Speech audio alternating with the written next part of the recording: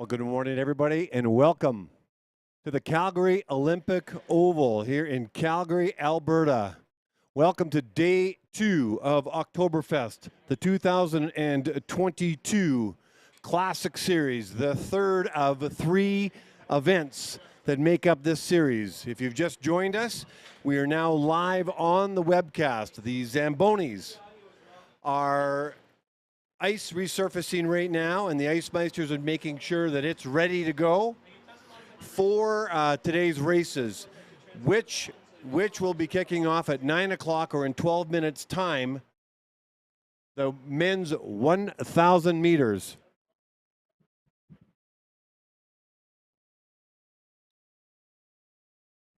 To kick off the day, I want to start with the acknowledgement, the land acknowledgement, which is what we always do. So, ladies and gentlemen, I would like to take this opportunity to acknowledge the traditional territories of the people of the Treaty 7 region in southern Alberta, which includes the Blackfoot Confederacy, comprising of the Siksika, the Piikani, and the Kainai First Nations, as well as the Tsuut'ina First Nation and the Stoney Nakoda, including the Chiniki, Bearspaw, and Wesley First Nations. The city of Alberta is also home to Métis Nation of Alberta, Region 3. Today's officials are exactly what they were yesterday in day 1. Chief Referee Greg Plenart, assisted by Rona Hathaway and Mark Bobby McGee and Werner Meyer. We have 2 starters today, the same starters as yesterday, Paul Chateau and Brad Bates. I'll talk more about additional officials and volunteers later throughout the day. Today's schedule, what you see on the screen, if you're watching on a device at home or TV, day 2, we're going to feature the 1,000 meters, the men's and the women's, followed by the 5,000 meter men's, and then the women's 3,000 and men's 3,000 meters. So that's today. Yesterday was the 500 meter and the 1,500 meter, and the Classic Series, the 4 events are a collection of events with winners acknowledged at each of the events, and I want to give a big shout out to the winners in the 1,500 meters yesterday in each of the categories. We have 4 categories. In the first junior category, ages 14 and 15, a big shout out to Zachary Edelman,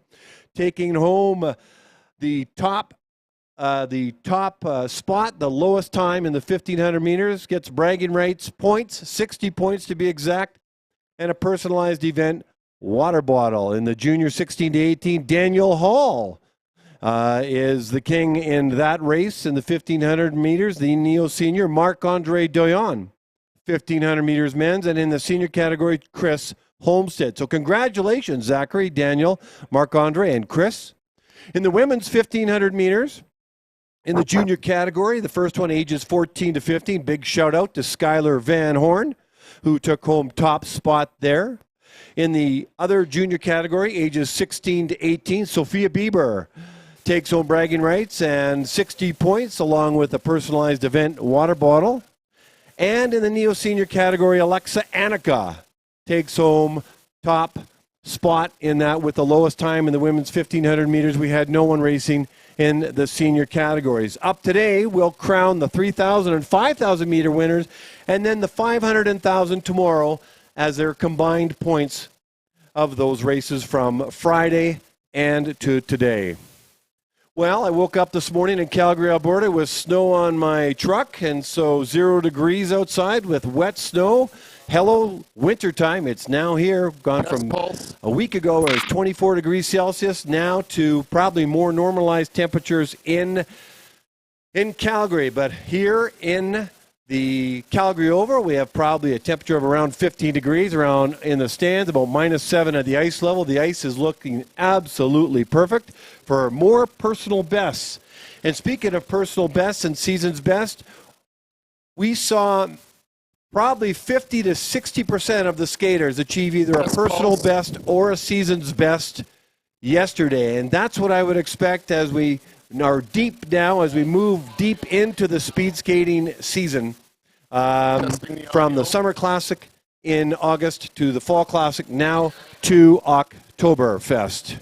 So welcome everybody inside the Oval and on the webcast. Lots of meets going on around the world. Salt Lake City has their World Cup qualifier. Various provinces are having club meets, and we've got meets all over in the Netherlands and Japan.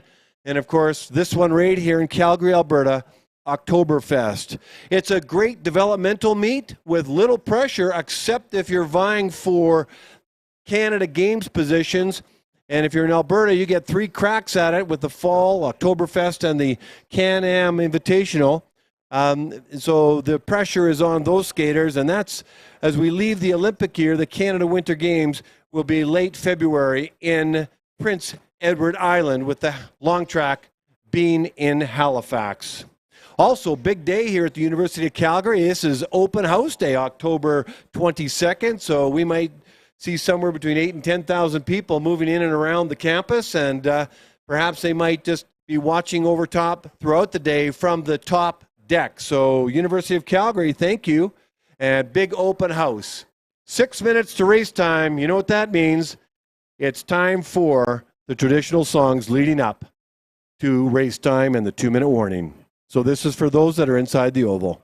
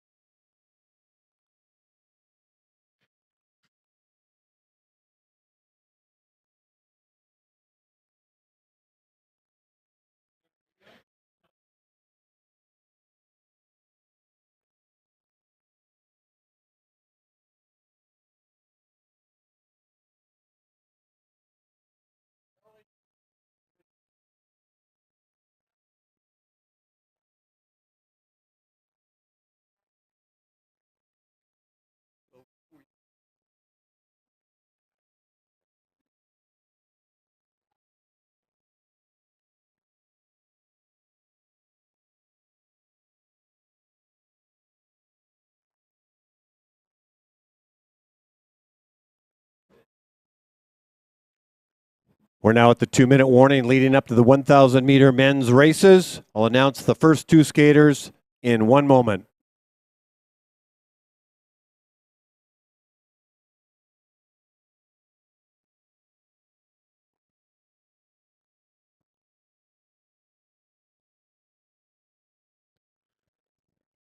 Officials are in place.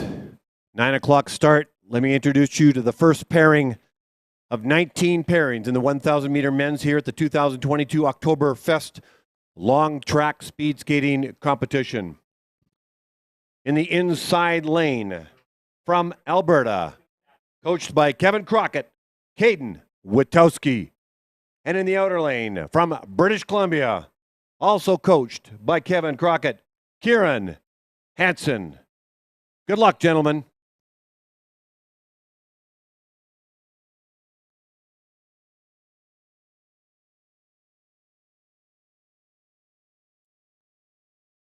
Go to the start.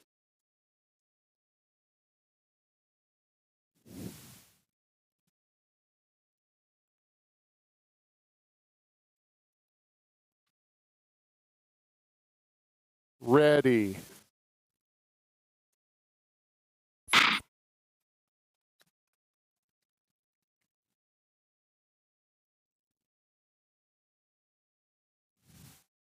And we're off and running.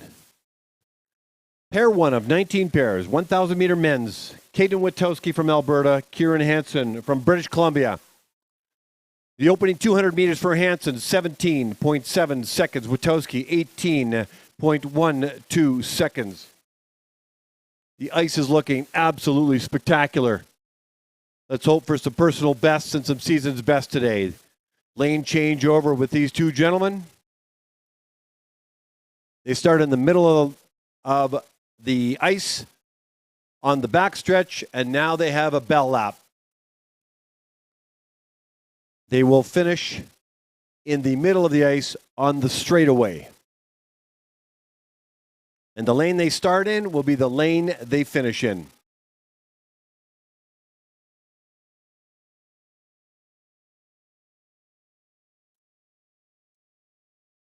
So Hansen exits out the corner first over Witowski, down the straightaway, finishes with a time of 1:13.16 with a season's best. Witowski crosses the line at a time of 1:18.37. We now move to the second pairing in the inside lane from Alberta, Andre Erasmus. And in the outer lane from Saskatchewan, Bon Low.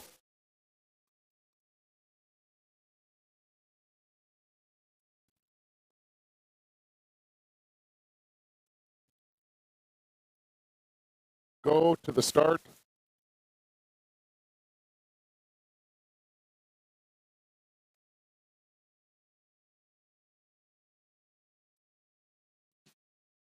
Ready.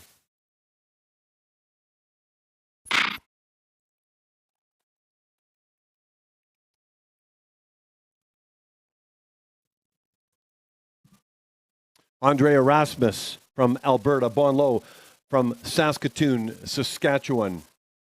Andre, coached by Phil Riopel. Bon Low, coached by Christina Lazarescu. Erasmus opening 200 meters of 17.67. Low, 1:18.08. You see the coaches on the backstretch giving them their time and encouragement. Christina Lazarescu and Phil Riopel, coaches for both of these skaters. Andre Erasmus is a Calgary-born skater. Bon Low, a Saskatoon skater. Bon has been skating now for a dozen years as the bell lap goes off. And Erasmus, probably around 7 years now. Erasmus tends to like the shorter distances. Bon Low, the long distances. But the 1,000, to make him an all-round skater, is a necessary evil for all these skaters as you watch them come out of the final corner. Low started in the outer, will finish in the outer, and does a time of 1:14.09 for a season's best. Erasmus with a season's best as well at 1:15.43, about a second or two off their personal best.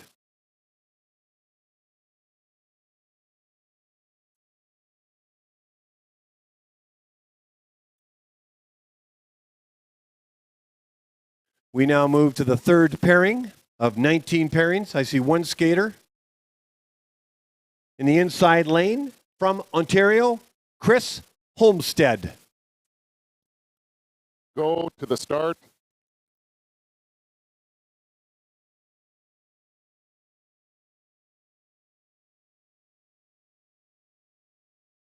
Ready.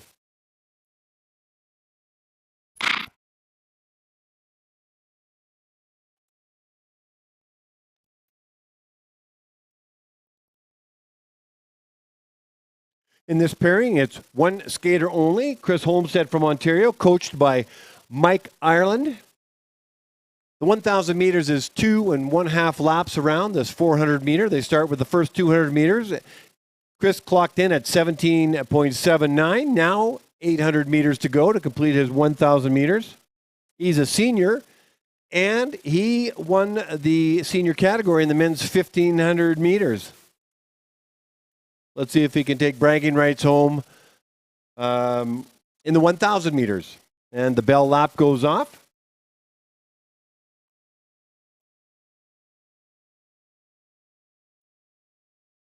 Down the back stretch he goes. You see Mike Ireland giving him a 6 and a 7. That probably represents 26.7 for a lap time. Rounds the final corner, crossing the line with the tip of his blade, and he does so with a season's best at 1:13.46.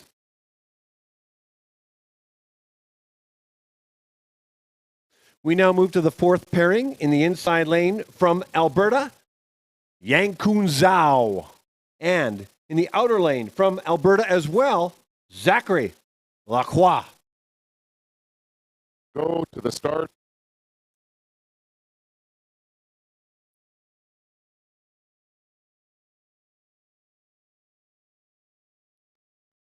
Ready.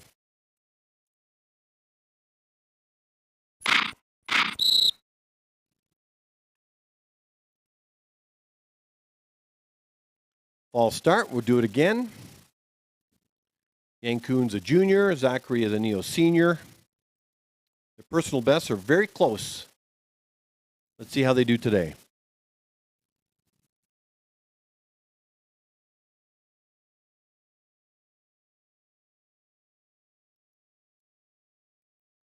The graphics that the technical group are coming up with along with Dustin Miller and John Little, they're giving you the season's best, the personal best, and of course the category that they're in. And there's 4 categories in the Classic Series.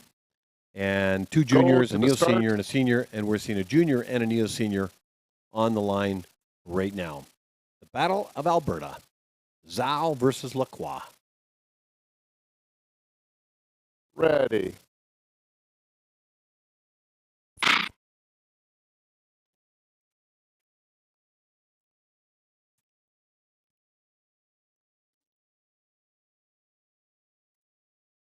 Okay, the opening 100 meters is underway as they come out of the corner and head to their opening 200 meters, an important time with 800 meters to go. Yankun Zhao with a blistering 16.84, top lowest time so far in the 200 meters. Zachary Lacroix at 17.5. Looks like Kevin Crockett's assisting Mike Ireland, which is what the coaches do. They help each other out, not only inside the oval where they work, but also assisting other coaches from other provinces. Zachary Lacroix, he's from Calgary, as is Yankun Zhao. This is one of Zachary's favorite races.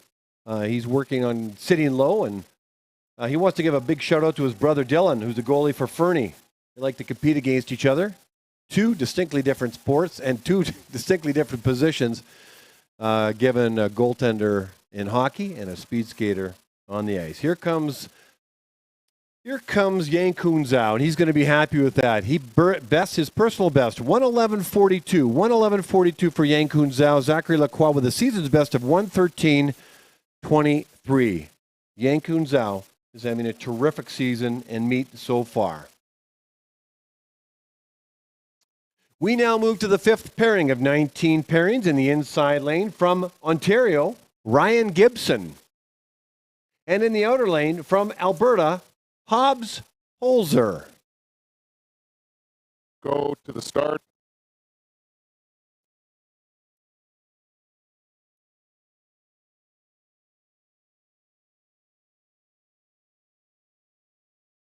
Ready.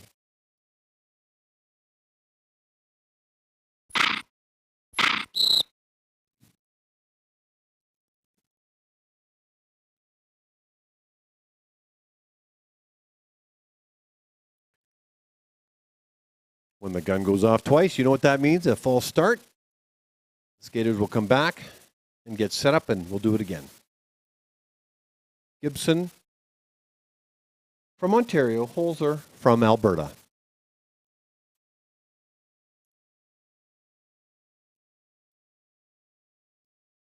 I turned the microphone off in the oval. However, it's just you and me on the webcast from wherever you're watching. Watching either your love of the sport of speed skating or a family member or a friend from wherever you are. I'm loving the graphics. We're trying to give you a great experience, improve our experience every time. Your season's best times, your personal best times, and the category that they represent that's consistent with the Classic Series. There are 4 categories. We have a senior and a neo-senior on the ice right now. Let's see how they do with their personal bests. Nice, we get a clean start the second time round.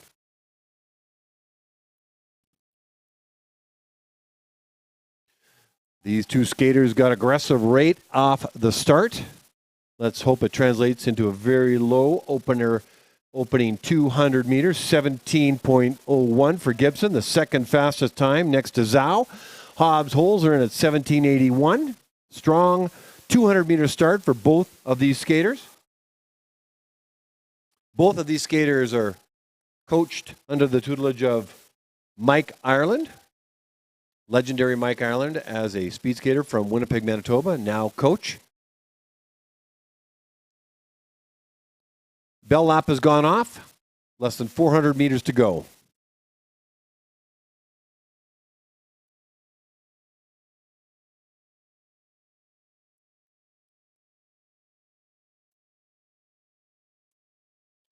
Entering the final corner is Gibson first. He's wearing the white armband. Final stretch. The toe crosses the line at 1:11.66 for him. Holzer in at 1:14.21.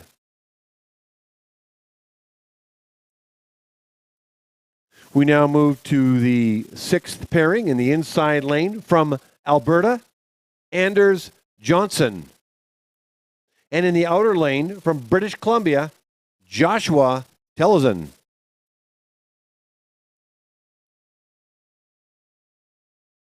Go to the start.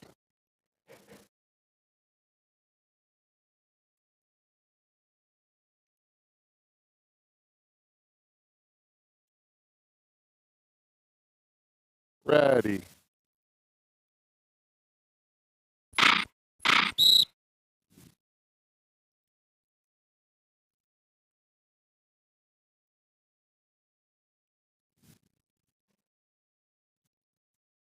All start, we'll do it again.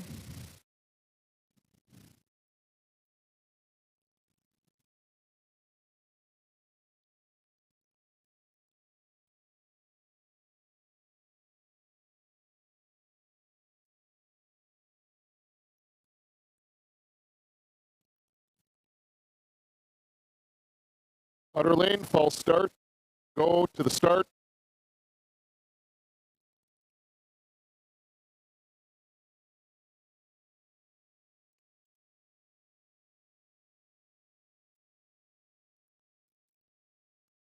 Ready.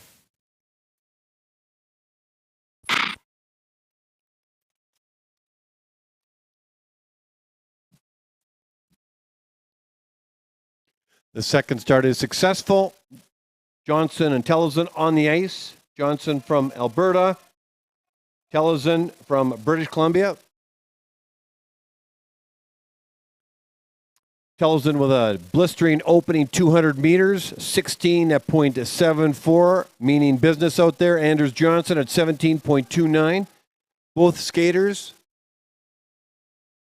are part of the Stage 3 program, one stage away from being part of the national team. Mike Ireland is the coach for both of them. Bell lap has gone on, and 400 meters or less to go for these two skaters. Johnson is a senior skater, which means he's 23 and over, and Tellison is a neo-senior between the ages of 20 and 23. Here comes Tellison. He's going to cross the line first, and he does so with a time of 109.88. He will be really happy with that. That is a personal best. Anders Johnson at 114.01. Tellison, personal best. Joshua, congratulations. I can hear him from up here. He's obviously happy, as is his coach. PBs are the measuring stick to the progress and the evolution of the speed skaters. In the seventh pairing, in the inner lane, from the United States, Jerzy Chaitla. And in the outer lane, from Manitoba, Adam Buchwald. Go to the start.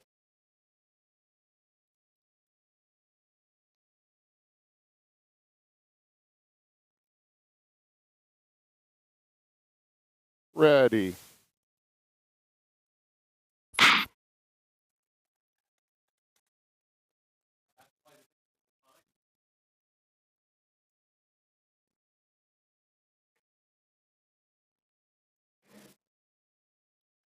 Jerzy Chaitla from the United States, Adam Buchwald from the province of Manitoba. And let's have a look at their openers. Chaitla, opener, 18.4. Adam Buchwald, 18.66, was now less than 800 meters to go. Adam is coached by Alex Moritz out of Manitoba, who's in fact in Manitoba right now. Scott Van Horn is assisting Alex Moritz and is a formidable coach in his own right, and he's assisting the Manitoba skaters. The bell lap has gone off. Chaitla from the States, Buchwald from Canada, an American and a Canadian on the ice surface. By the way, Adam Buchwald, big shout out to him with a personal best in the 500 meters yesterday. I think it was around 38.8 to be exact. I stand corrected, but it was a PB, and congratulations, Adam, for that. So Buchwald and Chaitla. Here comes Chaitla. Buchwald fairly close. Chaitla's going to take this pairing and does so with a season's best of 117.18. Sorry, 117.12. 117.12 for Chaitla, and actually Buchwald crossed the line first. My mistake. 116.18. Adam Buchwald, season's best for him as well. Congratulations, Adam and Jerzy.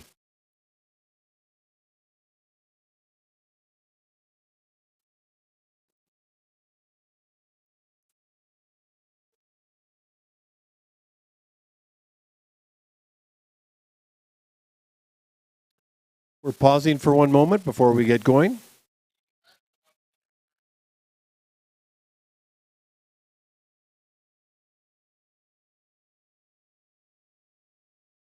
We have two Alberta skaters on the line. I'll introduce them in the moment.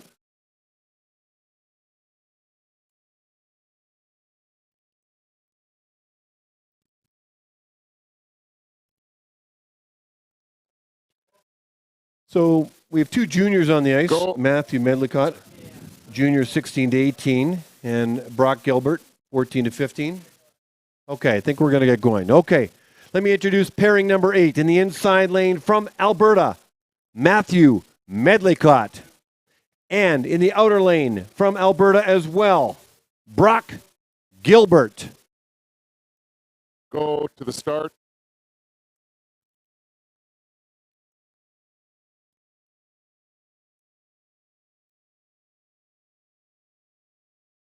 Ready.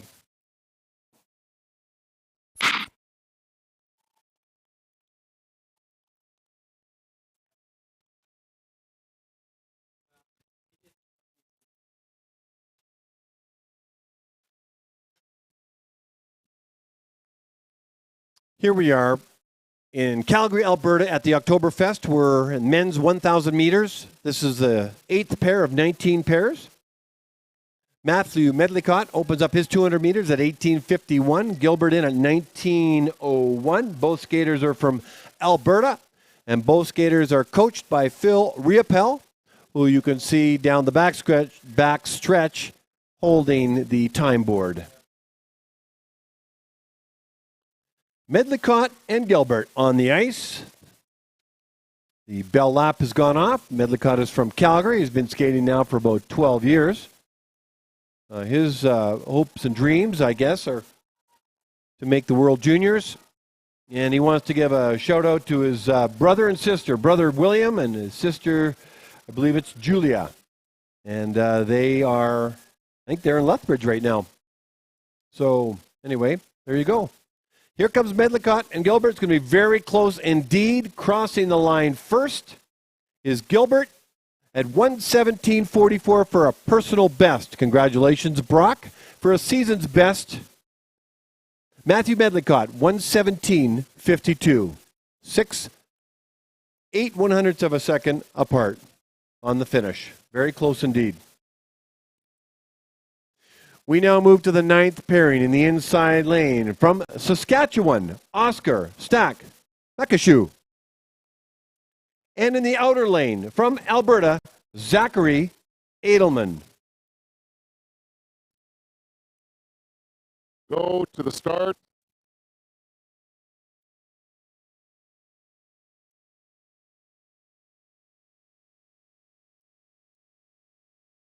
Ready.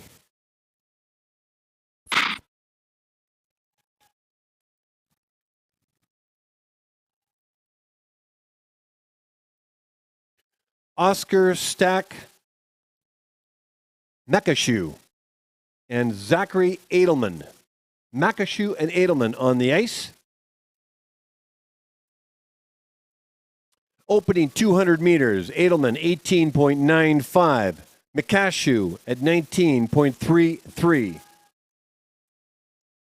I had a chance to catch up with both of these skaters in talking with Oscar. And for somebody who really kind of takes pride on pronouncing the kids' names properly, I've been pronouncing Oscar's improperly since I've been announcing.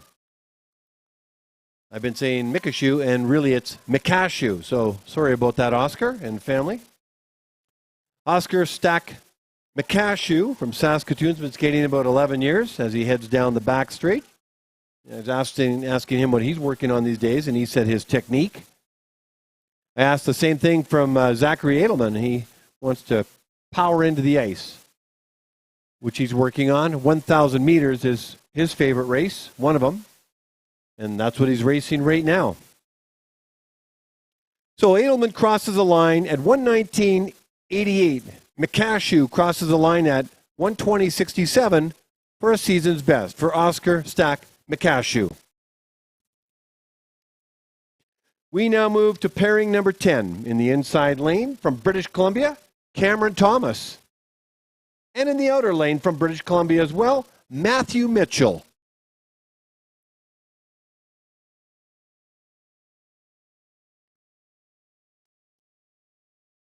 Go to the start.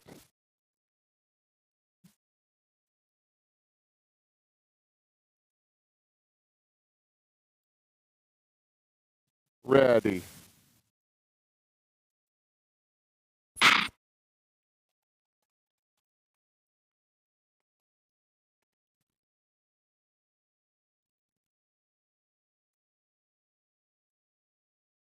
And we're off. And we're in the 10th pairing of 19 pairings in the men's 1,000 meters here in Calgary, Alberta at the illustrious Olympic Oval, the fastest ice in the world.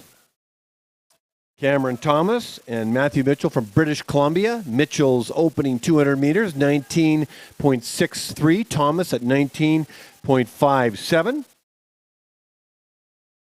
Cameron is from Kamloops, BC. He's been skating now for about 14 years, and in connecting with him between races, his favorite race is the 1,000 meters. So, Cameron, it's all yours, your 1,000 meters right now. He's coached by Phil Riopel, and he just wants to get better and better every year. And he'd love to give a shout-out to his parents back in Kamloops who are watching right now. I believe, Bob and Linda. So hello, Bob and Linda. Matthew Mitchell's from Fort St. John. You can see both skaters heading down the backstretch. He's coached by Richard Stickle. He loves the longer distances, Matthew, 5,000 meters, and he's working on his speed and endurance. And he'd like to say hello to his mom, Tara, back home. Crossing the line first is Cameron Thomas with a season's best of 121.16, and Mitchell 122.06.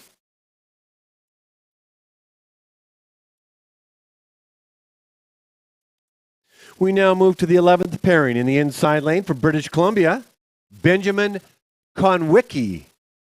And in the outer lane from Alberta, Braden Kremenek. Go to the start.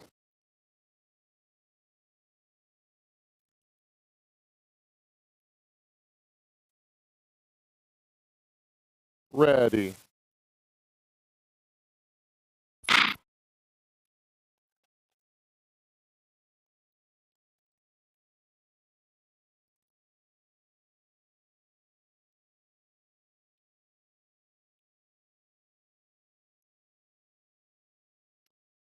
Benjamin Konwicki and Braden Kremenek on the ice right now. The opening 200 meters for Kremenek is 19.03. Konwicki, 20.11. Kremenek is from Lethbridge, Alberta. Has been skating now for probably 12 years. He loves the shorter distances, in particular the 500, but he's working on his longer distances. He'd love to give a shout out to his dad, Peter. So, Peter, from your son, through me to you, hello. Benjamin Konwicki is from Prince George, BC, and he's been skating now for 8 years as the bell lap has gone off. And his favorite distances are the 1,000 and 1,500 meters. So, Benjamin, you're skating one of your favorite races right now. And you'd like to give a big shout out to Taryn Veskinskol. I'm not sure of the pronunciation. Taryn, your coach back home. And one of his hopes and dreams are to make the national team one day. So Benjamin Konwicki and Braden Kremenek about to cross the line. Crossing first is Kremenek. He'll enjoy his time. 121.76 for a personal best. Braden, congratulations. Benjamin Konwicki, 123.73. Kremenek, personal best. We now move to the 12th pairing in the inside lane from Alberta, Ian Dwyer. And in the outer lane from Ontario, Connor Waters. Go to the start.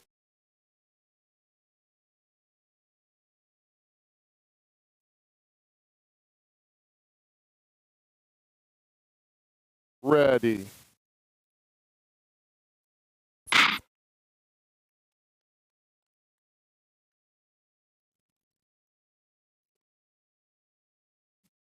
Ian Dwyer and Connor Waters are on the ice right now.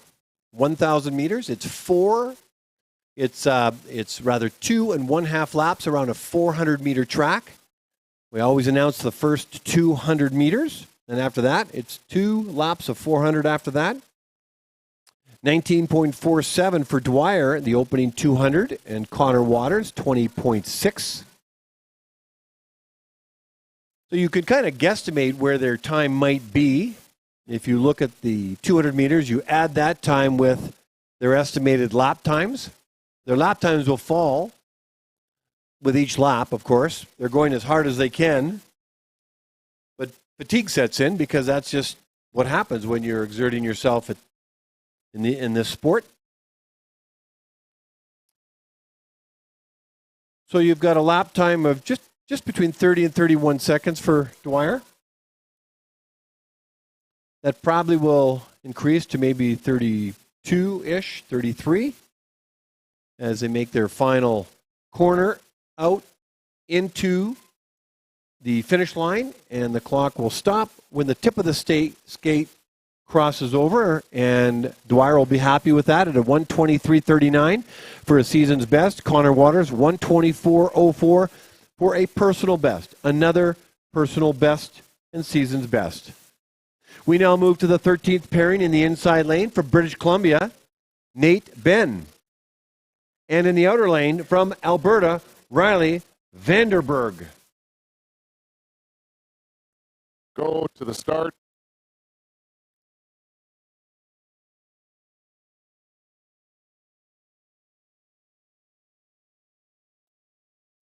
Ready.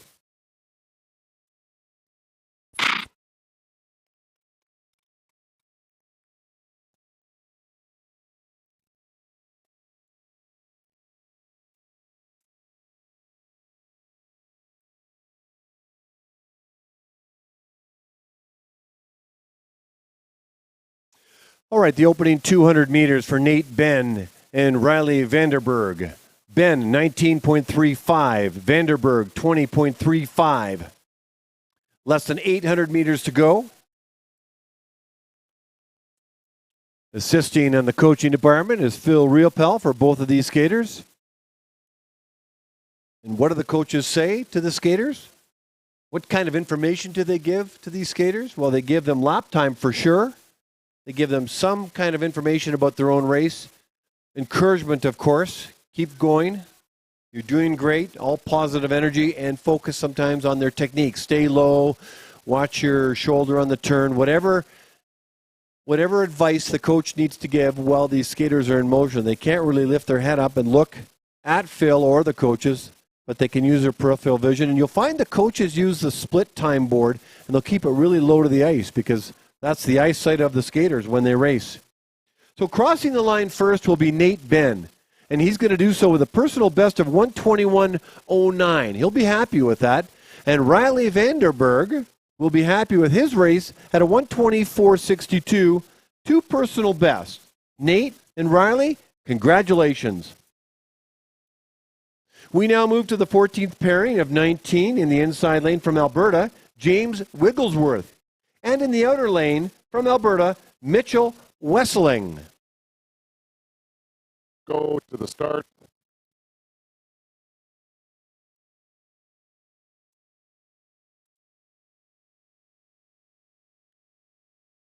Ready.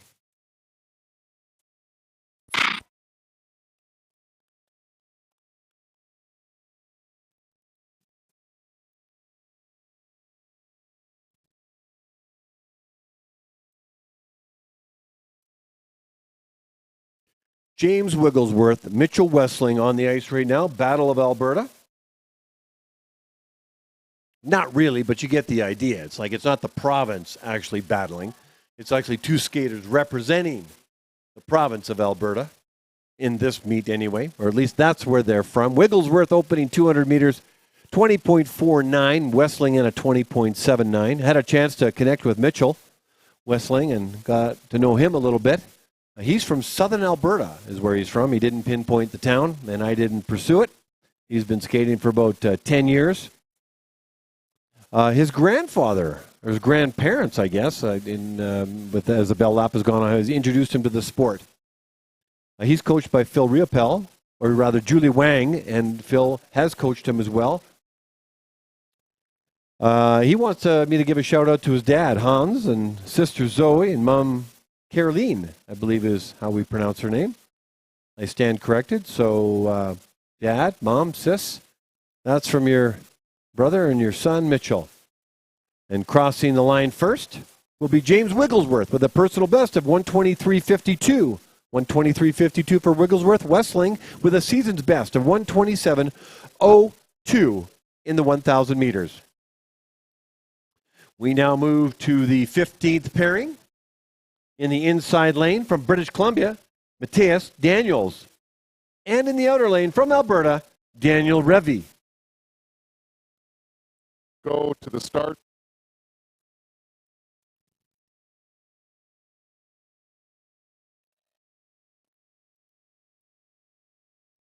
Ready.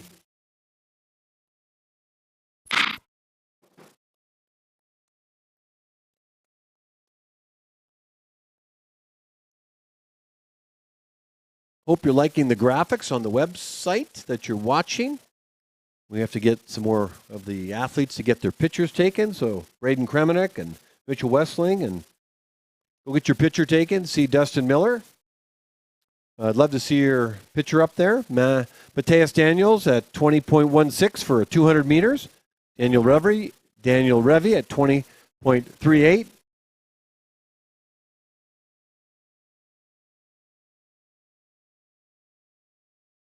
If I'm not mistaken, I think Kirsten Hagen out there, a speed skater, helping coach probably Mateus from British Columbia.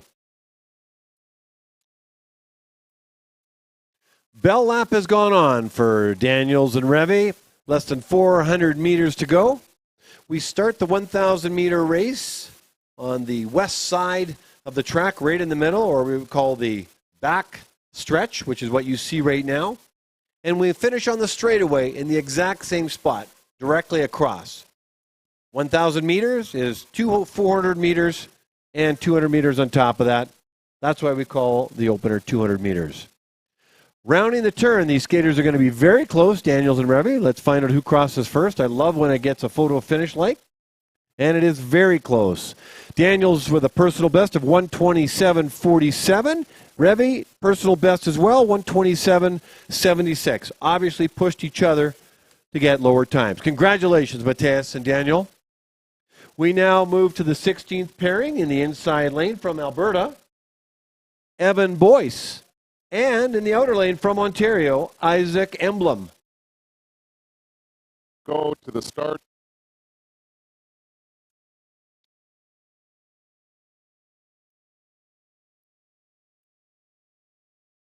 Ready.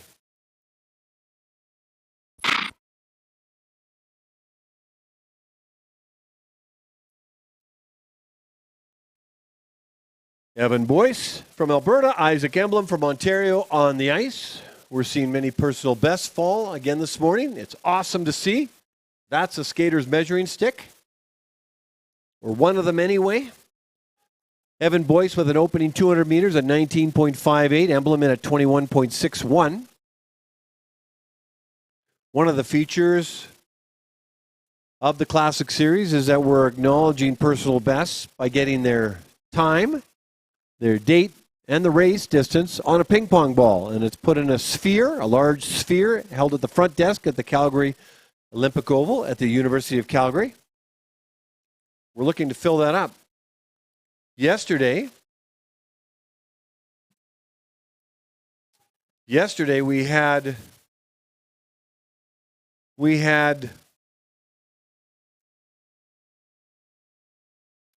probably 50 personal bests combined with men's and women's, so 50 more ping pong balls inside the sphere. And as it gets filled up, it gets exciting. It takes on a life of its own. Evan Boyce and Isaac Emblem in this race. Crossing the line first is Evan Boyce with a personal best of 127.88. And Isaac Emblem with a personal best as well of 133.97. No matter where you are in your development as a speed skater, personal bests are awesome.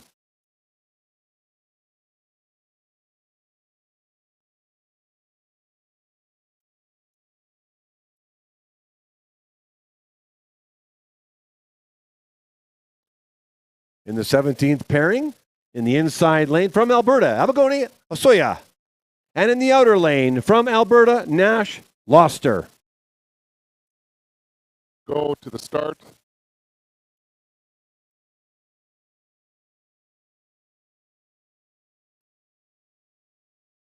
Ready.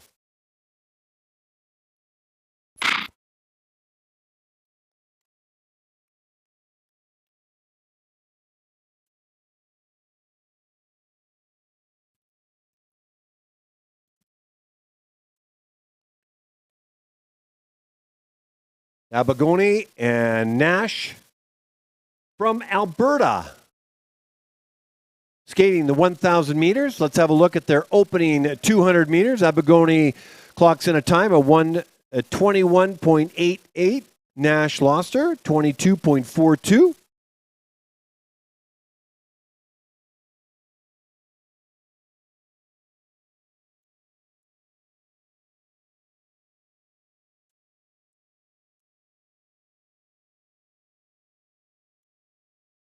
So personal bests, get on a ping pong ball, they get in a sphere.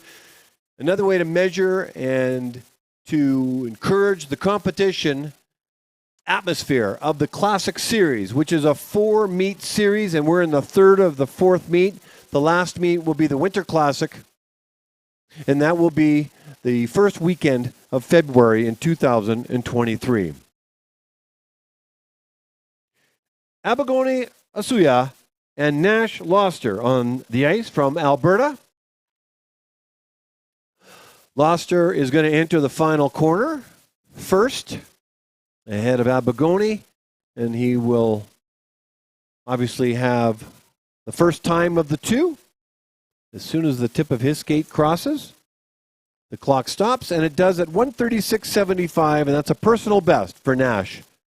Abagoni crosses the line at 1:44.94.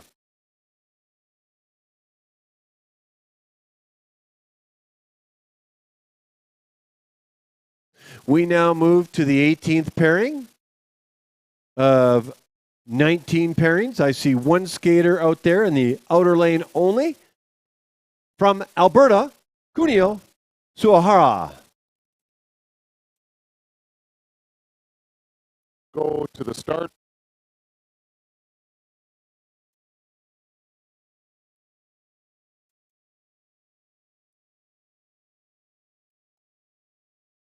Ready.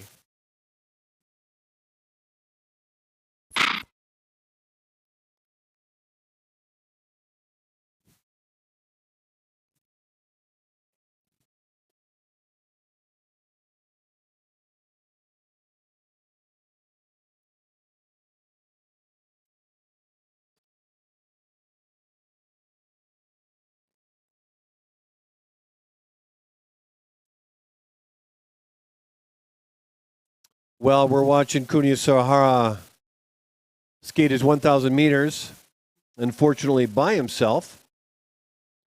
Big shout out to the University of Calgary that has an open house today. So if you happen to be touring the campus, this beautiful campus of Calgary, recognized as one of the top universities in the world that offers undergraduate, graduate, and professional continuation programs, home of 33,000 students, 26 of which are undergraduate. It's noted as one of a public research facility, and it was really established back in 1966, but its roots go back to 1908, really, from the University of Alberta. And it has a motto, and the motto is usually in a different language than English, but converted means I will lift up my eyes. A tremendous academic reputation and a tremendous athletic reputation. As Kunio, I think, fell on the turn, he's up and going to finish the race. Not sure if he's hurt. Looks like he is, but he'll finish. And so the Oval is part of the University of Calgary, and the Oval has contributed to putting the University of Calgary on the map around the world because it's 35 years old, hosted the long track in the 1988 Olympics. Many records have been broken, and representation of Canada all over the world. We're noted Kunio looks injured, unfortunately. And the Oval and the skaters and how it's run is a tremendous source of excellence for the University of Calgary. So congratulations to those that are joining the University of Calgary Open House. Kunio Suahara with a time of 2:02.73. More importantly, he is okay from his fall. We're in the final pairing. Give it up. In the inside lane, from Alberta, ladies and gentlemen, the legendary Bill Blonsky. Go to the start.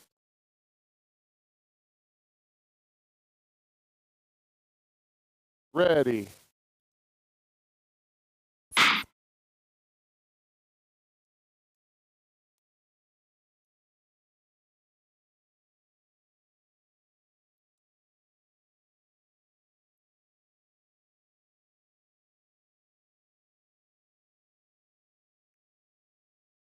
Bill Blonsky on the ice for the 1,000 meters. And this is where I cue the music.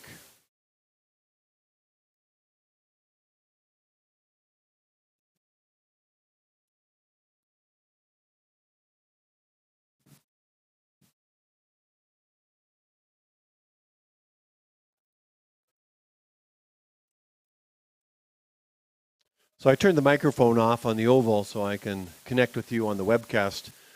Bill Blonsky is a legend here at the oval. And the oval being all-inclusive lets those that want to skate, skate and compete. See Kirsten Hagen coaching him on. I don't know what Bill Blonsky's story is. I've tried to get it out of him, but it's hard to. And nicest guy, and his life, his son rises and sets in the sport of speed skating.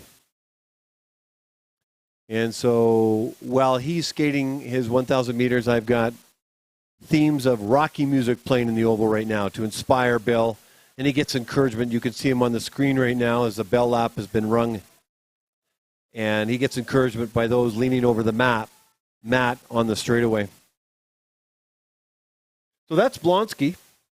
While he's doing that, while he's finishing his 1,000 meters, we're going to restart the race after an ice resurfacing at 10:05, and it'll be the women's 1,000 meters. We have 14 pairings in the 1,000 meters, and then we'll be moving to the 5,000 and then the 3,000, and that'll be our day 2 here. This is considered really a developmental meet. None of the national team or even the next gens are on the ice, but many are the part of the oval program, stage 2 and stage 3. There's 4 stages, and I'll finish off with Bill and tell you about the stages later throughout the day. Blonsky crosses the line in his 1,000 meters at a time of 2:38.97, and for Bill Blonsky, that's a season's best.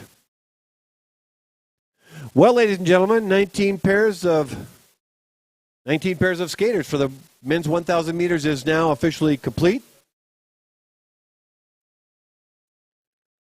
It's 14 minutes to 10 o'clock Calgary time. We're going to come back at 10:05. 10:05 after an ice resurfacing. And we will be back with the 1,000 meter women's race. We'll talk to you then.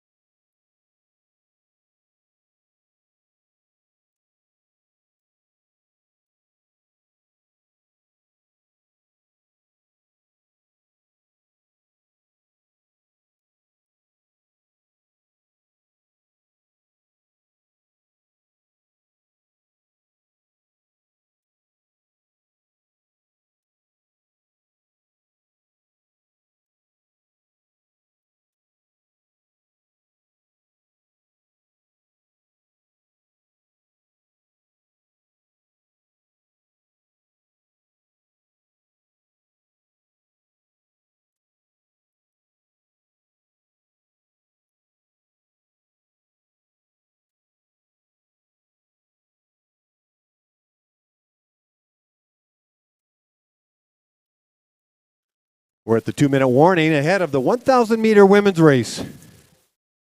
We have 14 pairings. I'm going to announce the first pairing right 1 now, minute. and then we'll turn it over to the starters. In the first pairing, in the inside lane from Alberta, Tatiana Test DeFlig.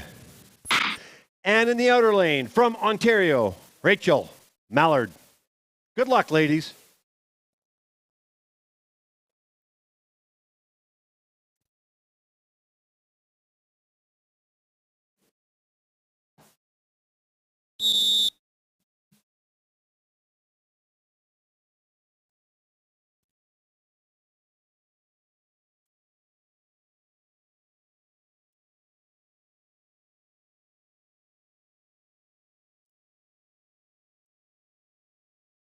Go to the start.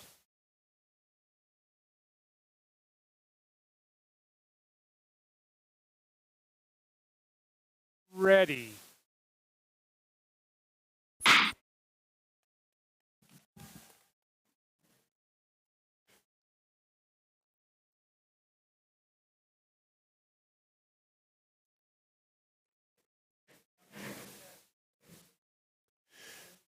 Tatiana DeFlig and Rachel Mallard in the opening pair of these 14 pairs of the 1,000 meters. The 200-meter time for Tatiana is 20.21 and Mallard in at 20.78.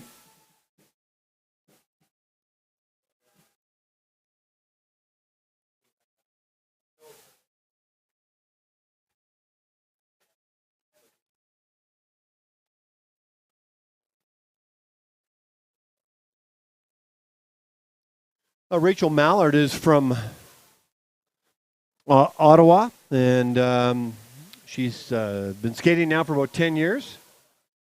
And her focus this year, as many other skaters are, is focus on making the Canada Winter Games. I mentioned earlier it's the University of Calgary open house, and she's a University of Calgary student taking neuroscience. Looks like they're rounding the final corner. Here comes Deflect, and she's going to cross the line first, and she does so with a personal best of 125.42, and Mallard in at 125.72. Rachel and Tatiana, congratulations, personal bests for you two ladies.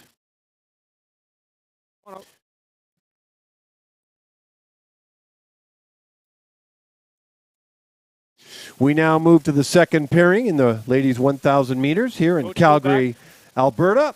At the oval in the inside lane from Ontario, Alexa Annika. And in the outer lane from Manitoba, Skylar Van Horn. Go to the start.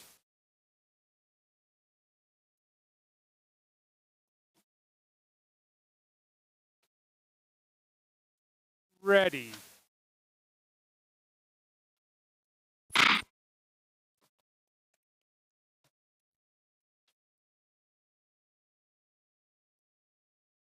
Alexa Annika is a neo-senior and a student at University of Calgary, excels in academics.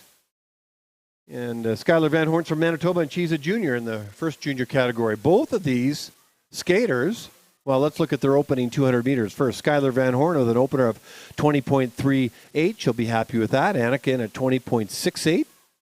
Both of these skaters won their categories yesterday in the 1,500 meters.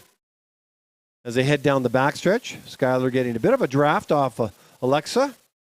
Every little bit helps in any race in speed skating. Skylar is coached by Alex Moritz out of Manitoba. Christina Lazarescu is the coach for Alexa.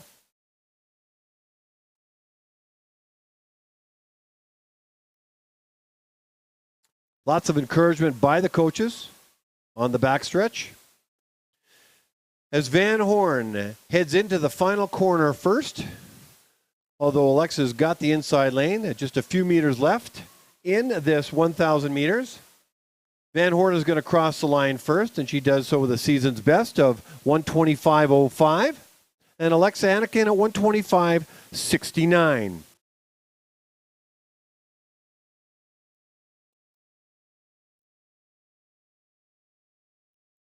We now move to the third pairing in the inside lane from Alberta, Zoe Luders. And in the outer lane, also from Alberta, Molly Johnson. Go to the start.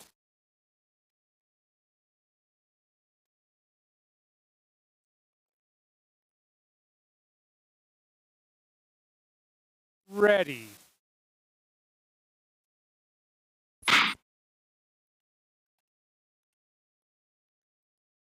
Two Alberta skaters with the same skin suits, same design, same everything, except one thing's different. Can you guess what that is? The color of their armband. Zoe Luders is wearing the white armband representing the inner lane, and she'll finish in the inner lane. And Molly Johnson wears the red armband, and she'll finish where she started in the outer lane. Luders opening 200 meters at 20.4. Johnson in at 20.53. Kevin Crockett is the coach for Molly Johnson and Zoe Luders. He's getting some assistance on the backstretch with, I think it's Christina Lazarescu. Luders and Johnson. Johnson from Calgary. Luders from Calgary. Bell lap has gone off. These are favorite races for both of these skaters. They love the 1,000. Molly Johnson would like me to give a shout out to Kevin Crockett. The coaches are loved by their skaters, and the coaches are amazing people, upstanding citizens, and also have the pedigree to be coaches given their history as a skater. And a big shout out to Sandra and Pierre for Zoe Luders. Sandra might even be in the building. Crossing the line at a very close race is Luders first at 124.71. 124.71. Johnson clocks in a season's best of 124.76.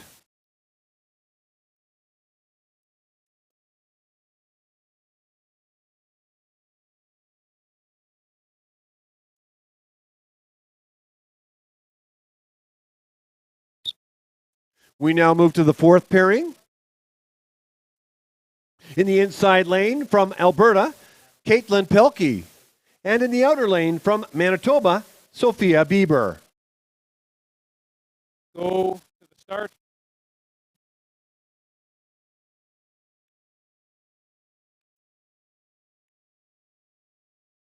Ready.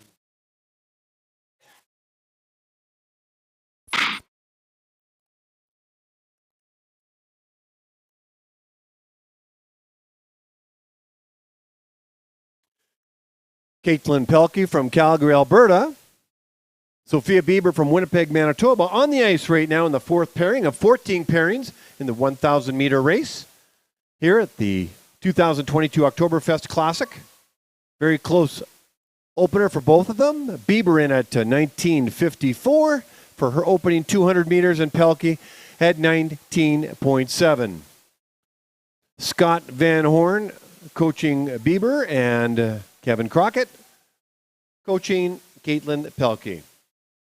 This is Pelkey's one of her favorite distances. She likes the 500 and the 1,000. And she wants to give a shout out to her coach, Kevin, and her mom, who is probably no doubt watching either inside the oval or on the webcast. Sophia's mother, Gail Johnson, will also be watching this race, probably along with her sister, Natasha. Shout out to them. I know them actually quite well. Bieber and Pelkey entering the final corner. Out they go. It's going to be close right to the end.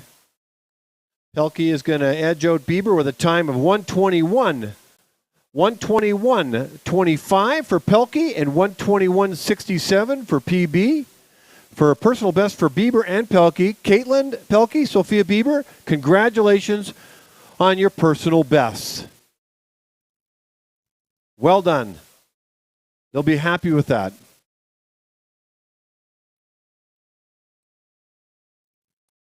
Come on out. We now move to the fifth pairing in the inside lane from Alberta, Maya Looters. And in the outer lane, also from Alberta, Camille Alford. Go to the start.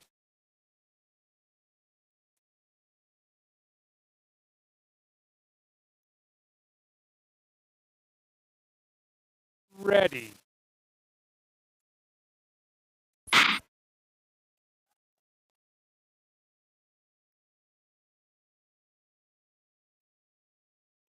Maya Looters, Camille Alford on the ice right now.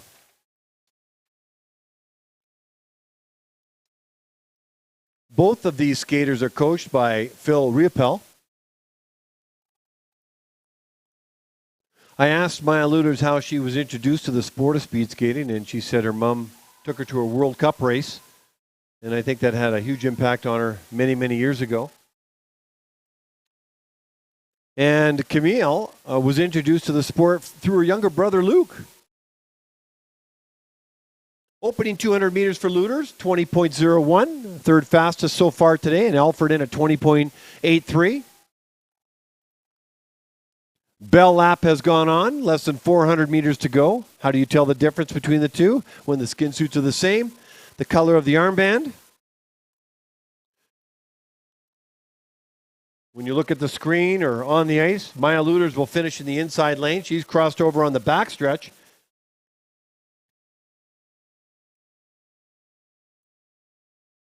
She's in and out of the corner first over Alford. And with everything she's got, looking absolutely exhausted, Maya Looters is going to be happy with that race with a personal best of 122.44 for Maya. Congratulations. And Camille Alford will also be happy with that. And that's a personal best of 126.85. Way to go, ladies.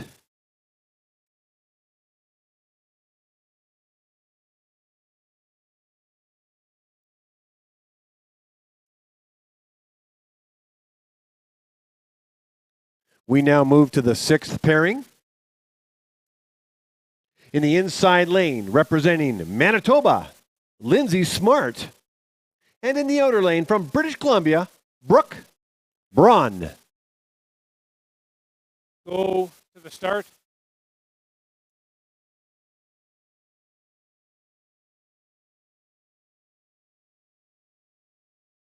Ready.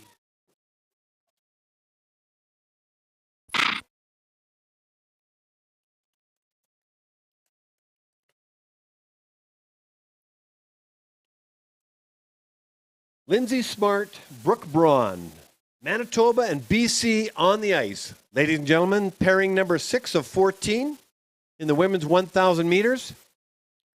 Let's have a look at their opening at 200 meters. Braun, 21.06. Smart, 21.28.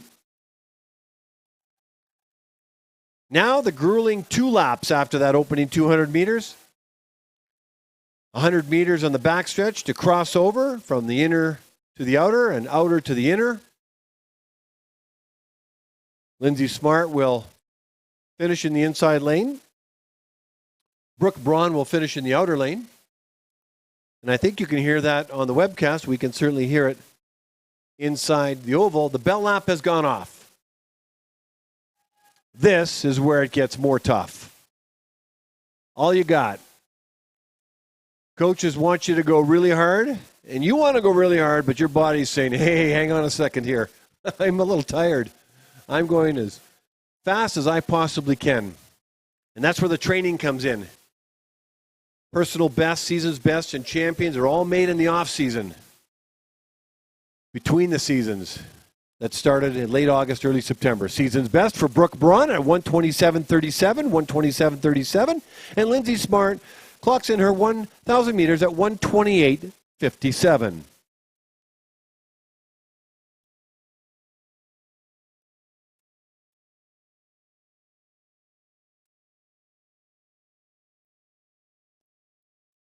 We now move to the seventh pairing. Come on out. And in the inside lane from watched for safety. Manitoba, Maya Kemp. And in the outer lane from Ontario, Daria Vogt. Go to the start.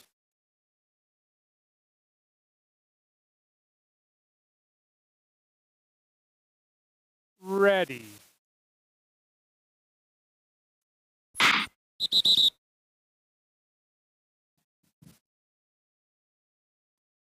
Both, Paul.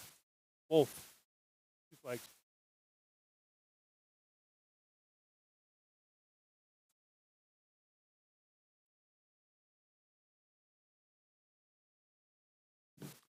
False start inner lane, false start outer lane, not stable. Take a deep breath, both. Just relax. Go to the start.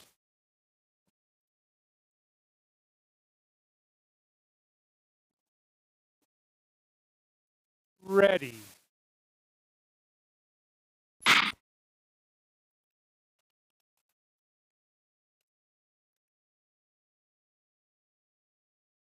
Maya Kemp from Manitoba, Daria Vogt from Ontario, Ottawa, Ontario to be exact. Now here in Calgary, Maya Kemp from Winnipeg, Manitoba. Votes opening 200 meters, 21.26. Maya Kemp, 21.85.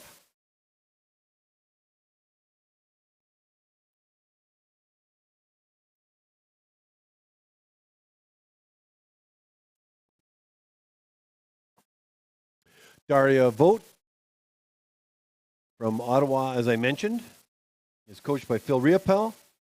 Maya Kemp is coached by Alex Moritz out of Manitoba. Big shout out to Alex, who's still back in Manitoba, working with the skaters that aren't here. Scott Van Orn is assisting him.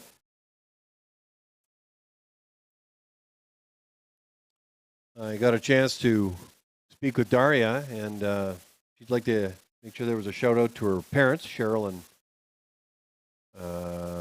Dennis, Cheryl and Dennis, and brother, brother, I guess Kieran, and I'm not sure if it's sister Gail, to get that correct. But Daria has a personal best of 128.18, 128.18 for Daria Vogt, and Maya Kemp crosses the line at 131.41. When it's safe, come on out. Keep your eye on the skaters.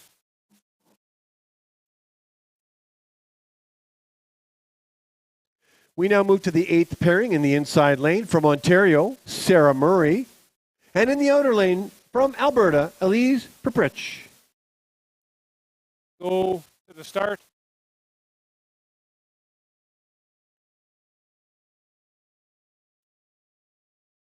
Ready.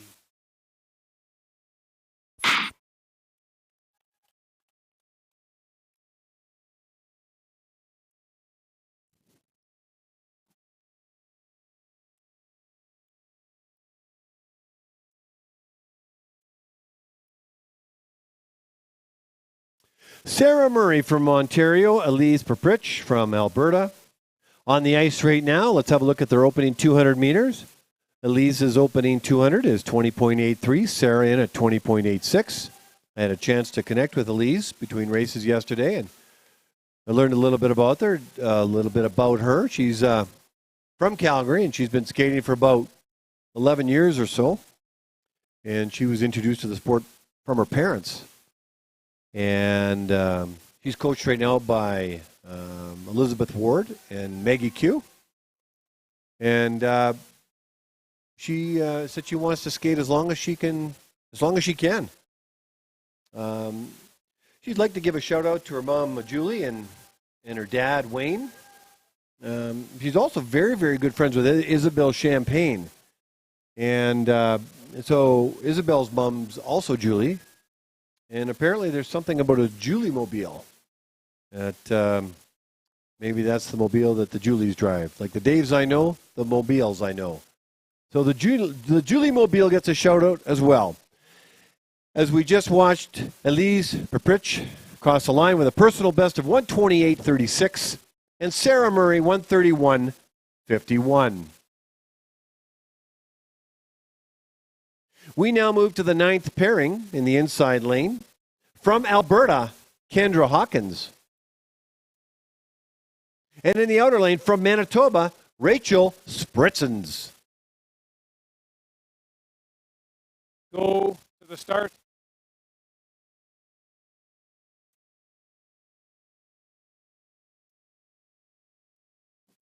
Ready.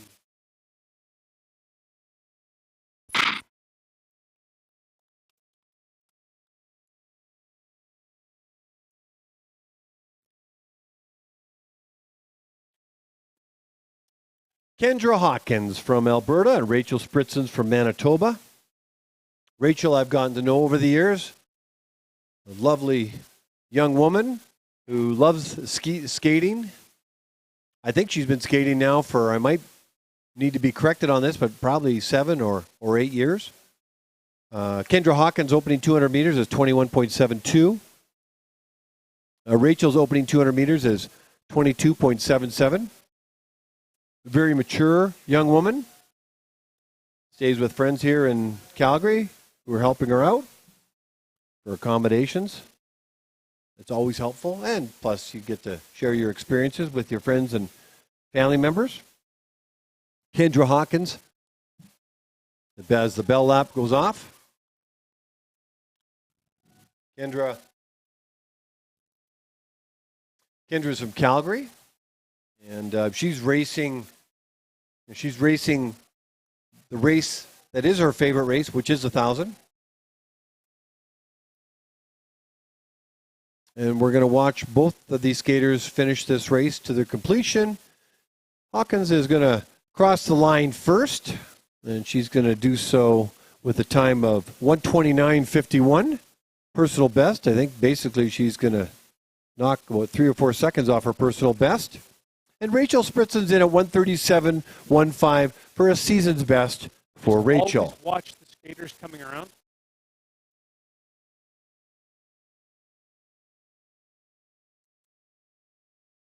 We are now moving to the 10th pairing. I only see one skater at this point. In the outer lane from Alberta, Denise Wessling. And in the inside lane from Manitoba, Rebecca Bieber. Go to the start.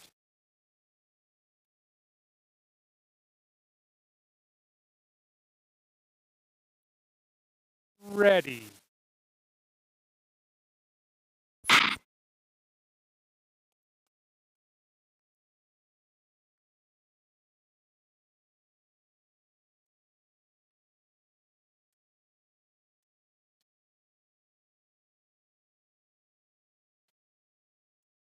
Rebecca Bieber from Manitoba, Denise Wessling from Alberta.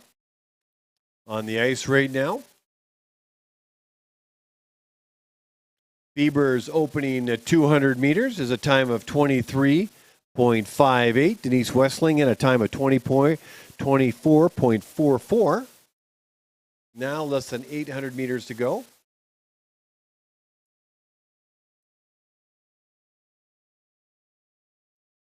These skaters are very early in their careers as skaters, should they continue on. This is, although not advertised as such, would be considered very much a developmental meet. There is some pressure on some of the skaters who are vying for positions for Canada Winter Games, certainly out of Alberta. But not to take any meet lightly because, for example, in Salt Lake City, they have a meet right now, the Am Cup, which is the qualifier for the World Cups. You got to get up for that in the month of September and October. And in Canada, we just out of Quebec City, we had the Canadian Long Track Championships and the qualifiers for the World Cups representing our nation for the World Cups that are about to unfold starting next month, I believe, in Poland. So, no meet should be taken lightly, and a contribution towards the skaters' development. Denise Wessling crosses the line first with a season's best of 1:45.02, and Bieber crosses the line with a time of 1:46.32.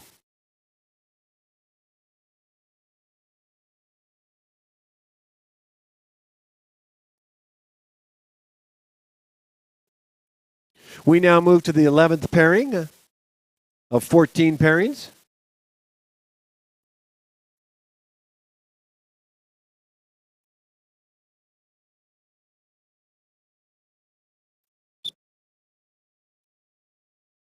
Looking to see some skaters in the frame. Here we go. In the inside lane from British Columbia, Cheyenne Key. And in the outer lane from Alberta, Lewis Spence. Go to the start.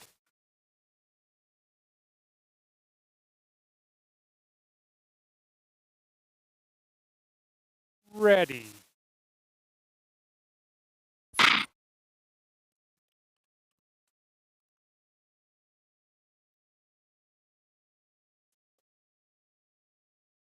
Cheyenne Key from British Columbia, Lewis Spence from Alberta are on the ice right now in the 11th of 14 pairings in the 1,000 meter women's race here at the long track speed skating competition in Calgary, Alberta at the illustrious and grandiose Olympic Oval. Beautiful building, 35 years young. Spence's opening 200 meters, 22.5.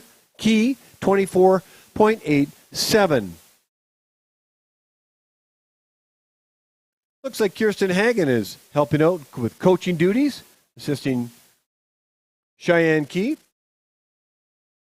or rather maybe Lewis Spence. And Richard Strickle is assisting with Cheyenne Key. The bell lap has gone off, and here we go with the final 400 meters, with Lewis probably ahead by 50 meters or so. The grinding final lap of the 1,000 meters. 5.5 is the number on Kirsten Hagen's split time. 35.5 is her lap time, is what she's saying. That's information for Lewis. And what does she do with it? It's up to her. Rounding the final corner, first, here she comes. Everything she's got, hard to the line, toe over the plane, and the clock stops with a season's best of 1:35.79. 1:35.79, Cheyenne Key crosses the line with a season's best of 1:42.43. Congratulations, ladies.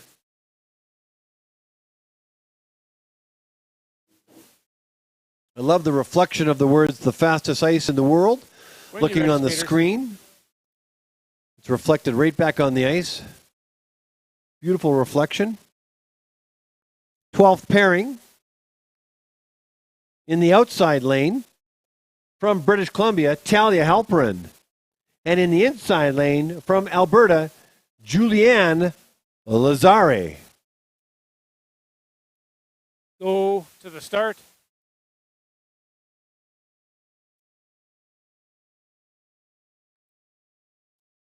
Ready.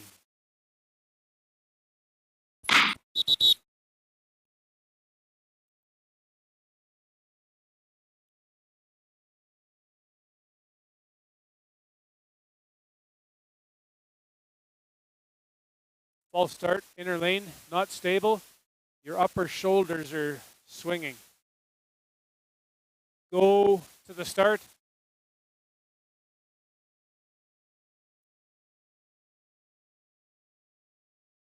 Ready.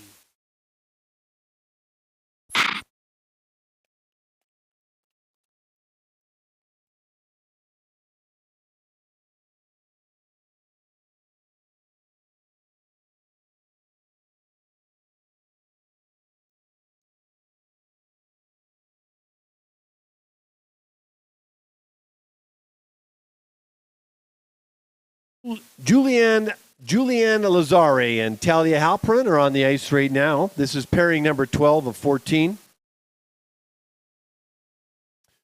Once these races are complete, we're going to do some ice resurfacing. There'll be a warm-up, actually, before the ice Zambonis come on. And then we're going to have 8 pairings of the 5,000-meter men's race. That's a long distance for these kids. But we're going to see it. 8 pairings.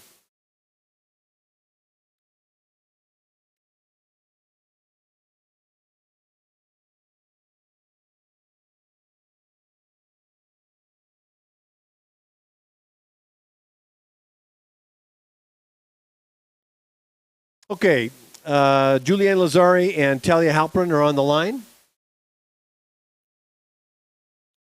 Nancy Goplin is the coach for Talia Halperin, sister to Pat Dernan or Pat Leach, and she's from BC helping Talia out. And here comes Talia, rounding the final corner and is going to cross the finish line first and does so with a time of 1:38.04. And Talia, you should be happy with that. That's a personal best. Congratulations. Julianne Lazare crosses the line of a time of 1:46.50.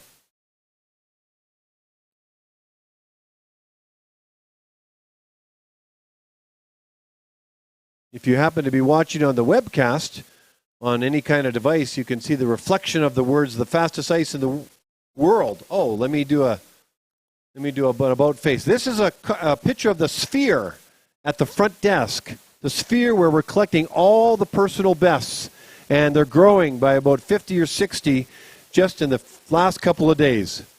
Okay, we'll come back to that. Let's introduce these skaters. In the 13th pairing in the inside lane from Alberta, Margaret Breedlove. And in the outer lane from Alberta, Sophia Cross. Go to the start.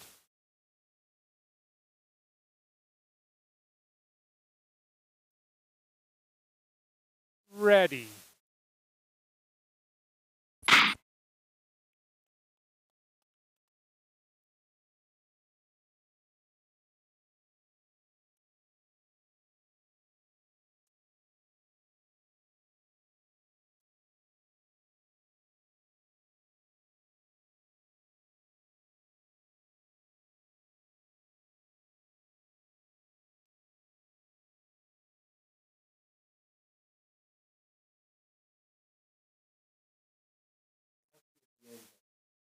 Okay, we're 13th pairing of 14. Margaret Breedlove's opening 200 meters at 22.67. Sophia Cross at 24.97. We gave you a brief look at what the sphere looks like. And that picture was taken back in September. It has more ping pong balls in it. I guess you could say we're kind of excited about this sphere because it's a measuring stick of all the personal best, but the larger mosaic is it's an indication of the growth and the evolution of the speed skaters. It's all about personal bests, competing against yourself and your potential. Margaret Breedlove and Sophia Cross on the ice, ladies and gentlemen, both from Alberta. We'll have an ice resurfacing at the end of the 14th and final pairing as we watch Margaret head into the final corner. There'll be a warm-up for the men's 5,000, and then we'll restart at 11:35 unless I'm told differently. The men's 5,000 meters. 12 and a half laps around. Breedlove gets a personal best of 1:43.10. That's awesome. Welcome. Well done, Margaret. And Sophia Cross, 1:49.50. We now move to the 14th and final pairing of the women's 1,000 meters. In the inside lane from Alberta, Prabnor Gruel. And in the outer lane from Alberta as well, Cassandra Curry. Go to the start.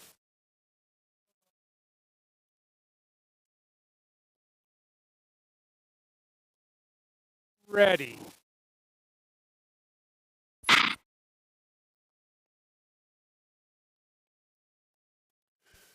Gruel and Curry on the ice, both from Alberta. I haven't had a chance to connect with them, but I hope to at some point during the meet or future meets.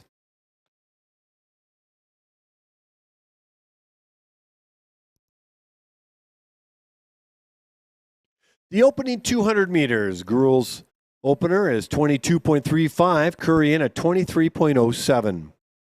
So I mentioned earlier, the 5,000 meter men's race is coming up. There are 8 pairings, no quads, all pairings. But we'll have a warm-up for those on the 5,000 meters, and then we'll have the race start at 11:35, which will be just under an hour from now. And then we're going to do an ice resurfacing, and then we're going to move to the women's 3,000 and the men's 3,000. And there's 10 women's pairings. The bell lap has gone off, and 6 pairings for the men.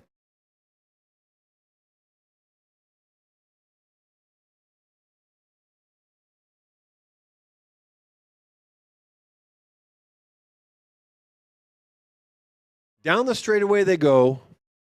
Correction. Down the backstretch they go, entering the final corner. Gruel just slightly ahead of Curry. Prabnor Gruel crosses the line with a time of 1:33.99. Prabnor, that's awesome. Personal best. Cassandra Curry, 1:36.08. Personal best. Ladies and gentlemen, these two ladies just got PBs. Congratulations. Well done. And that's a wrap for the 1,000 meter women's race.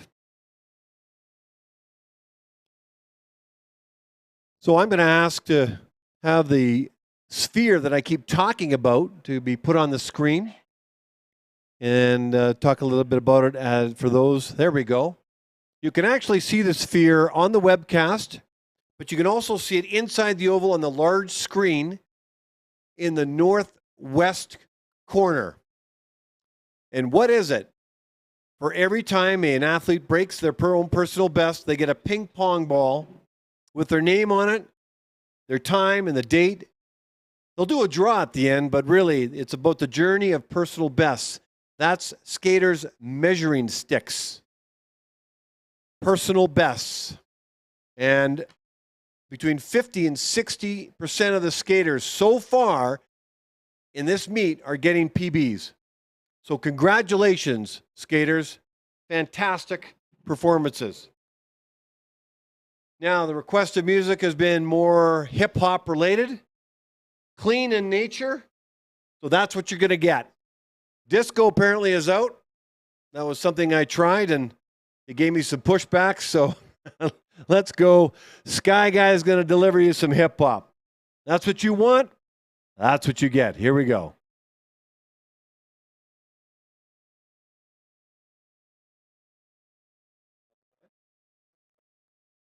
We're back at 11:35. 11:35. See you then.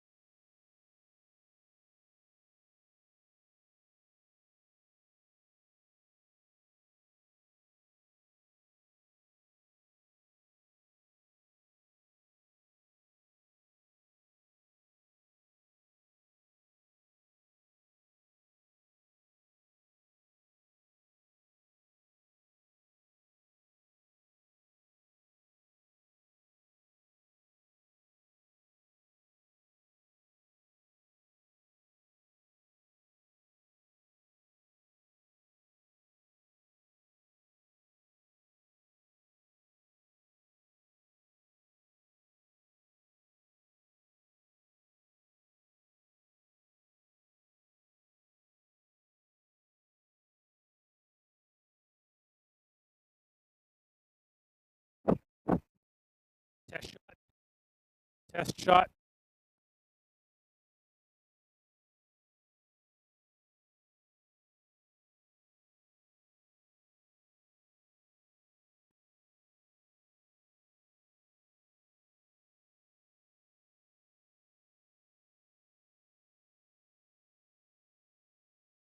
Test shot.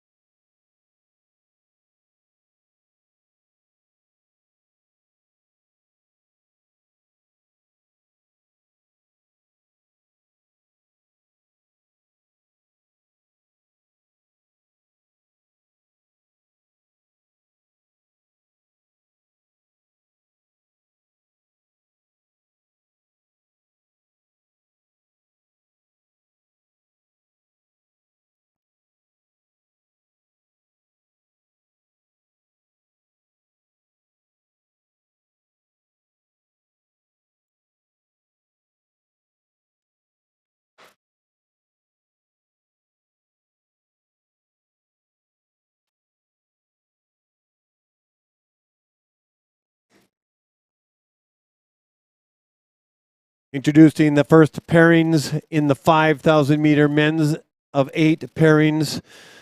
The start will be in the southwest quadrant of the oval. Hard to see with the hockey rink in the way if you're actually at the oval.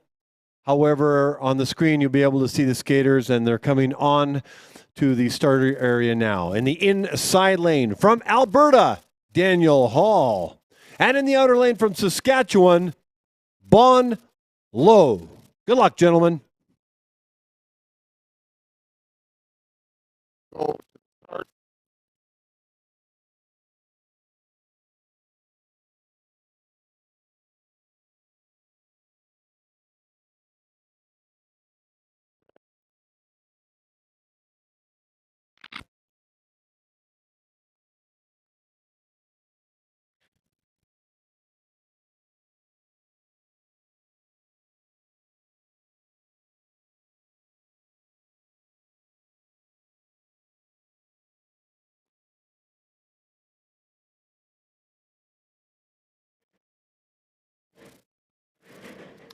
And we're off and running.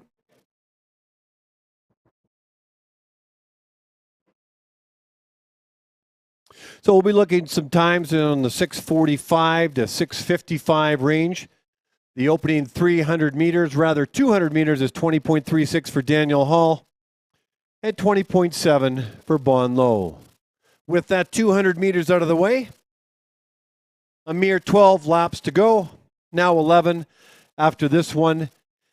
So what you're looking for when you're watching a long distance race like this is lap times. And you can see them on the screen beside the actual time. Daniel Hall's lap time is 31:63 and Bon Lo 32.6.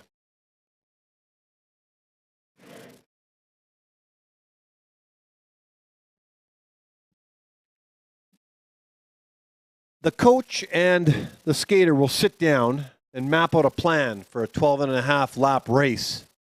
And they will focus on their lap times. They won't want the skater to go out too fast because they won't have anything left in the tank to finish off the last portion of the race. And they don't want them to go out too slow because you don't want them finishing too fast and then finishing thinking they still have more in the tank. So it's an art, not a science, in determining what the best pace lap is for the skaters, and that's between the coach and the athlete, and all determined through their training. Obviously, the lower the lap times, the faster the time. And when you think of Hall of Famers like Ted Jan Bloemen and Graham Fish, for example, you know, their lap times will be in the 27, 28, 29 second range. So you can see the difference. Those are, of course, are skaters that have reached the pinnacle and are in the pinnacle of their careers, depending on which skater we're talking about. And so they will focus on their lap times. And so the backstretch information given by the coaches is absolutely critical. And I see Phil Riopel and Christina Lazarescu giving information to their skaters. It's quiet inside the oval other than listening to my voice. And you could sometimes hear the coach as well yelling or communicating to their skaters. We're almost halfway through a 12.5 lap race. They're going to be under the 7-minute mark, 2,200 meters with 2,800 meters to go.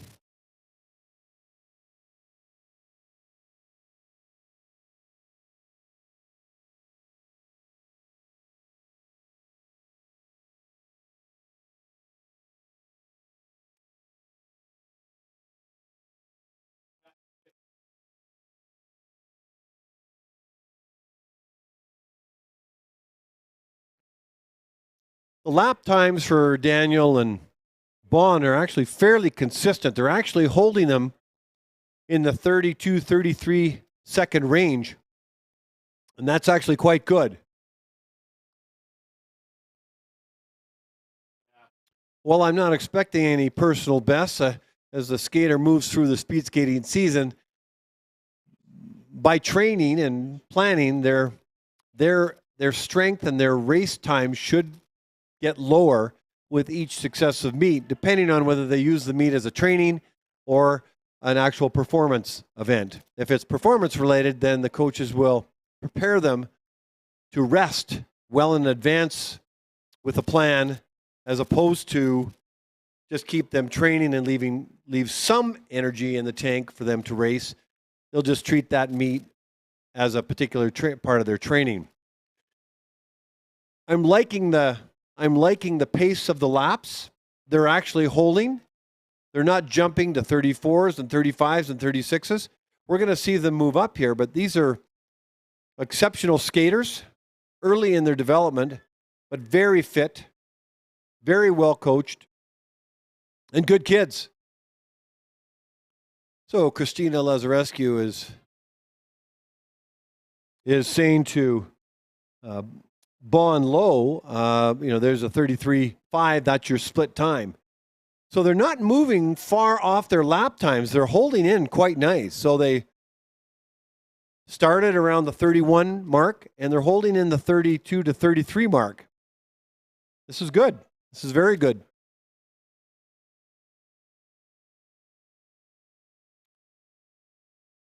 So we're probably less than 3 laps to go. I spent some time with Ted-Jan Bloemen and talked about the difference between training for long distances and shorter distances, and one of them was really just endurance, spending the time on the bike for hours on end, which helps you stay fit for a race like this, because at the end of the day, it's technique, technique, technique. And the fitter you are, the easier it is to hold your technique longer. And you may not be able to tell either from the stands, and there's the bell lap that went on for Daniel Hall. So this is his last 400 meters. It doesn't almost look like they're skating that hard. They're forming a little bit of an S as they go down the straightaway. They've got a rhythm going. They're actually going quite quickly. And you could only tell how quick when you're down at ice level. So Daniel Hall is finishing his last 100 meters in the 5,000 meters in pair number 1 of the 5,000 meter men's race. He's got a very good race going here. Let's see how he does when that skate crosses the line. A 6:50.46 for Daniel Hall. 6:50.46, a few seconds off his personal best. And Bon Low is going to clock in at 7:01.66. 7:01.66 for Bon Low.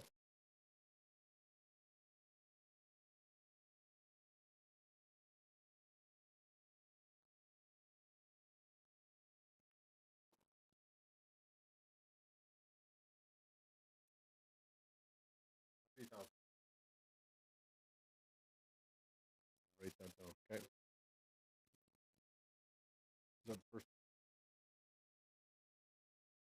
In the second pairing in the inside lane from Australia, Darius Bichetti.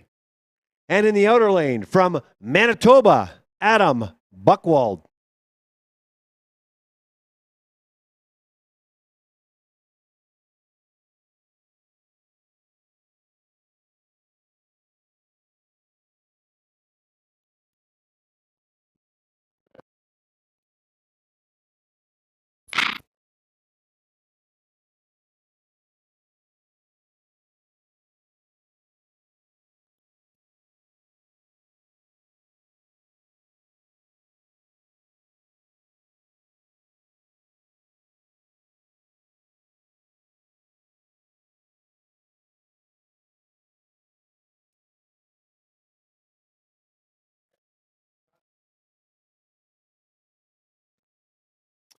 The first 200 meters is out of the way. Darius Bichetti at 21.89. Adam Buchwald in at 22.09. Darius is his own coach. Loves the sport of speed skating. I've had a chance to bump into him over the years here. Really nice guy. Was unable to be part of the Fall Classic, but here he is in Oktoberfest. 1,200 meters into the race. Sorry, 600 meters into the race, I should say. All right, so Darius Bichetti from Australia, Adam Buchwald from Canada, Manitoba in particular.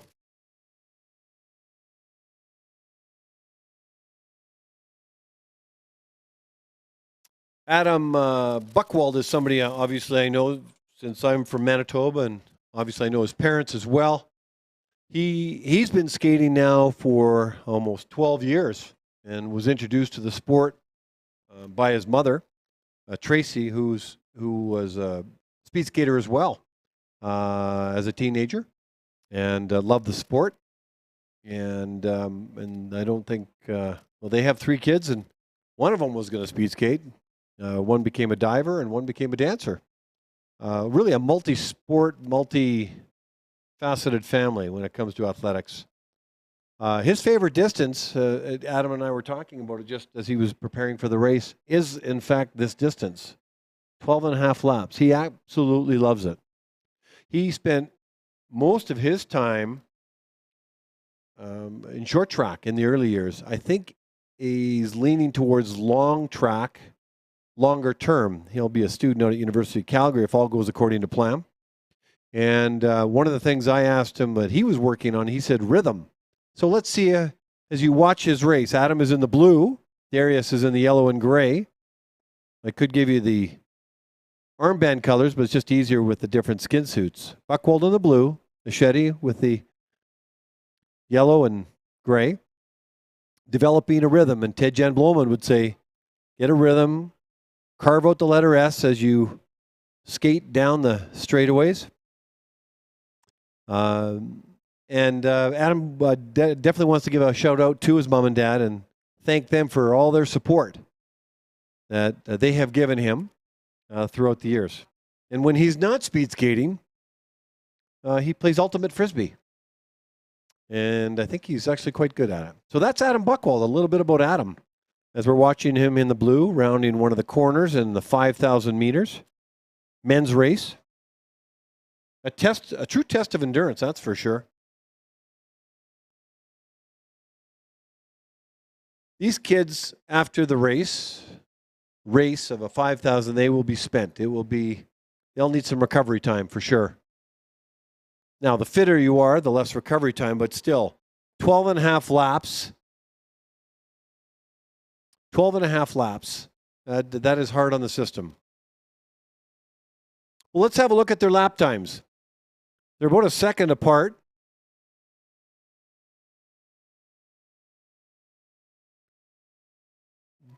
But it looks like Adam is gaining on Darius a little bit.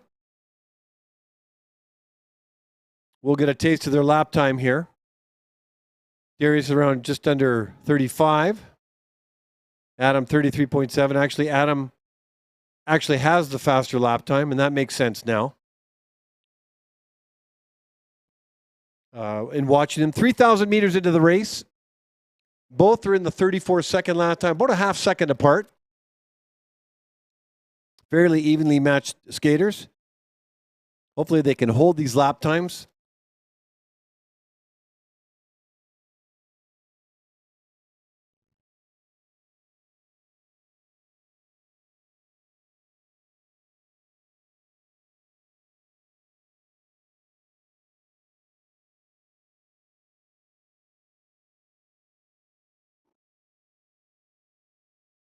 Adam Buchwald from Manitoba is on the ice. Darius Achetti from Australia is also on the ice. You see one coach down the straightaway. That's Scott Van Horn filling in for Manitoba provincial coach Alex Moritz, who's back in Manitoba, working with the other skaters throughout this week. I can imagine how these skaters are feeling right now. And so Darius doesn't have a coach. He basically coaches himself.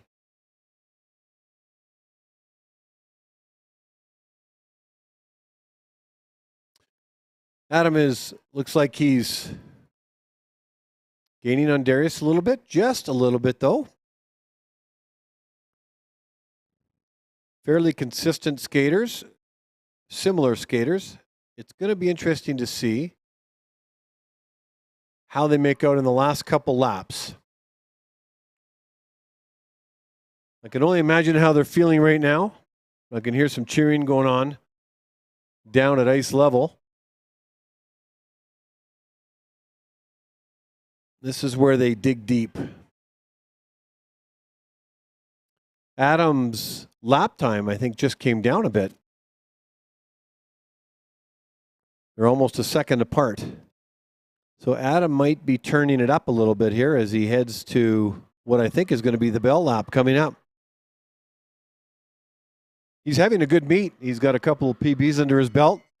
And there we have the bell lap, ladies and gentlemen. Darius Achetti from Australia, Adam Buchwald from Canada, Manitoba to be specific. Almost a second apart in the lap times. And this is it. All they got, whatever's left in the tank, they're going to finish off with. They can't be feeling too good right now. But this is it, putting one skate in front of the other. It's hard to do. It's hard to watch, actually. It's hard to watch. My hat's off go to these athletes. And there's Adam digging in, trying to get the best time possible, and does a season's best of 7:11:10. 7:11:10. And Darius Achetti in at 7:15:21, also for a season's best. Good job, gentlemen. We now move to the third pairing of the 5,000 meter men's 12.5 laps round in the inside lane from Alberta, Jalen Doan. And in the outer lane from Saskatchewan, Oscar Stack Makashu.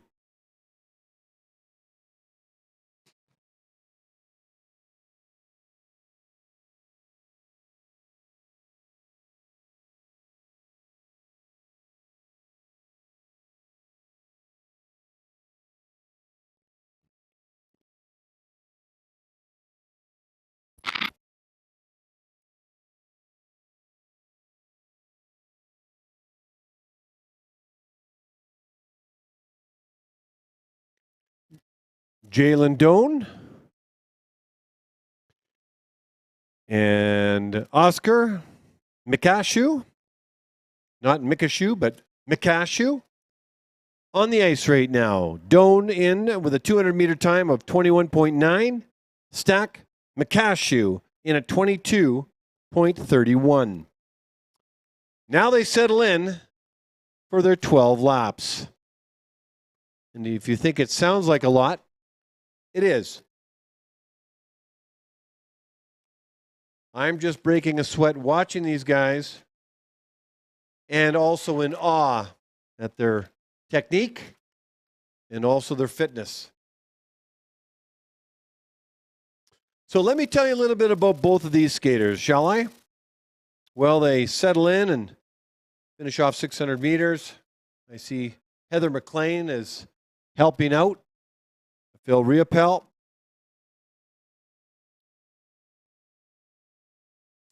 Oscar Stack Mikashu is from Saskatoon, and he's been skating now for about 11 years. He wasn't really sure when I talked to him how he got introduced to the sport. He just knows that he really likes it. He said the 1,500 meters is his favorite distance. Well, Oscar, you've got 3 1,500s and a little bit more. So you can do your 1,500 meter race, your favorite race, 3 times all in one right now. He mentioned he's working on his technique, and Phil Riopel is his coach.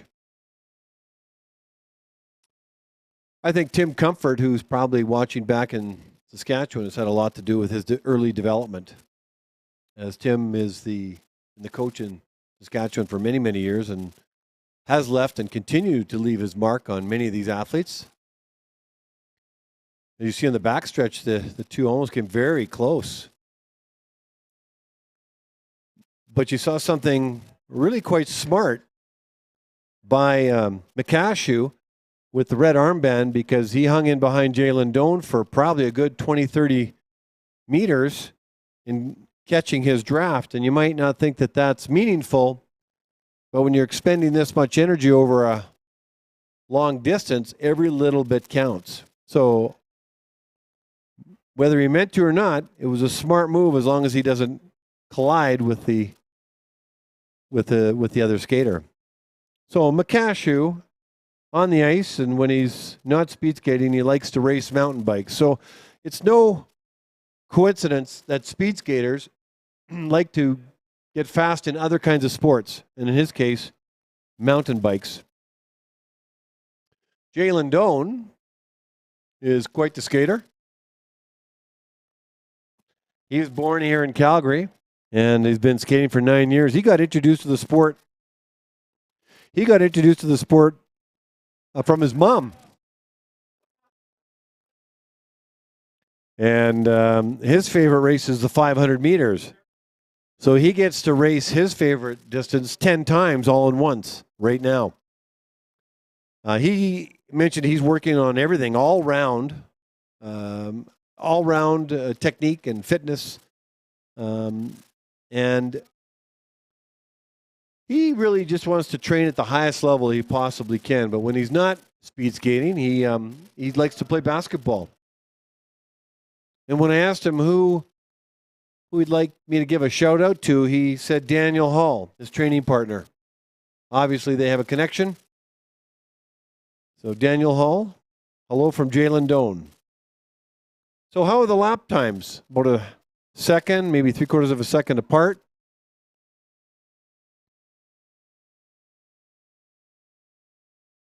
$3,000 meters into a 5,000 meter race.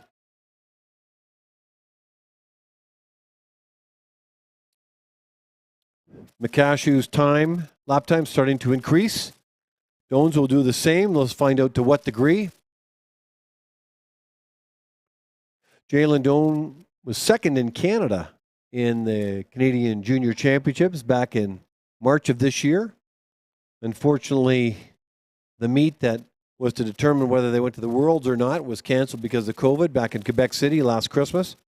So they had the championships anyway to complete the season, but no rewards by traveling abroad. This year, it'll be in Quebec City in the first week of January. And in long track, you send 4 women and 4 men. And this year, it's held in Insel, Germany, in the first weekend of February.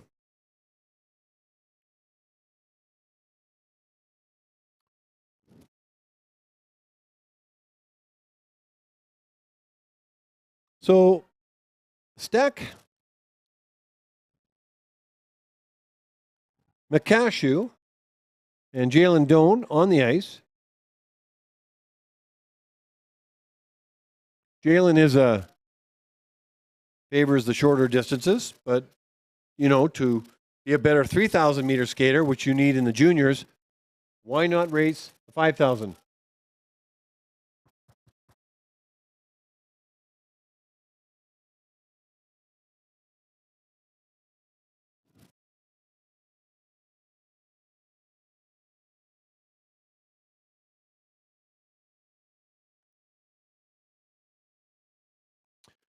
There's quite a distance between Jalen now and Oscar.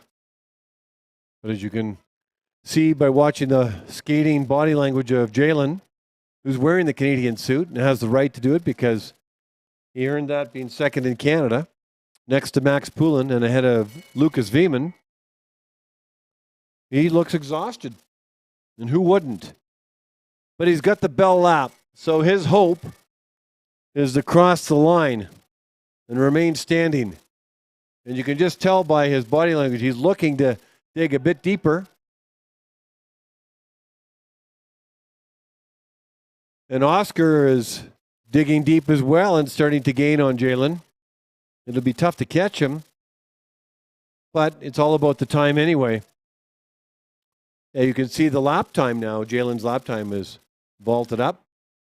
And he will be one happy guy just finishing this race at a 7:26.13 for a season's best. And McCashew crosses the line at 7:33.38 for a season's best as well. Jalen Doan and Oscar Stack McCashew completing pair number 3 of 8 pairings.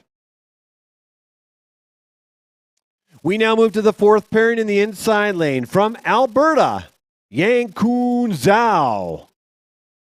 And in the outer lane from Saskatchewan, Marc-Andre Doyen.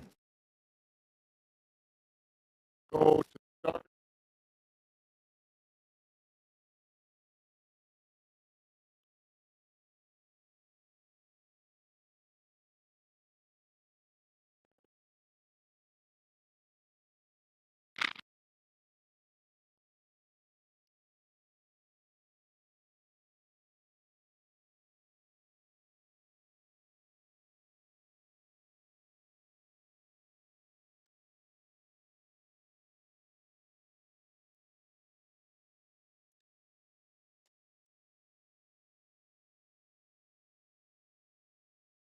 Let's start with the 200 meters, the first 200 meters. For Yankun Zhao, 22.29. And Marc-Andre Doyen at 22.2. Now they settle in for their balance of their race. Both skaters are short to middle distance. Yankun Zhao, who's having another fantastic year, setting personal bests right now in almost every race he's racing, is really more designed to be a shorter distance skater. But as I mentioned earlier, to race the 5,000 is all about challenging the body at a level of endurance, making you better for the 3,000 and certainly the 1,500, the most challenging race of all races.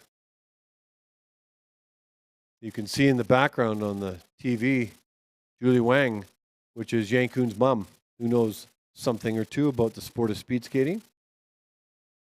Marc-Andre Doyen he's from Moose Jaw, and he's been skating now for 10 years. See the draft? You see the draft that Yankun was getting off Marc-Andre? That was deliberate on Yankun's part. And you might see Marc-Andre Doyen return the favor, so to speak, as they head down the straightaway in the early laps of this 5,000 meters. Let's watch now down the backstretch. Let's have a look. They're too far apart to get the benefit from the draft.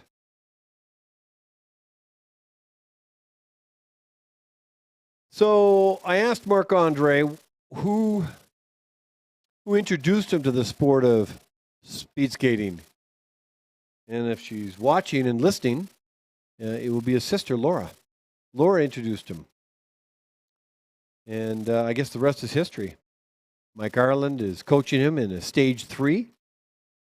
And Mike's gotten him focused on skating as efficient as possible. And that's at least what he mentioned to me that he's working on. And what no better way to work on efficiency than in a long race? Because if you listen to Ted Jan Bloman, to be a very fast skater, you've got to be efficient. And almost to an untrained eye, it looks like you're not even skating that hard. And these skaters may not look like they're going quick, but at ice level, they definitely are. So he's working on his efficiency of skating. I asked him what would be one of his goals or hopes and dreams. He said he'd love to wear the maple leaf one day. That's Marc-Andre Doyen. That means he'd like to represent our country. And we would like that too, Marc-Andre. So good luck with your career. Still very early on. He'd love to give me a shout out. I guess you guys like abbreviated names in your family. Marc-Andre, of course, and Marie Chantel. Marie-Chantel Poulin. And then her husband, Josh. So shout out from your son, Maria Chantel and Josh. And also, if you happen to be watching Verna Cargan, one of Marc-Andre's old coaches. And you may not be watching live, but you can play it back and hear the shout out. I see Marc-Andre's lap time starting to come down, not up. That's good. He's holding in there nicely. These are two excellent speed skaters who love the sport, and the future is bright for them. Yankun would love to give a shout out to his mom, who's been everything to him. I met Yankun in Winnipeg at an age class championship in 2019, or it might have been 2018. Got to know him a little bit, and his dad, unfortunately, who passed away in recent years, who was a very affable man. And that's how I got to know Yankun and saw him early in his career. And he was making waves back then at the age of 13. So, Julie Wang, mother of Yankun, your son says hi. And you can actually see her in the background.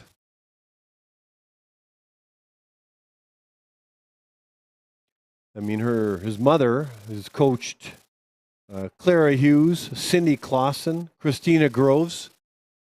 Perhaps you might have heard of some of those skaters before. Represented our country at the international level, at the highest level. Winning golds, winning World Cup medals. I'm impressed at the lap time for both Yang Kun and Marc-Andre. They're holding in here very, very steady. That's a testament to probably both their efficiency as a skater and also their fitness level.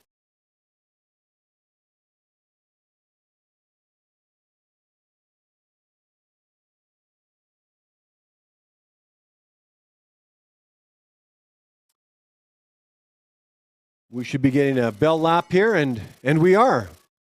Bell lap for Marc-Andre Doyon.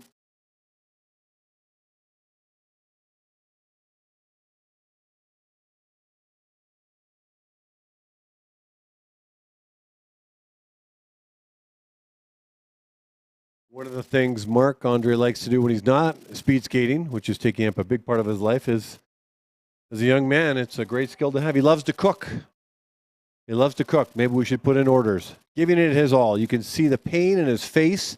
Bet you that's his lactic acid buildup, and he's exhausted. But Marc-Andre Doyon, you should be very happy with the pain that you went through to get a personal best of 7:02.57. 7:02.57. And Yang Kun Zhao follows up with a personal best as well at 7:14.99. A grueling race, gentlemen, but a rewarding one. Personal best, Yang Kun Zhao, Marc-Andre Doyon. We now move to the fifth race, fifth pairing. In the inside lane from Alberta, Matthew Medlicott. And in the outer lane from British Columbia, Jack Hansen. Go to the start.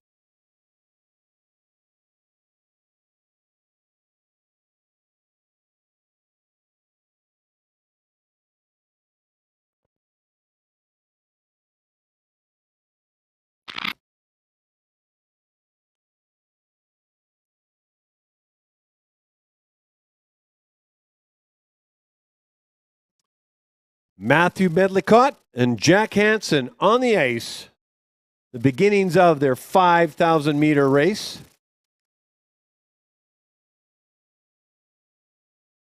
Opening 200 meters for Medlicott, 21.06. Hansen, 21.34.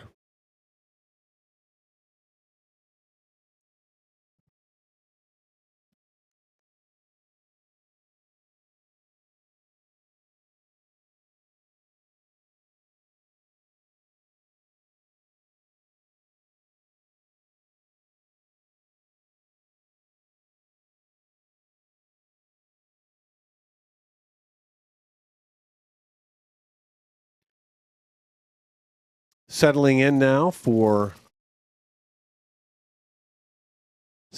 for their long race. You see three coaches down the backstretch. You've got Phil Riopel, and you've got Richard Strickle, that is, from Fort St. John, and Heather McLean, who is not racing this year, at least till probably the earliest she might be able to race is January, February, but is nursing and healing from an injury. But as a team player all around, and is helping out with her fellow teammates and this meet. She's holding the clipboard, and that would be for Jack Hansen.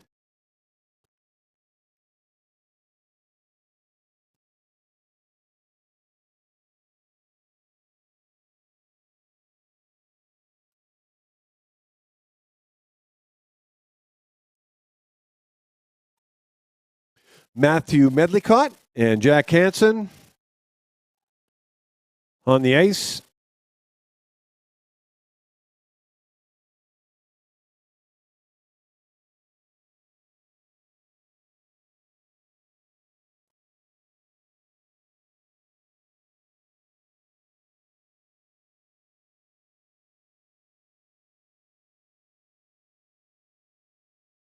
So Matthew Mitchell's from Fort St. John. He's been skating about 10 years. He got introduced to the sport through his mom. And Mom, if you happen to be watching, or Tara, I guess.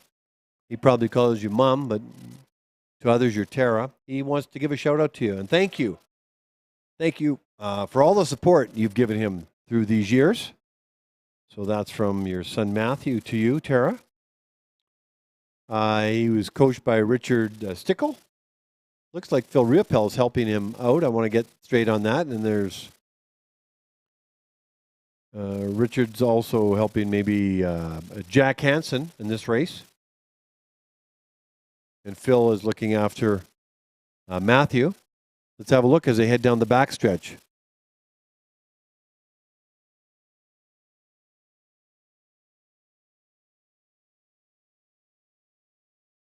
Yeah, so Jack Hansen's being assisted by Stickle, which is a former coach of Matthews. And Matthews getting assisted by Phil Riopel and Heather McLean. So Mitchell, when he's not speed skating, I guess he loves to play other sports, volleyball in particular. And his hope and dream one day is to represent our country at the Olympics, and why not? 5,000 meters is his favorite race. God bless you, Matthew, or anybody who loves those distances. It's a test of endurance for sure. But 5,000 meters, 12 and a half laps around a 400-meter oval. And, you know, in talking with him, I asked him what he's working on right now, and it's a combination of both speed and endurance. And so at this particular meet, it's not uncommon for all the skaters to race all the distances.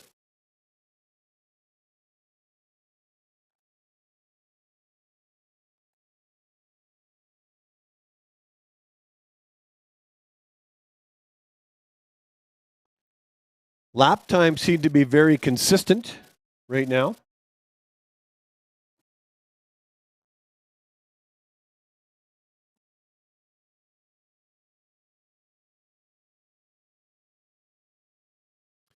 And if you ever wonder who's going to finish off in what lane, and we know that the white armband is the inside lane and the red armband is the outside lane, that's what you start in. Is the lane you start in is the lane you'll finish in for the 5,000 meters. Not always the case, depending on the distance of the race. 500 meters, it's opposite because you only switch lanes once. But in the 5,000 meters, you switch lanes an equal amount of times, which would be 6 times.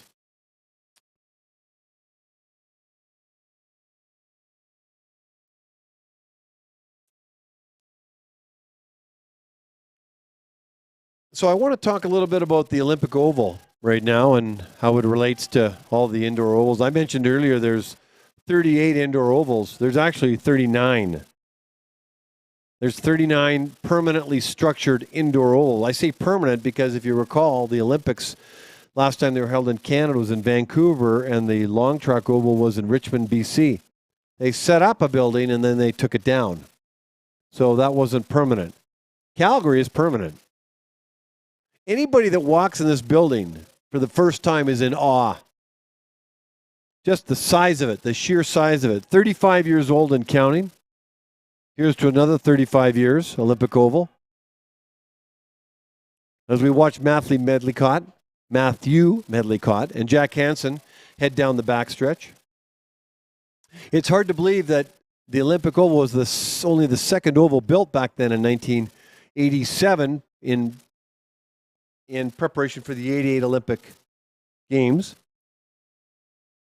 September, actually, 27th or 28th. And we've got a bell lap going. And I'll tell you a little bit more about the ovals in a moment, next race, because these two skaters are digging deep. Lap times are very consistent. It's going to be a real interesting finish here, crossing the line. Because Medlicott is coming in the inside lane. Hansen's got more of a distance to go. Now, this is the benefit of having two skaters on the ice. They see each other in the peripheral. This is going to be really interesting. It's going to be close. But it looks like Medlicott is going to best Hansen by half a second. Season's best, Matthew Medlicott. 7 minutes 24 seconds. Jack Hansen 7:24:52. Nothing but exhaustion from those pairs. We now move to the 6th pairing in the inside lane from the United States, Jersey Heitla. And in the outer lane from British Columbia, Matthew Mitchell.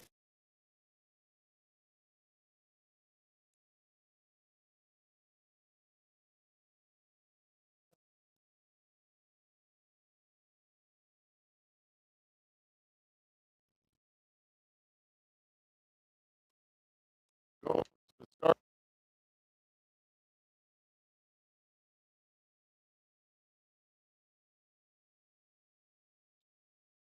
Red.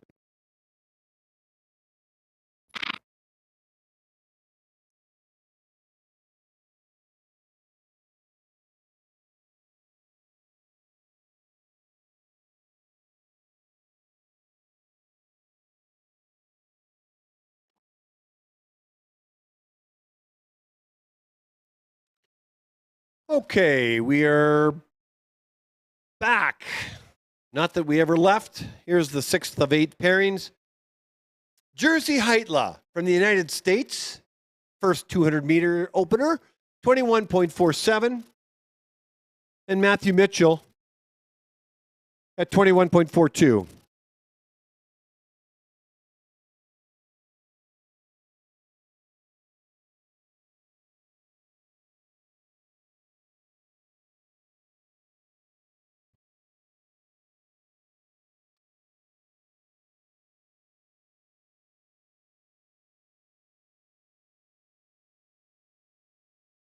I think I might have got 2 Matthews mixed up. And I think I did. And I'll explain as the race goes on. There's a Matthew Mitchell, who's on the ice right now. And there's a Matthew Medlicott, who was in the race before. And I mentioned that Matthew Medlicott gave a shout out to basically Matthew Mitchell's parents. And that's not the case. I don't think they know each other. Matthew Medlicott's from Calgary, and he really wanted to give a shout out to his brother and sister, William and Julia, who were probably watching or did watch live from Lethbridge. So, William and Julia, your brother wanted to say hi and does say hi. Want to get that right. Now, the other Matthew that's on the ice right now, he's from Fort St. John, and his mother's Tara. Now, Tara, if you're watching, this is your son on the ice, not the Matthew before. Just in case you might have been not quite sure, because I clearly wasn't sure. So Matthew Mitchell from Fort St. John, Jersey Heitla from Chicago, a suburb called St. Charles, just outside of Chicago, St. Charles, Illinois. So you'd say, well, what is an American doing in Canada right now, attending all these events and not traveling here? Well, Jersey is a student at University of Calgary. He's taking environmental science. And he wants to get better at this sport. And so he ended up at University of Calgary, and who could blame him? It's a beautiful university. It's open house day here at University of Calgary. Thousands of people are going to be going through the campus on this snow-filled day here in Calgary. Welcome to winter and welcome to the University of Calgary, a world-renowned university for both its athletics and its academics. Had a good chance to connect with Jersey, a really fine young man whose name I mispronounced for the longest time, and that's going to stop. The C is silent in his name. It's Heitla, not Cheitla. It's European, maybe Czech, something like that. But Peter and Chris, if you're watching, your son wants to say hi to you and thank you for your support. Those are Jersey Heitla's parents, Peter and Chris, and there's an old coach of his, Steve Penland, and Jersey also wants to say hi to Steve. So thank you, Steve, on behalf of Jersey. We're watching the 5,000-meter men's race, 6 of 8 pairings. Jersey Heitla from the United States in the Chicago area, student of University of Calgary, and Matthew Mitchell from Canada, British Columbia. One of his favorite, this is his favorite distance. The other Matthew doesn't really have one, but this one has a 5,000. So Matthew Mitchell's favorite race is the race he's racing right now.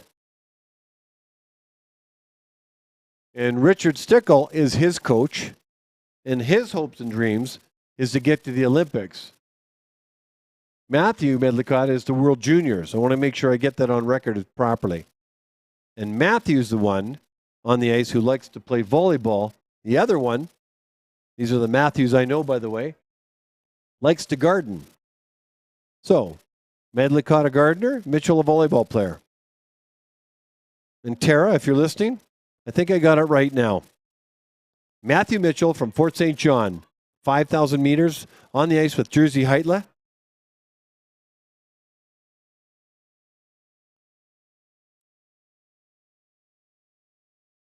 Richard Stickle, the coach for Fort St. John, has got a very good resume for skaters out of Fort St. John. He's assisted some well-known skaters. Joshua Tellison being one of them. Kaylin Irvin another. And the cool cat medalist, Olympic medalist, Denny Morrison, who I met this summer. Quite a nice young man. And he is a cool dude.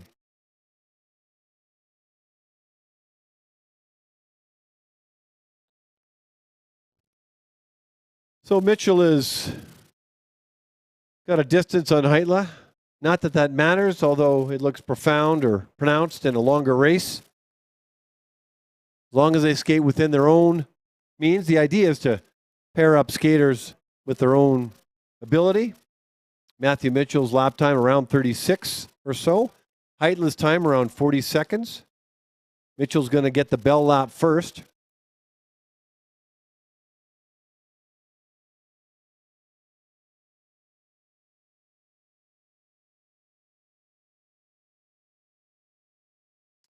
Heitle's coach is Phil Riopel. And I mentioned Mitchell's coach is Richard Stickle.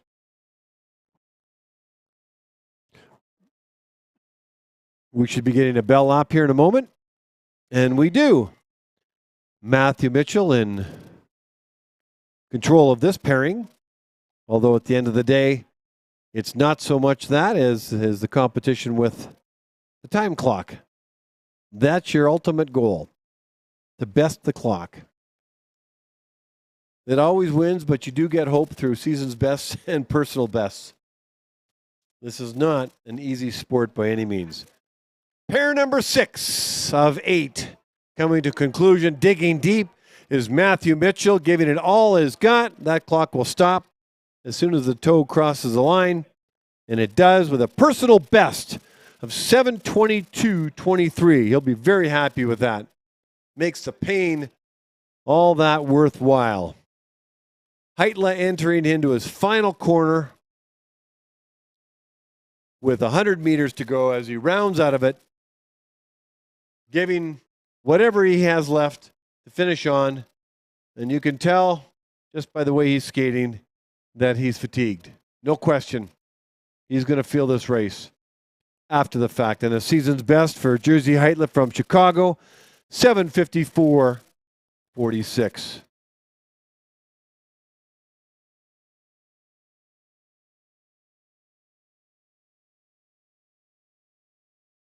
We now move to the 7th of 8 pairing in the inside lane from Alberta, Brock Gilbert. And in the outer lane, also from Alberta, Scott Anderson.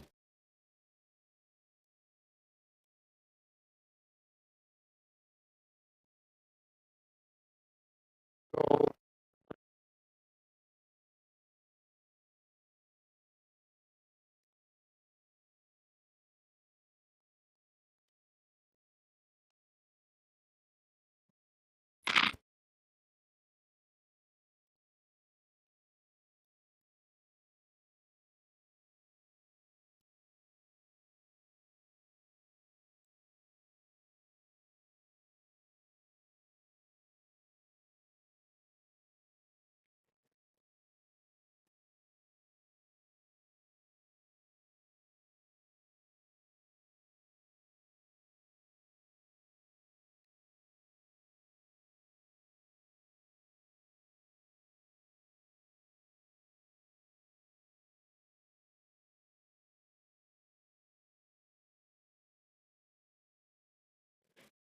Brock Gilbert opening 200 meters, 20.71. Scott Anderson, 23.98.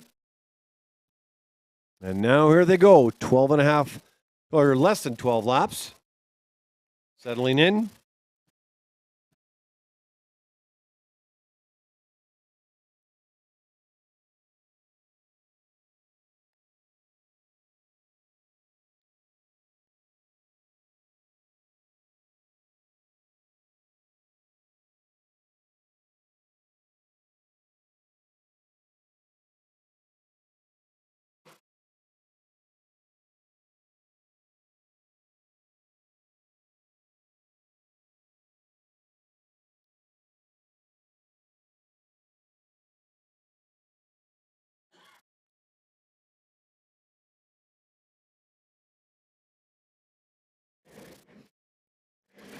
The thing to take a look at for Gilbert and Anderson is the lap times.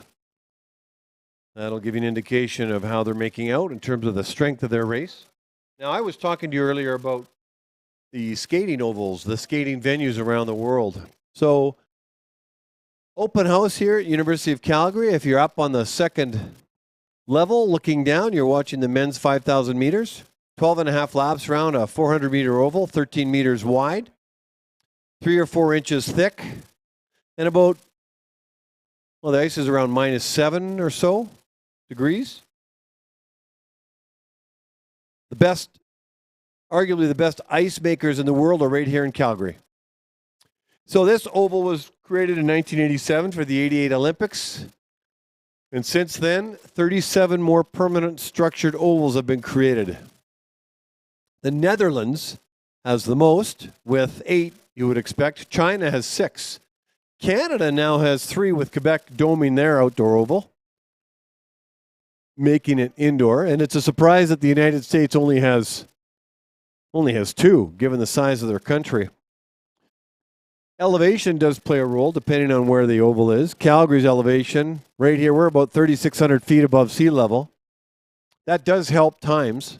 Salt Lake City is about 4,600 feet above sea level. In Beijing, when they had the Olympics, it was almost basically right at sea level. So if you got a record, you earned it. Well, you earn them all, but it's tougher when the closer you are to sea level. And in Quebec City, it's close to sea level. It's about 400 or 500 feet above sea level. So 39 indoor ovals on planet Earth. You probably wouldn't think there's one in Kazakhstan, but there is. Poland has 1. There's World Cups there. Norway has 4. The Netherlands has a lot of World Cups. Japan's having some meets this weekend. I think so is South Korea. And the U.S. has their AM Cup, along with Colombia, believe it or not. Colombia's having their national championship. So they got a skater out of Colombia that's doing extremely well. Female skater. So they're pairing up using that facility. Colombia, by the way, is in South America. It's a bit hot down there. So 39 ovals. So if somebody asks you how many indoor ovals are there, speed skating ovals, long track that is, there are 39. The Olympic oval is grandiose, beautiful. So if you've just are on tour for the University of Calgary open house and you've just walked into the oval and you've been here for the first time, you can see why we love it so much.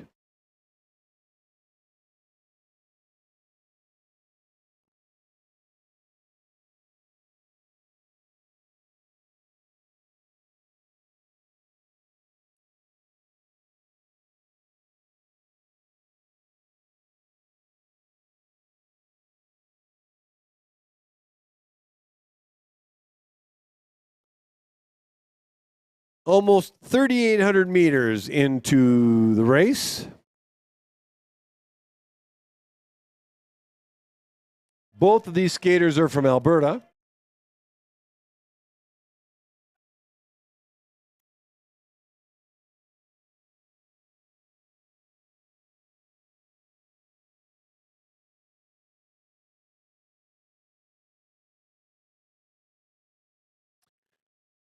The white armband is Brock Gilbert.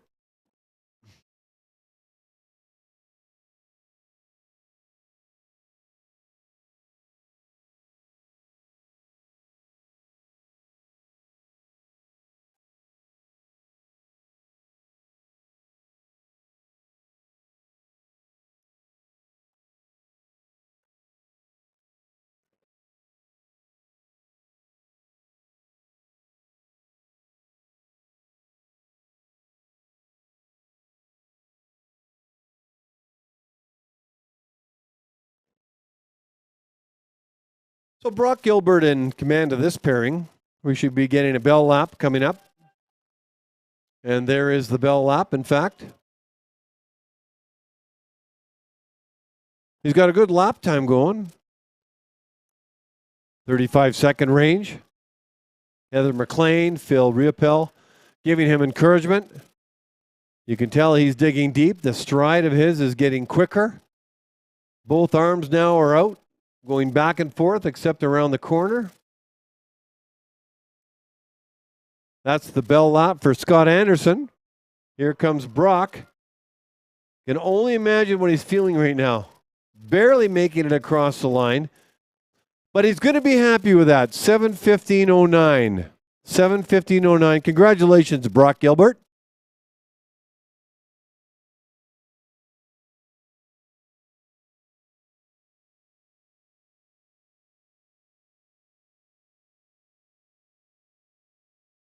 And finishing up this pairing with less than 100 meters to go, with a grimace on his face, grinding it out for the final few meters, is Scott Anderson with a time of 7:45.69. We now move to the final pairing. One skater in this pairing in the inside lane. He'll start there and finish there. From Alberta, give it up for Mitchell Wessling. Start.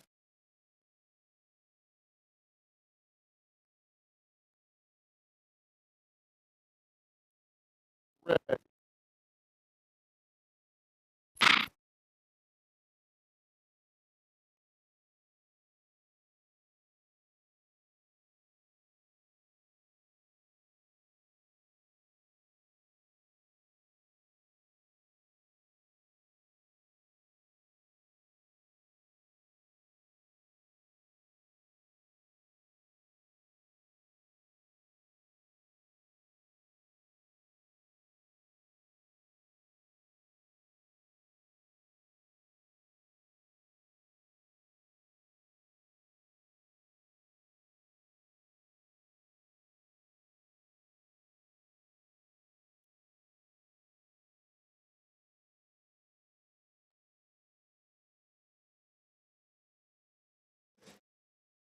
Mitchell Wessling on the ice with a 21.93 opener.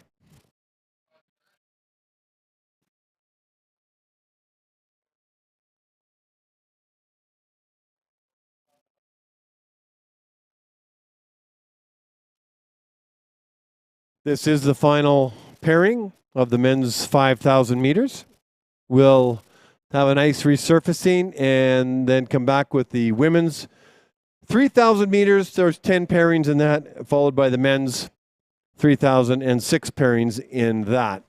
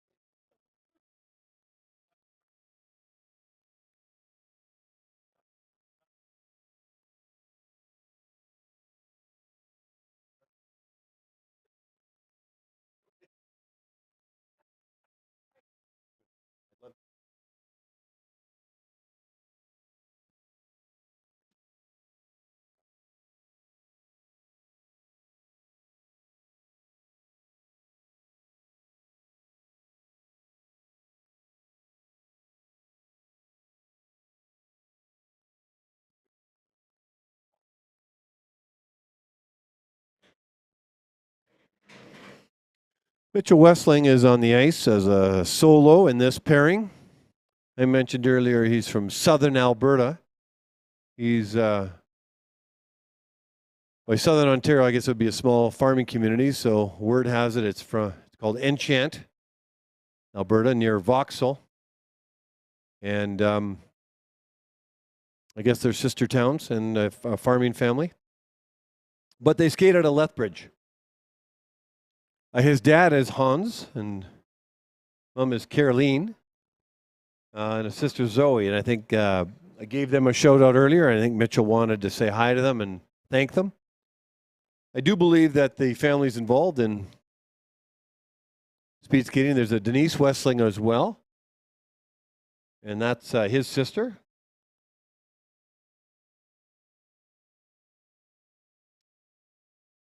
And his favorite distance, believe it or not, is the one he's currently racing, 5,000 meters. 12 and a half laps around. It's a long distance.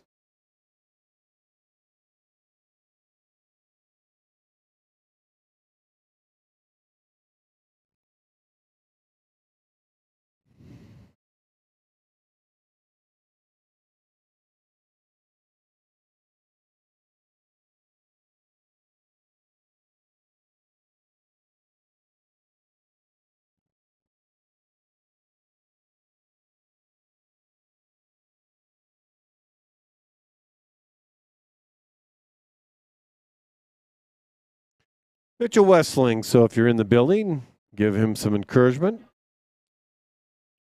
He's certainly getting it from his coach, which is Julie Wang, which is Yankun Zhao's mom.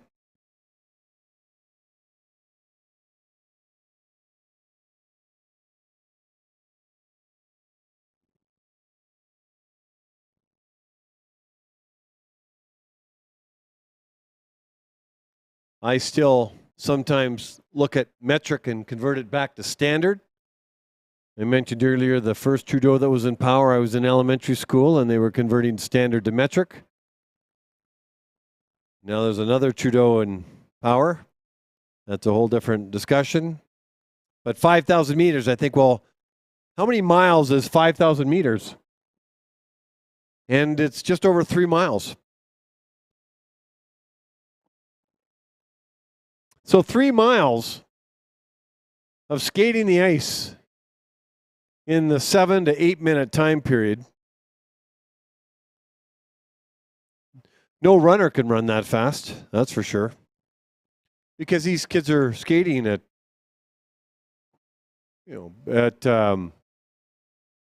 40 kilometers an hour. So Mitchell's got a lap time of just over 40 seconds. He'll be looking for a season's best. Who isn't? Or better yet, how about a personal best?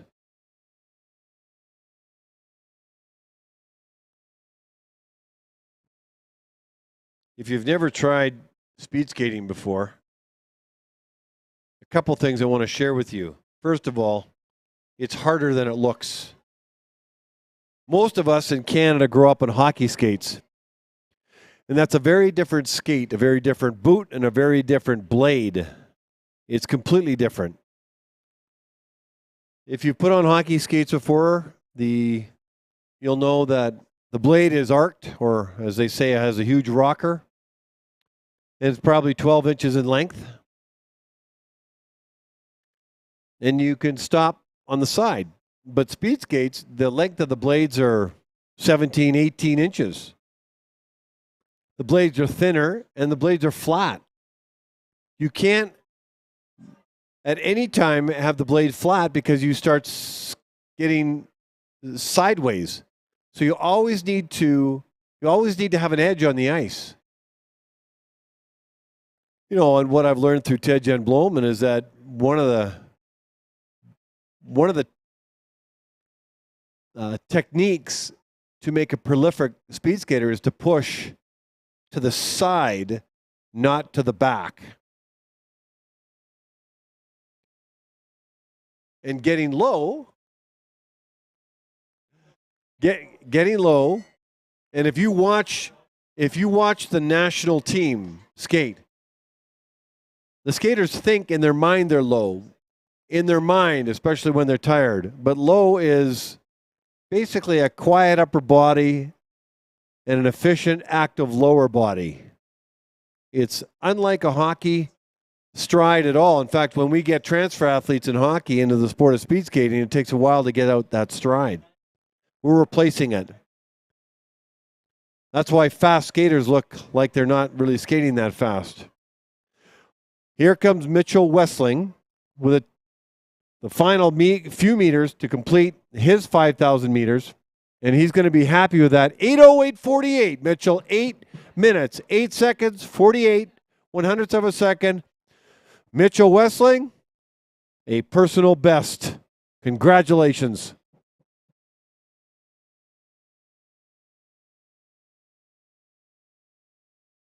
We now pause for an ice resurfacing,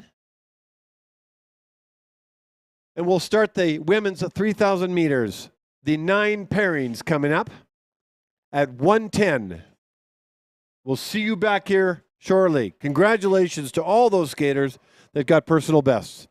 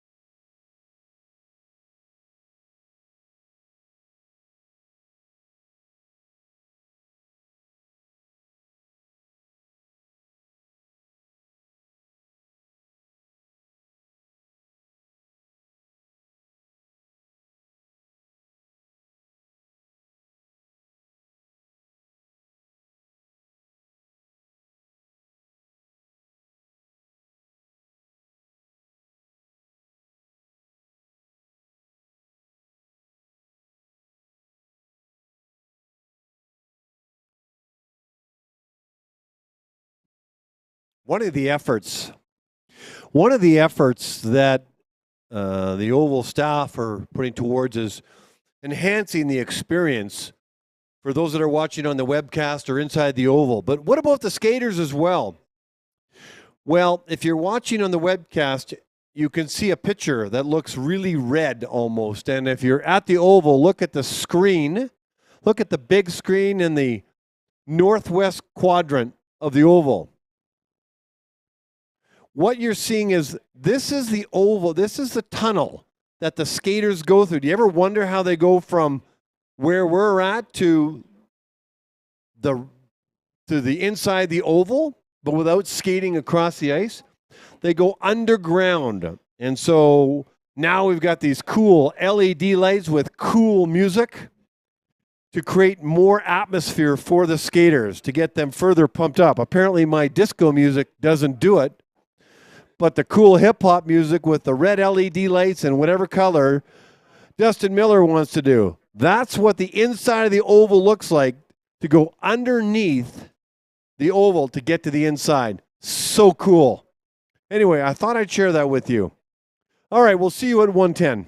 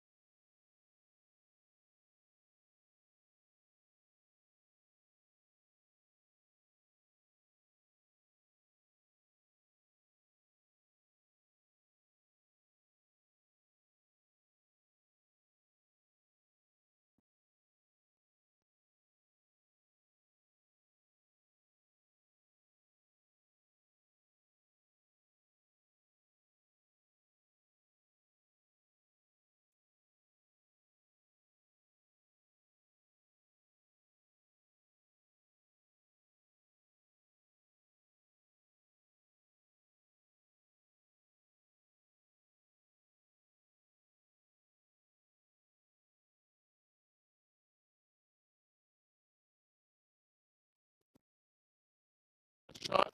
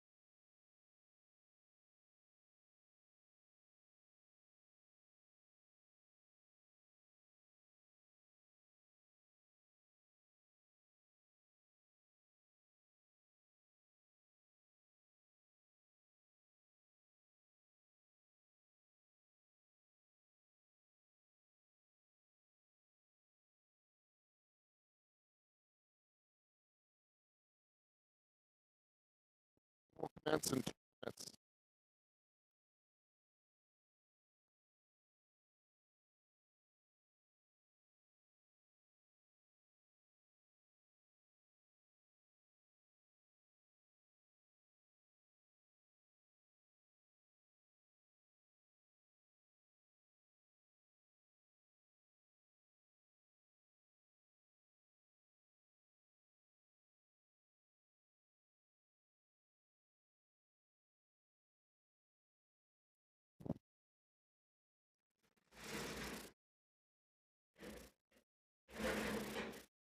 Welcome back, everybody, to the 2022 Oktoberfest Classic. The continuation of the day, day number 2.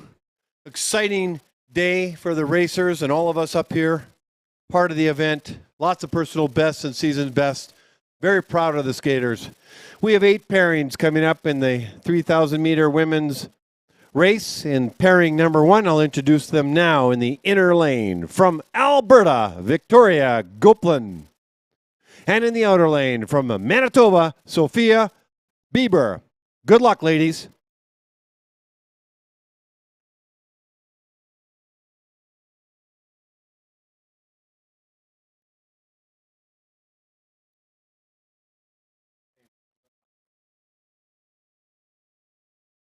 Go to the start.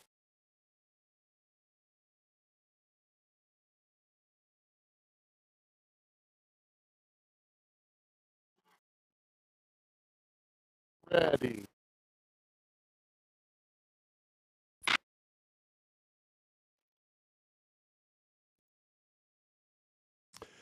And we are off and running. Goplan in the inner lane.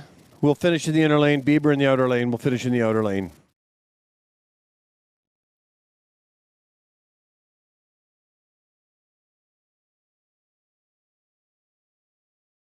We take that back. Goplan will finish in the outer lane and Bieber in the inner lane. 7.5 laps. I got that confused with the 5,000 meters. 7.5 laps. The first 200 meters is complete. Sophia Bieber in at 22.91. Victoria Goplan in at 22.47. Victoria Goplan is a neo-senior skater, and Sophia Bieber is a junior skater. The personal best for Goplan is around 4:21. For Bieber, it's 4:34. It's unlikely they will get PBs, but they might get close to their season's best. If not that, they'll probably want to beat them. Goplan's season's best is 4:27. See her catching a bit of the draft from Bieber on the backstretch. And 4:44 for Bieber. For her season's best, Goplan at 4:27. Now as they settle into a 3,000 meter race, we finished today the 1,000 meters for both. We have the winners for the 5,000 meter men's. We'll be announcing those later. Goplan and Bieber, Alberta and Manitoba on the ice right now.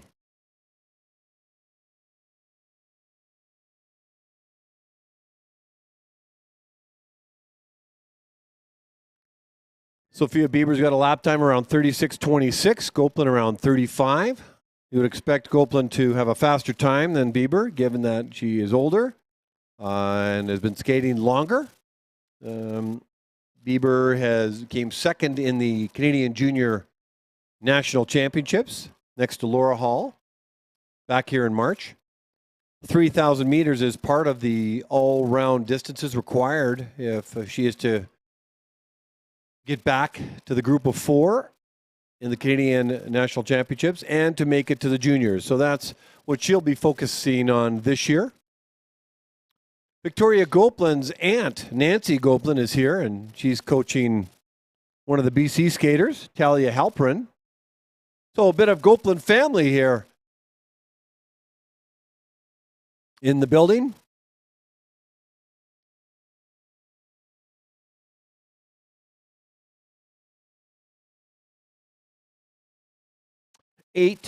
Nine pairings for the 3,000 meters.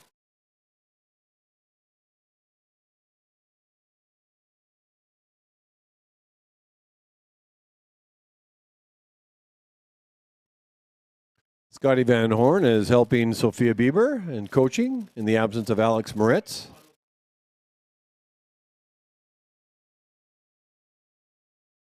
Goplan's got a nice steady rhythm going, creating an S, as Tejan Blomlund would probably suggest any skaters that would do, get into a nice rhythm.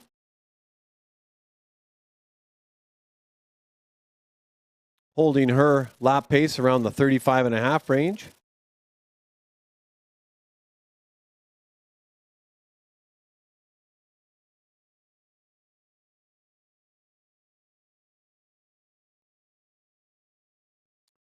Can be an exhausting race for these skaters.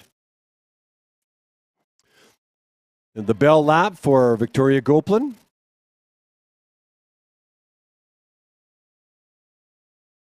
Victoria's looking very, very strong. Bell lap for Sophia Bieber.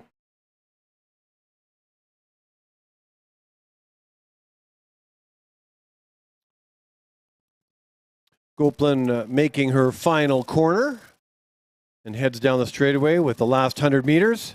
Let's see how she does with respect to her season's best and or her personal best. So she's going to cross the line at 4:30.77, 3 seconds ahead of her season's best. And here comes Sophia giving her all, as exhausted as she is, crossing the line. Feeling it, every bit of it, 4:46.77, a few seconds ahead of her season's best as well. Behind, I should say, and corrected by John Little up here in the timing deck. In the second pairing in the inside lane from Alberta, Darby Beeson. And in the outer lane from Ontario, Rachel Mallard. Go to the start.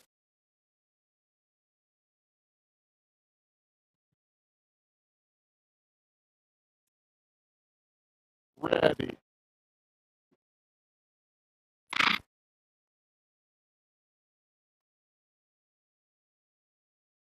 Darby Beeson and Rachel Mallard on the ice for the second of 9 pairings.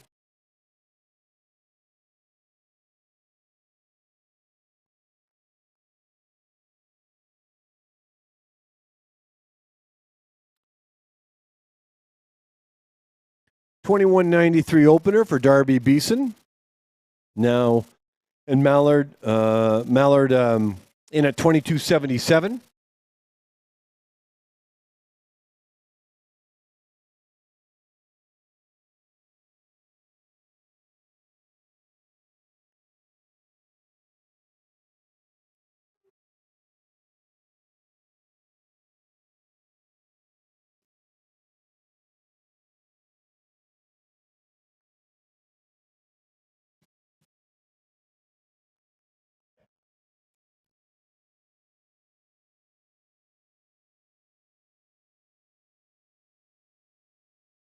Lots of coaches out there for Beeson and Mallard. Rachel's from Ottawa. I think I mentioned that yesterday, maybe even this morning. She has a sister that also skates, Claire. And when I asked her what her favorite races were, she said the 3,000. So she's living the dream right now. 3,000 meter race. She started in the outer lane. She'll finish in the inner. She's coached by Phil Riopel. Mike Rivet from Ontario coached her at one point.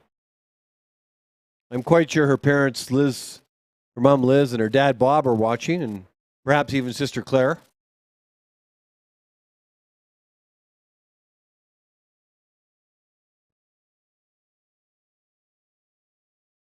This will be some time she'll need to focus on to qualify for the Canada Winter Games. She'll get three opportunities, possibly 3 opportunities. I'm not sure when Ontario, what they use as a meet qualifier.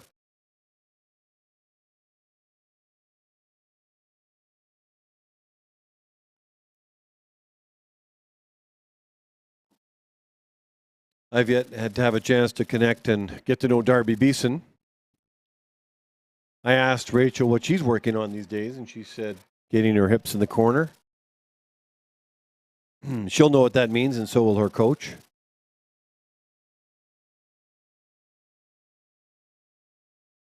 Good speed skating technique has the position is low.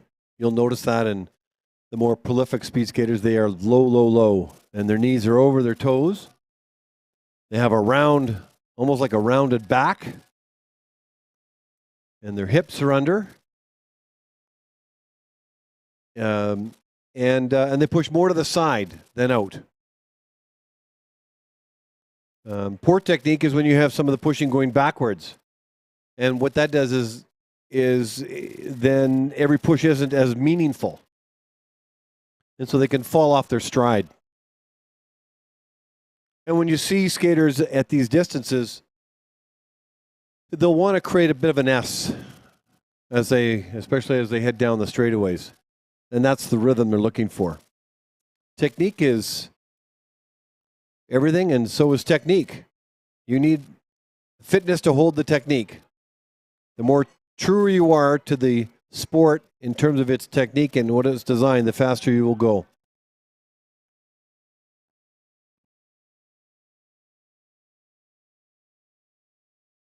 See Heather McLean helping out. She's got the time board, split time board. Quite a team player. Heather McLean from Winnipeg, Manitoba. Short track specialist on the Canadian National Women's Long Track team. The bell laps have gone on for both Beeson and Mallard. And it looks like Beeson is going to cross the line first. She's going to be very happy with that race at 4:32.83 as a personal best. And another personal best, Rachel Mallard, 4:37.78. 4:32.83 for Beeson. Mallard, 4:37.78. Ladies, congratulations on your personal bests. We now move to the third pairing in the inside lane from Alberta, Isabel Champagne. And in the outer lane from Manitoba, Maya Kemp.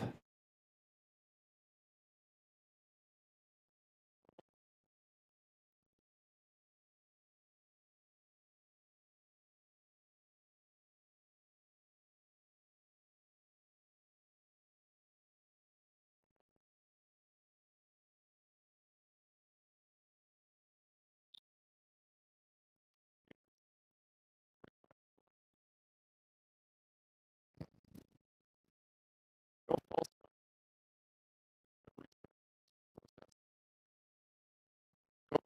start.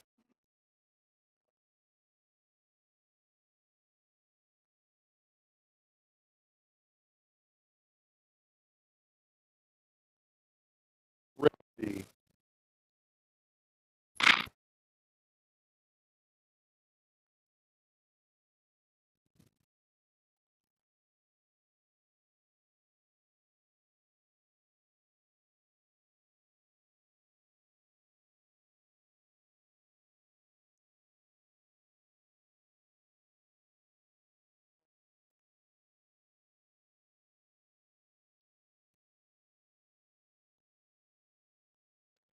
Opening 200 meters for Isabel Champagne, 22.4. Maya Kemp, 23.09. Now they settle in for just a mere 7 laps. After that, I say that.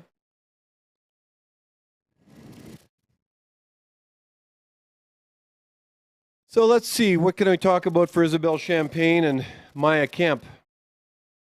Well, Isabel Champagne's she was born in Toronto. And she now lives here in Calgary. She's been skating for 5 years, and she found the sport herself.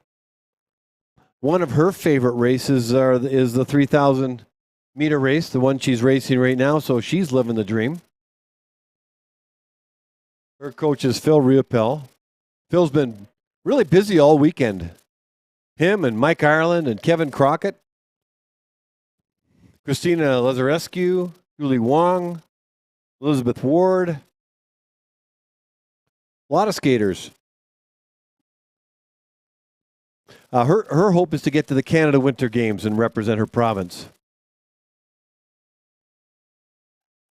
Now, she has a mom named Julie, and I guess a good friend of hers is Elise Paprich. And her mom's also Julie, and I guess I think if I can piece it together, they carpool a lot. So I'm supposed to give a shout out to the Julie Mobile. The Julie Mobile. So Isabel, to the Julie Mobile, there you go. What's interesting is, when you look at these kids, they're in skin suits, they look like a menace on the ice, trying to go as fast as possible.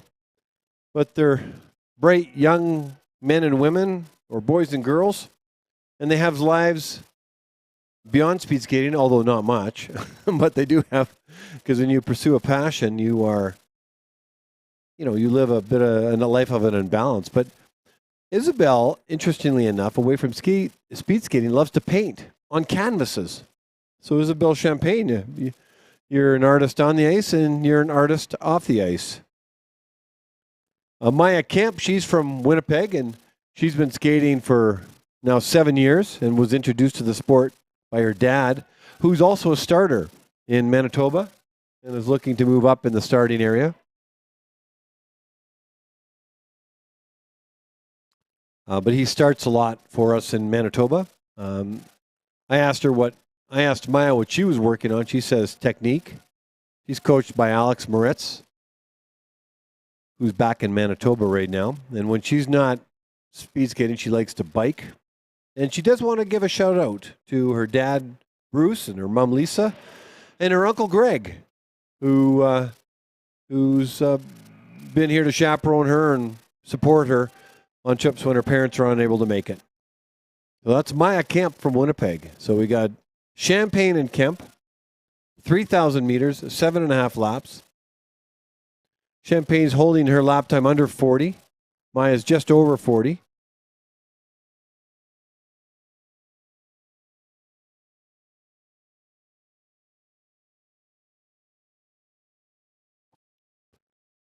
These skaters will be exhausted. I think we're going to have a bell lap. Yeah, there we go. A bell lap for Isabelle Champagne en français.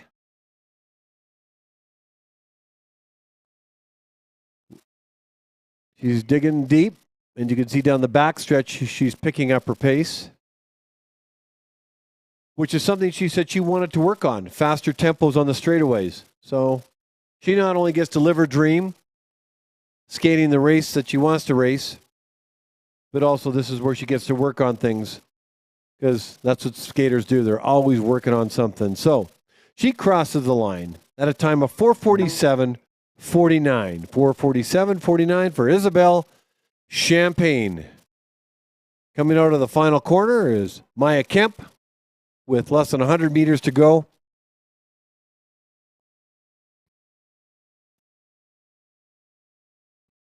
And she crosses the line at a time of 5:07.88. 5:07.88. We now move to the fourth pairing in the inside lane. From Manitoba, Lindsay Smart. And in the outer lane, from Alberta, Camille Alford. Go to the start.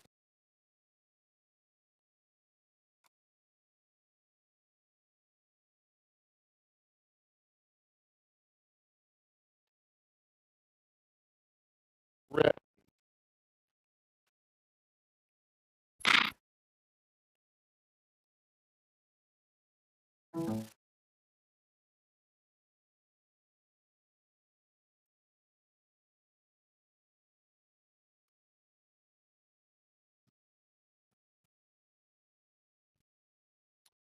Alford looked like she's meaning business on the start. Let's have a look at her 200. There we go. 22.18, second fastest opener by Camille Alford. Third fastest, Lindsay Smart. 22.83. So that's what the coaches are giving the racers, their opening 200-meter time to start. Now, it's lap time after that. And in their minds, they'll have an idea where they're going to end up because they'll know their lap times approximately. The lap times get higher as the race goes on, for obvious reason.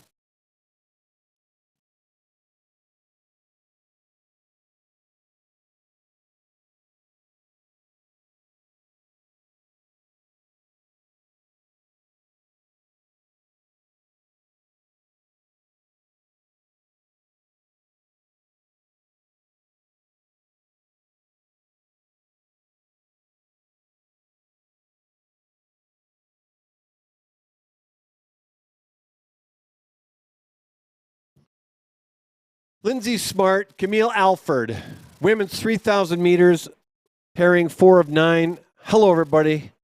Glad you're part of the speed skating community today, whether you're inside the oval, watching live, or you're watching on the webcast from anywhere in the world, actually, even if you're in the stands. It's a beautiful sport to watch,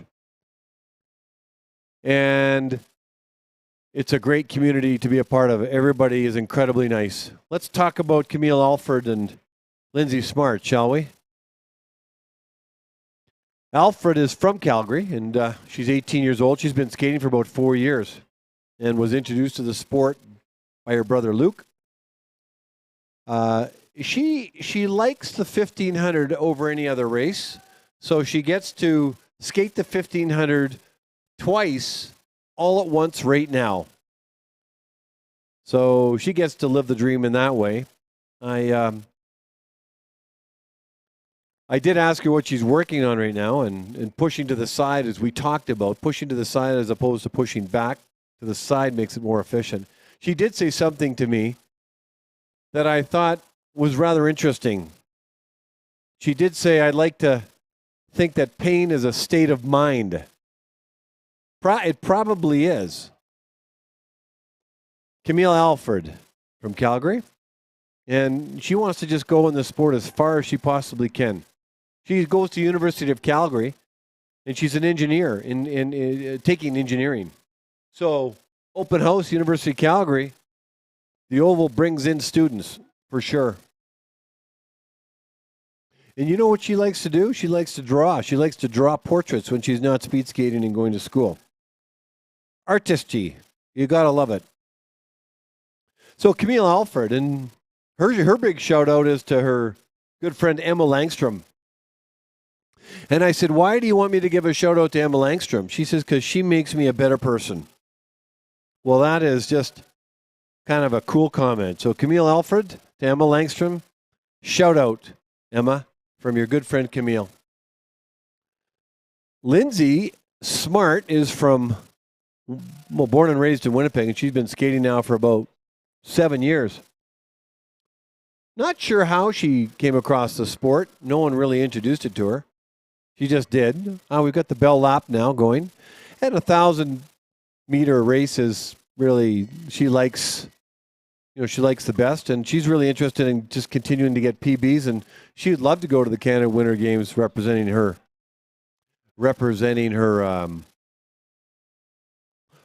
province. And she wants to give a shout out to Skylar Van Horn, her good friend, and the St. Mary's Flames prep hockey team. So to Skylar and the hockey team, a shout out from Lindsay as she comes out of the final corner, and you can see her face is grimacing, giving it everything she's got. Striding hard to the finish line for a time of 4:52.9. And Camille Alford a time of 4:57.9 for a season's best for Camille.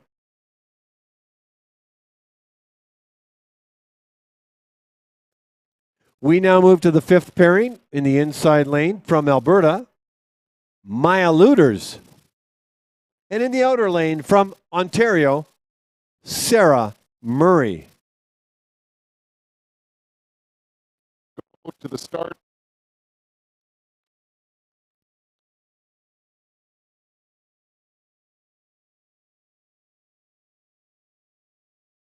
Ready.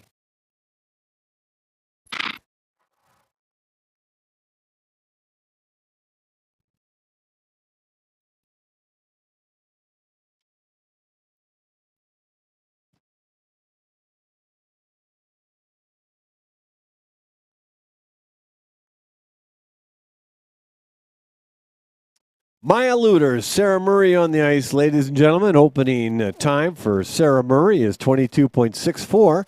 Maya Luders, 23.02. Now they settle in for their 7-lap race. Let's talk a little bit about them, shall we?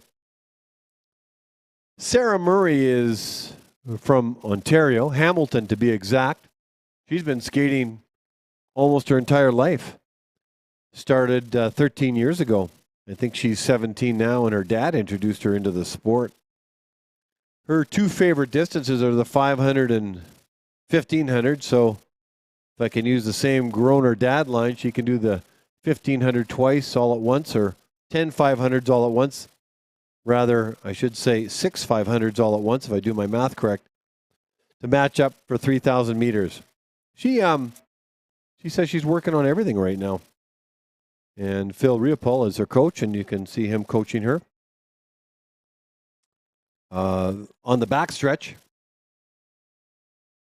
she likes to hike when she's not speed skating, and she wants to give a big shout out to her friends and family who have supported her through her life as a speed skater to date. So there's Sarah Murray for you. We talked about the Luders family quite a bit, who are from Calgary, Maya and Zoe Race. It was her mom that brought her into the sport. She'd love to give a shout out to Rachel Mallard and Robin Solly and Zoe, her sister. Those are, and other skaters are that train with her. She would love to make the Olympics one day or represent our country at the World Cup. So that's in the back of her mind as she develops as a skater. I met the Luders family back in Winnipeg in 2019 at a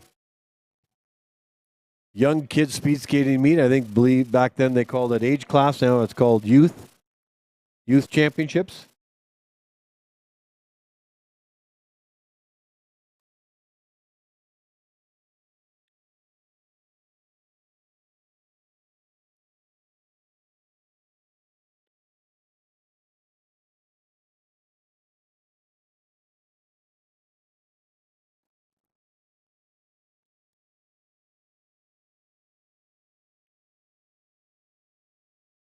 Maya Luders and Sarah Murray.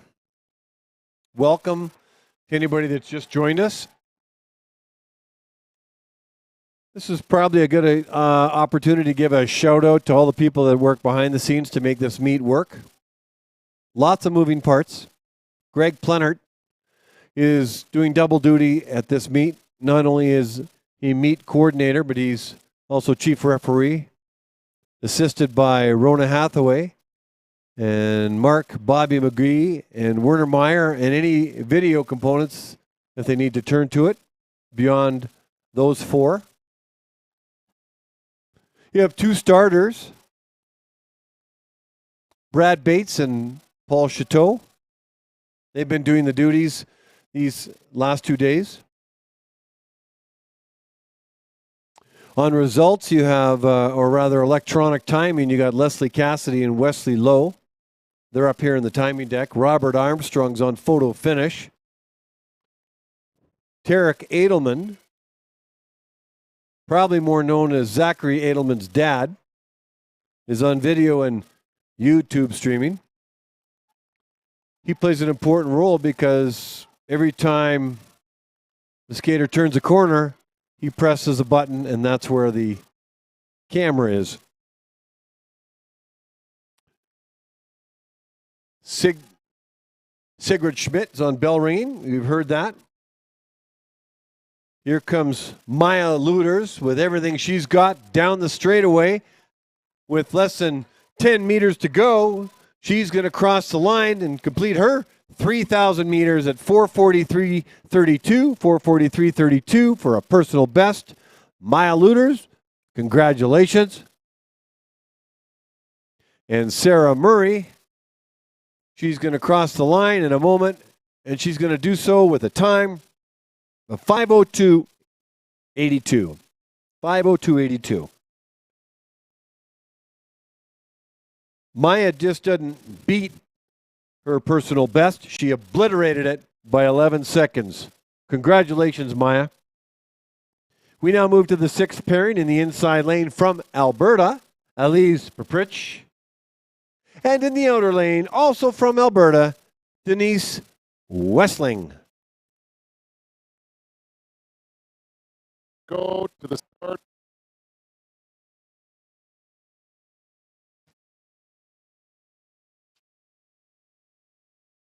Ready.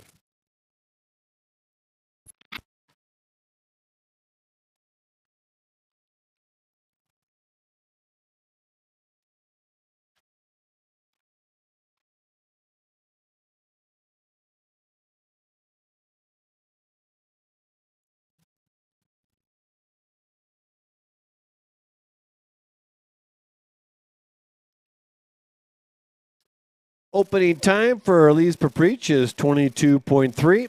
Denise Wessling at 24.84.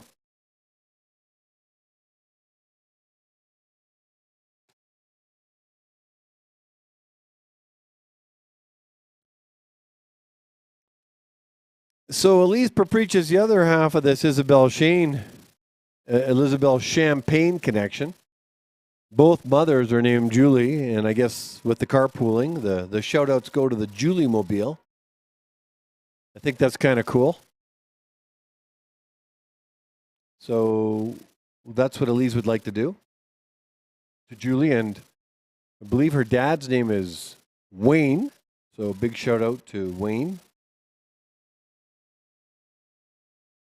The Papriches are from Calgary. At least that's where Elise was born and raised. And her parents introduced her to the sport. She's focusing on the weight transfer is what she's doing.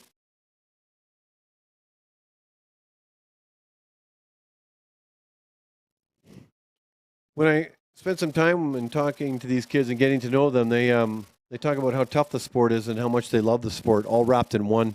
It is a very difficult sport. It is very challenging. And yet the rewards are fantastic. These kids are in amazing shape. It's a very difficult sport to learn. It takes time. That's why you see most of with the exception of a few, most of the skaters' careers start to take off when they're probably in their mid-20s. It's a progression in building and shaping a speed skater. It's something that one just takes a long-term view. Be very patient as well.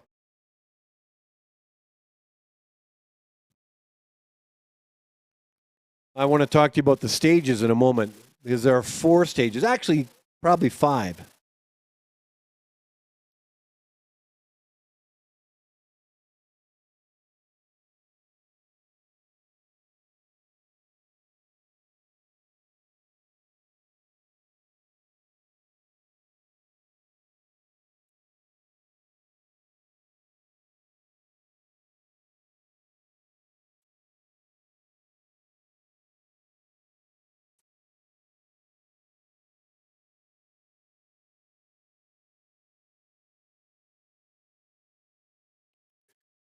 In the speed skating community, we talk about various stages.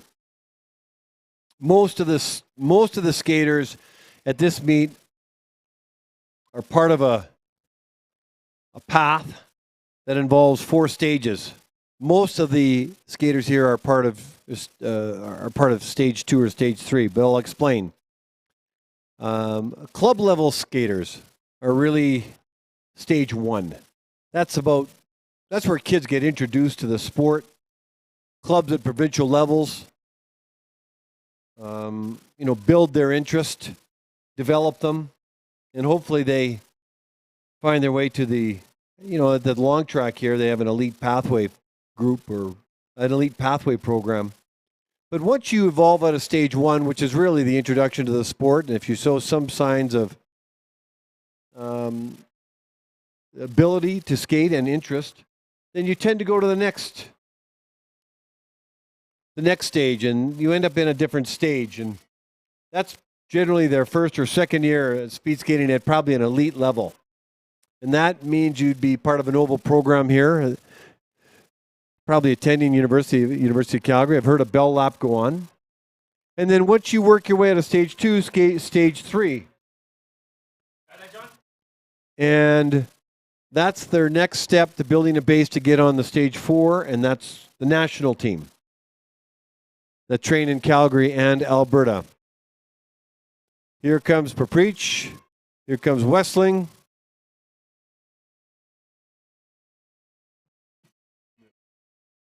Crossing the line first with a personal best of 4:54.55 is Elise Paprich with a PB. Congratulations.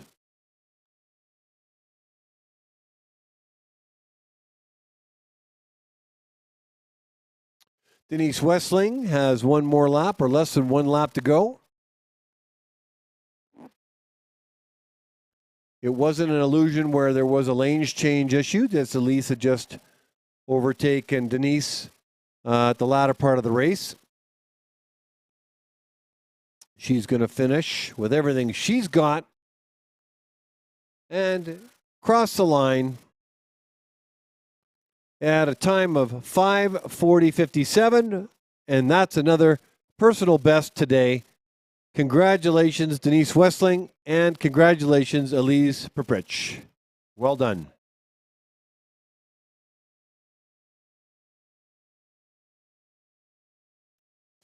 We now move to the 7th pairing. In the inside lane from Ontario, Daria Vogt. And in the outer lane from Alberta, Cassandra Curry. Go to the start.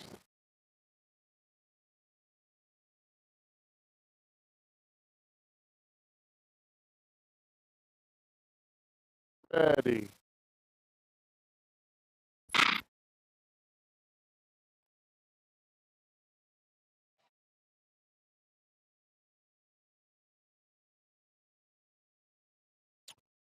The personal best by Denise Westling. She beat her previous time by 19 seconds.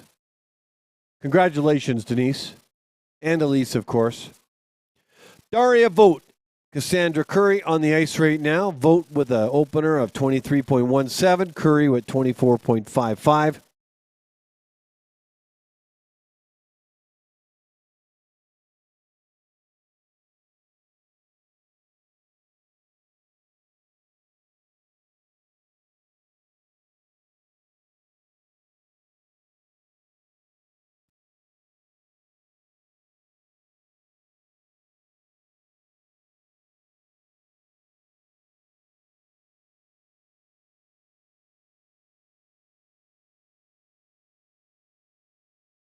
So we're talking about the stage programs. So just know that there are 4 stages for skaters. Starts at the club level, stage 1, and then they move into the oval program with, the kids are generally older, probably part of the university. And stage 2 and 3, stage 4 is the national. And there is a stage 5, but it's the, I think it's the teams that are selected for various, for example, for the Olympics. But really, it's the 4 stages that you should really be aware of. And it's a progression, for sure.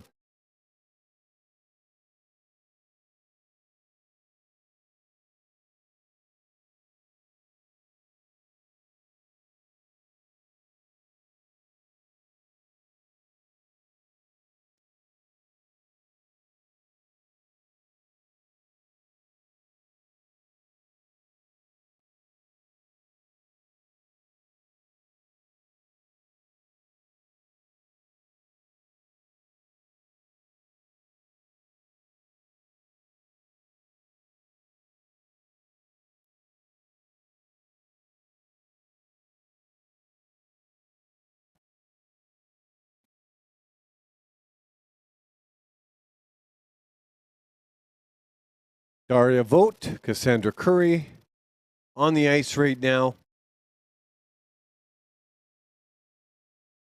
Ontario and Alberta represented.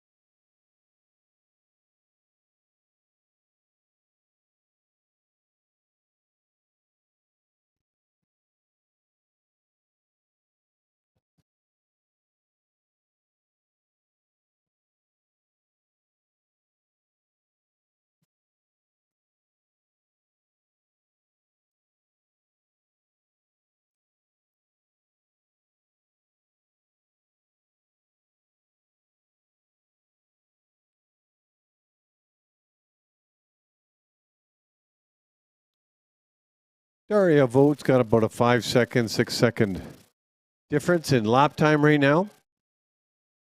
So she'll come in obviously at a lower time. Less than 800 meters to go for Daria.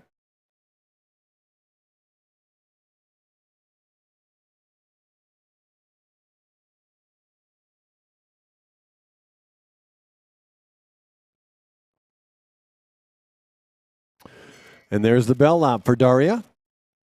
This is where they find out what they have in terms of giving it their, digging down, giving it the balance of what they have in the tank for energy.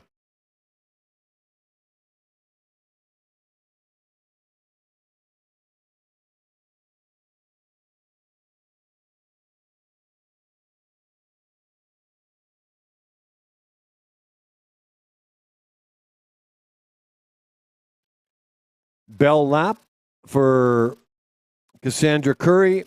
Here comes Daria Vogt, and she finishes up with a personal best herself at 4:54.70. She'll be happy with that.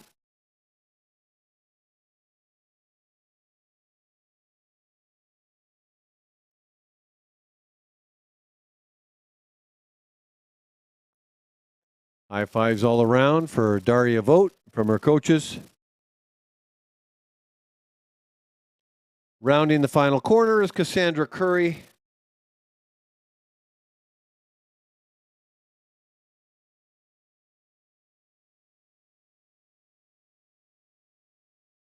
She completes her 3,000 meter race at a time of 5:34.63, and that is a personal best for Cassandra Curry.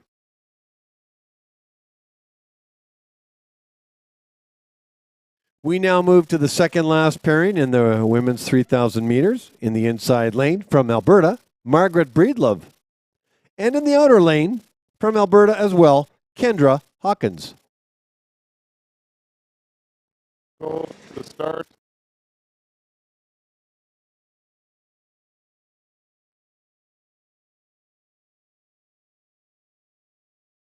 Ready.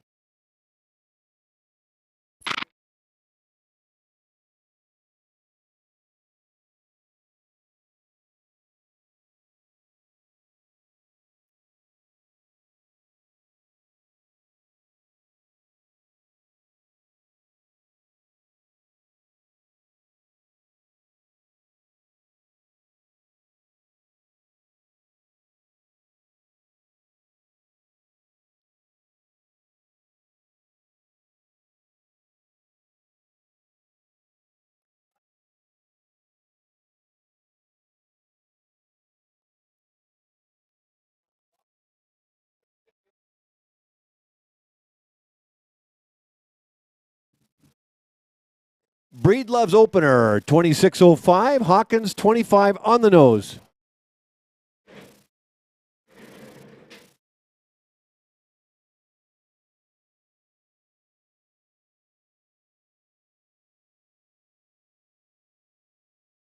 Well, I hope you're enjoying your time here at the Oval.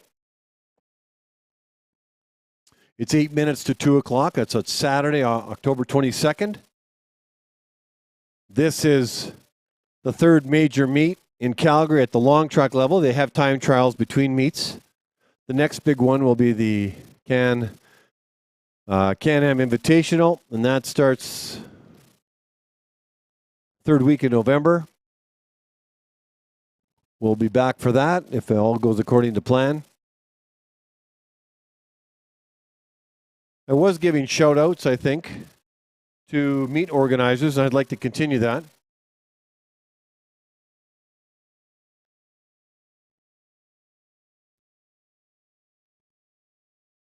I was talking to Kendra Hawkins yesterday, and I asked her what she was working on. She says about being low. So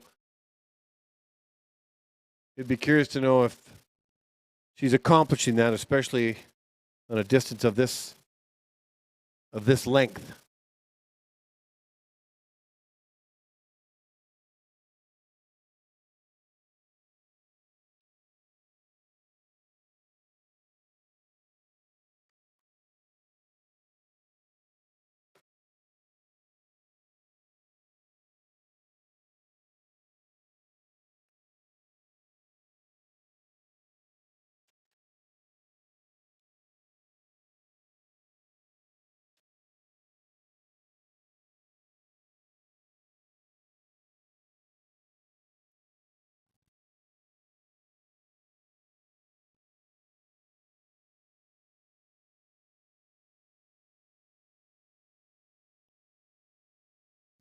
You're watching Margaret Breedlove and Kendra Hawkins in the second last pairing of the women's 3,000 before we turn to 6 pairings of the men's 3,000.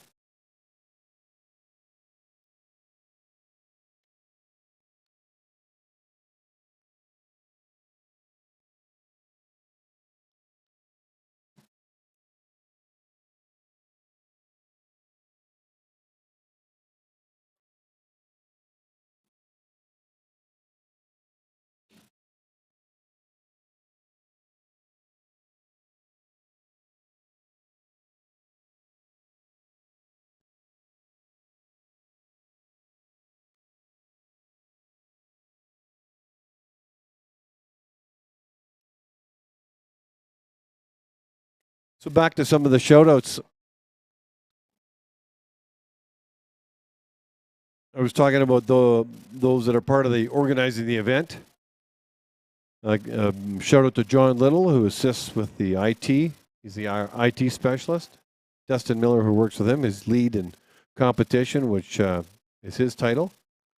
These two are breathing lots of life into the graphics on the screen that you see and the atmosphere inside the oval, and now the atmosphere inside the tunnel with cool LED lights and some music.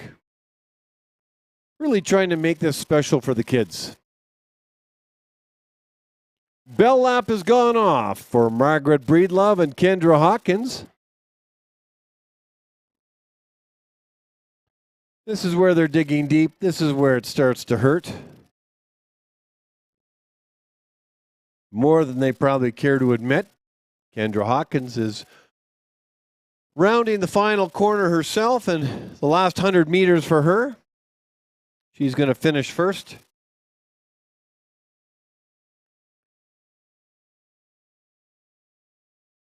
She's a crochet specialist. Who knew? Kendra Hawkins, a crochet specialist. She's really talented, apparently. She crosses the line with a 5:09.26 and a personal best for Kendra Hawkins.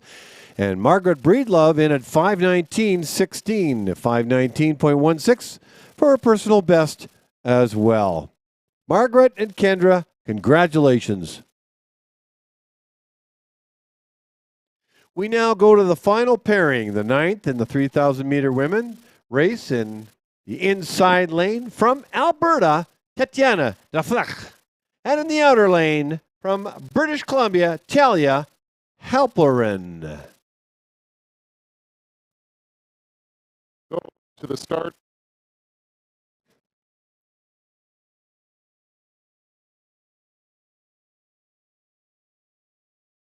Ready.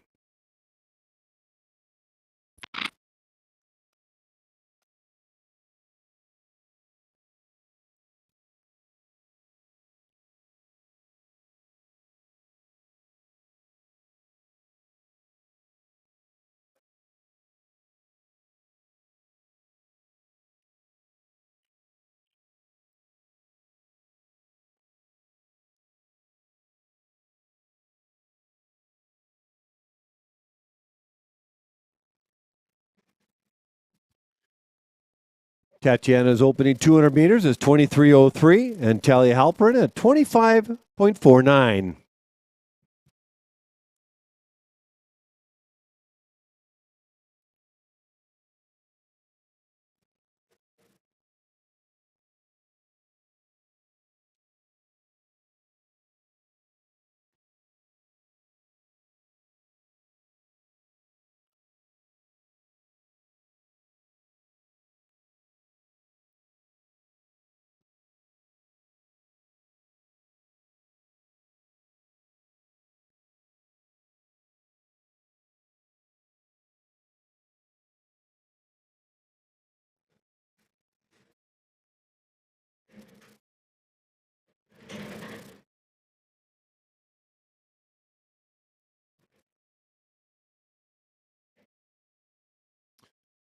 So Tatiana Daflech and Talia Halperin are on the ice right now. And 3,000 meters, they're well into their race. I had a good chance to chat with Tatiana.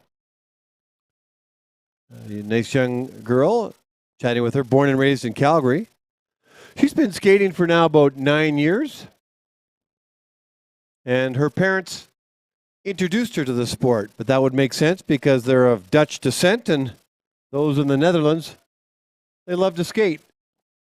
And they're connected to the sport in a very large way.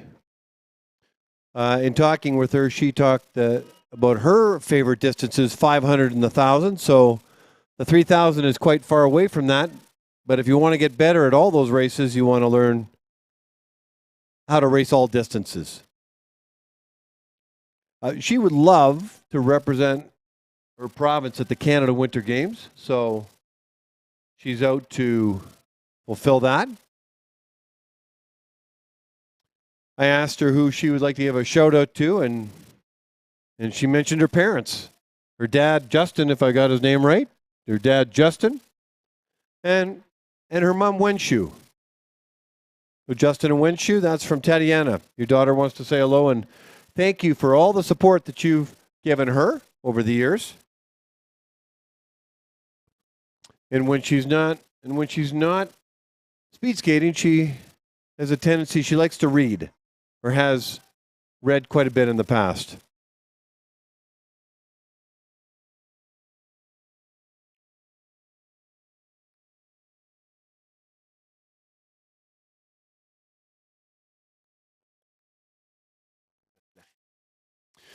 So Tatiana Deflech and Talia Halpern on the ice right now. Deflech lap time is 40.09. Halpern at 42.83.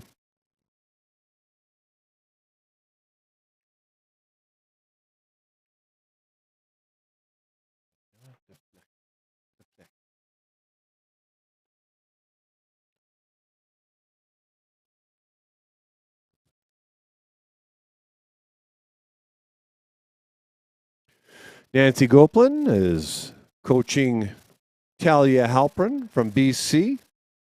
And Phil Riopol is coaching Tatiana Deflech. 7.5 laps around. The key is to establish a rhythm, establish a pace.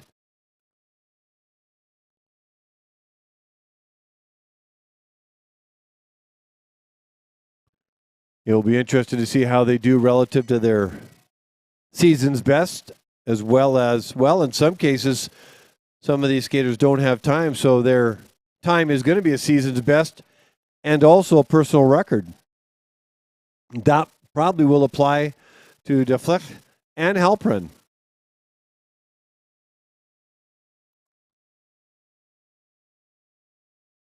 So here comes Tatiana Deflech. And she's going to finish strong, as hard as she possibly can, crossing the line at a time of, that's Talia Halpern, I should say, at a time of 5:02.56. 5:02.56.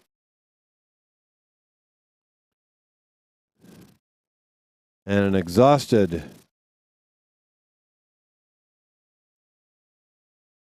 Well, we don't have a complete time on that one, and there might be a crossover issue on this race. We'll get that sorted out up here. But that concludes the 9th and final pairing. We're going to take a 2-minute break, and then we're going to come back with the men's 3,000 meters to wrap up the day.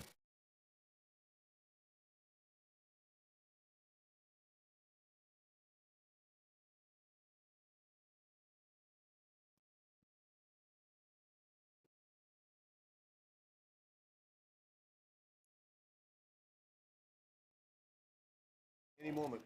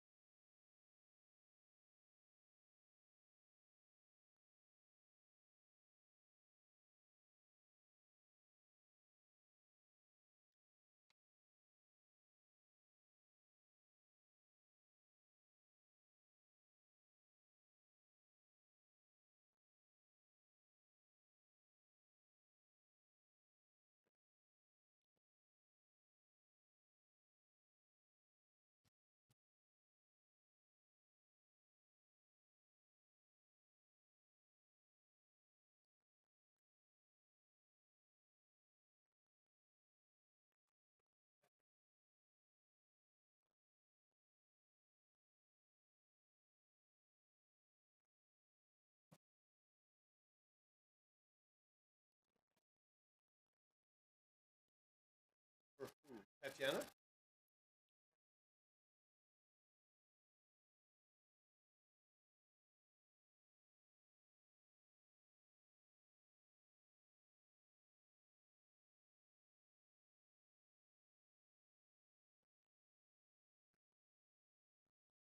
Do I have time to announce? Okay. We're starting the 3,000 meter men's race in the first pairing in the inside lane from Alberta, Andre Erasmus. And in the outer lane from Alberta as well, Zachary Edelman. Good luck, gentlemen. Go to the start.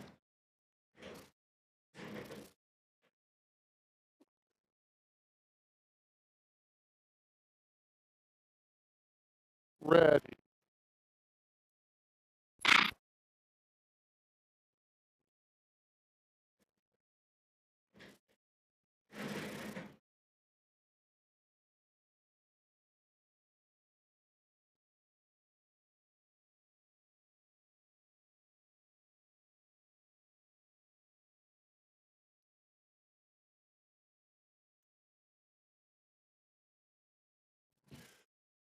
Andre Erasmus with an opening 200 meter time of 19.67.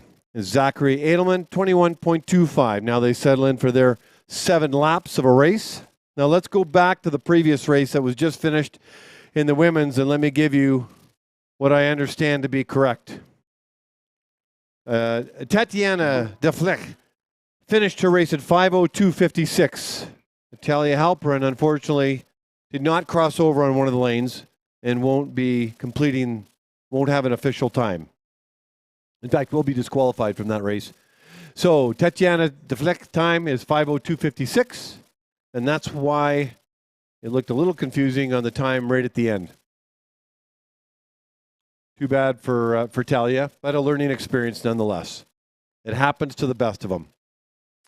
Now to the race at hand. Andre Erasmus and Zachary Edelman on the ice right now, pairing number 1 of 5 pairings.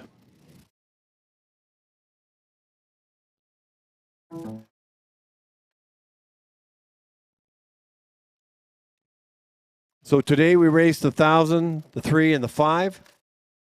Tomorrow we get to do the 500, the 1,000, and the mass start.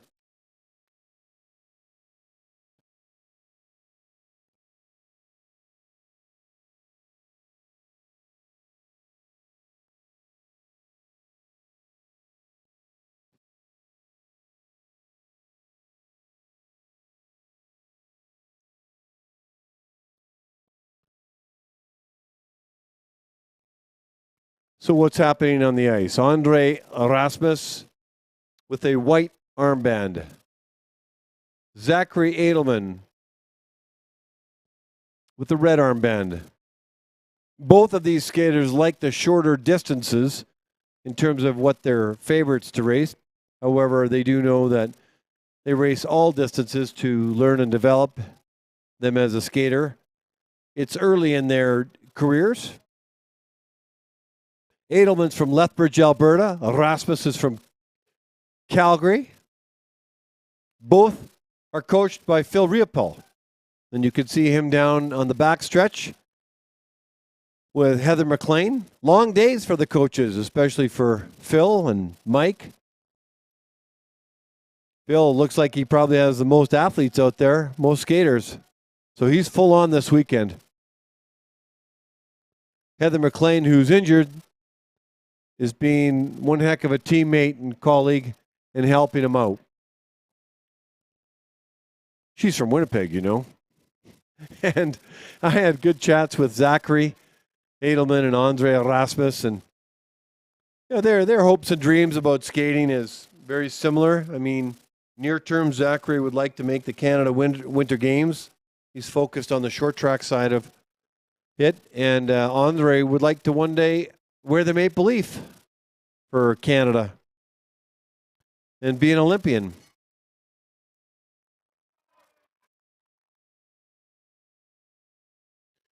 So we've got a bell lap going. Andre would like to give a shout out to his Dad Johan and his mom Helene. I believe they're in the stands, or Helene is anyway. I'm not sure about Johan. So Andre would like to thank them for everything they've done for him. And Zachary wants to give a shout out to his mom Amy and sister Zosha. Got corrected. Dad's right beside me, and Tariq. And finishing first in this race is Andre Erasmus, getting a round of applause, a 4:30.22. And Zachary Edelman, who's having great meets, 4:33.02. Gentlemen, personal best for both of you. Congratulations. Well done. High fives coming by the coaches here, if they can actually stand up and get them, being so tired and all. We now go to the second pairing of the 5 pairings in this 3,000 meters. The whistle is gone, signaling the skaters to head over. I see one skater only, and we'll go with that. In the inside lane from British Columbia, Mateus Daniels. Go. Start.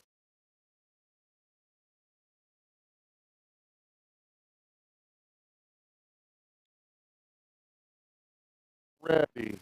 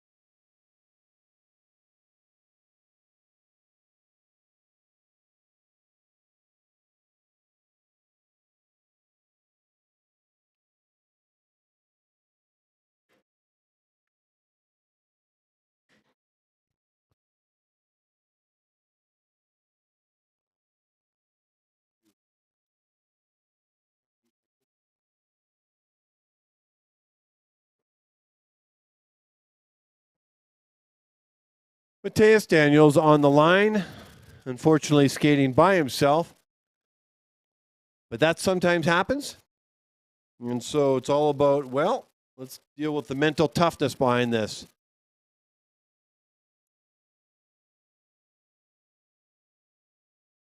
No Konwicki, all Daniels.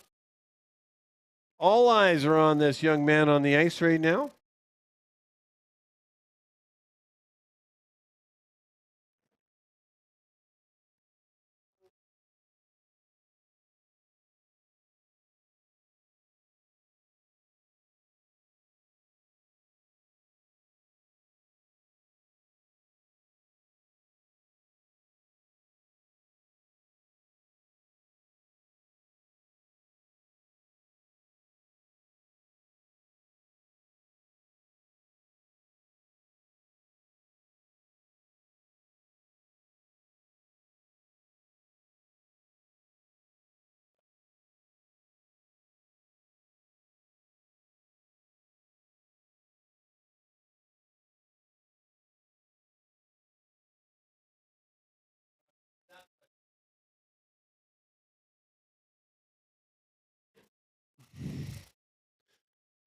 So there's lots of speed skating happening around the world today, but also ahead at the World Cup level, which starts next week.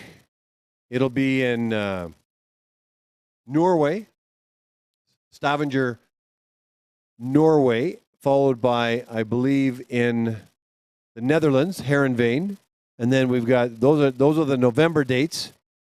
Those are rather the November Cups.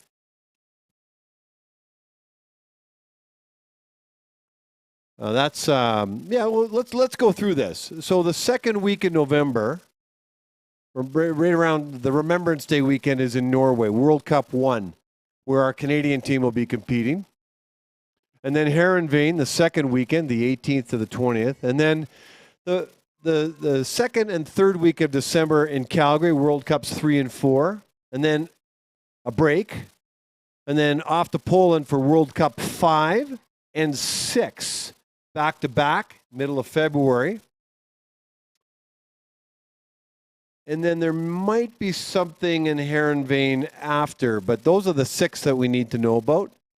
And we're coming off an Olympic year. Olympics are 4 years away. I think the next ones are in Milan, Italy, so it's all focused on World Cup for the seniors, but the juniors, Canada Winter Games and the Junior Championships.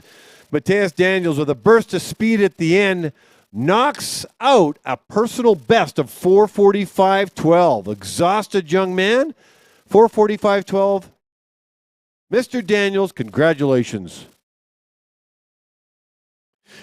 We now move to the third pairing in the inside lane for British Columbia, Cameron Thomas.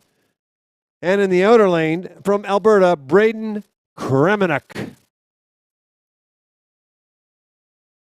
Go to the start.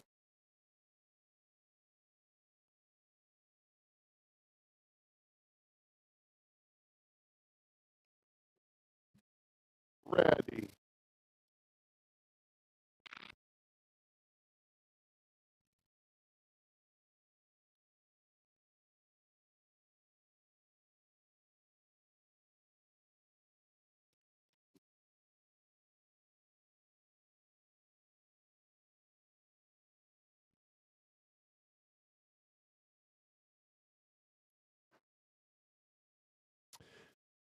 Pair 3 of 5, Cameron Thomas from British Columbia, Braden Kremenek from Alberta. Braden Kremenek's opening 200 meters is 23.06. Cameron Thomas, 23.41. And after booking in their 200 meters, only 7 laps to go to complete their 3,000 meters. I say only.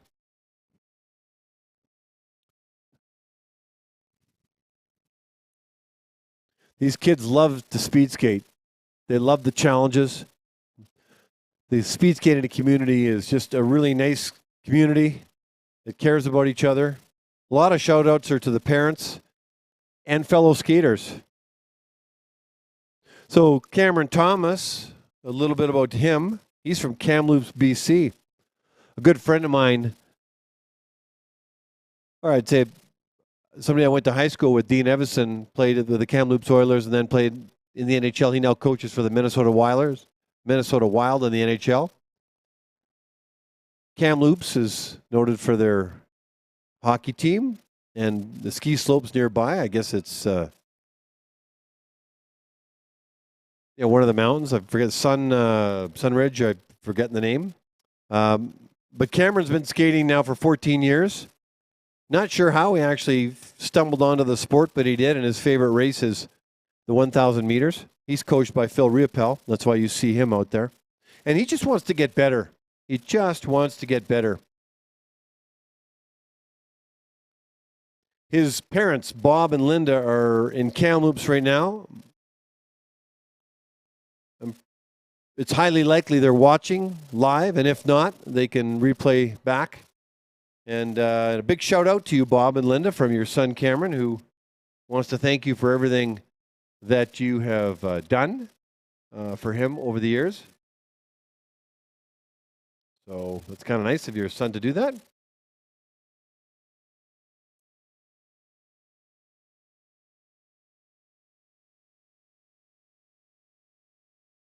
Sun Peaks is the ski resort I was referring to, that I just couldn't find the words. I've skied there before, right near Kamloops. And Braden Kremenek, he's from Lethbridge. He's been skating now for 12 years. He loves the 500 meters, yet he knows he has to work on the long distances and would love to represent. He would love to represent our country in the Olympics one day. You never know out of all these skaters who's going to be skating. You could just never tell. And he likes to hang out with his buddies when he's not skating. And as for a shout out, his dad, Peter. So Peter Kremenick, your son would like to say thanks and a big shout out to you, Peter. So pairing 3 of 5, Cameron Thomas from British Columbia, Braden Kremenick from Alberta on the ice right now. This pairing, 2 more after this, and that's the afternoon. And then we get to do it all over again tomorrow. I don't know who's having more fun, Sky Guy or the skaters.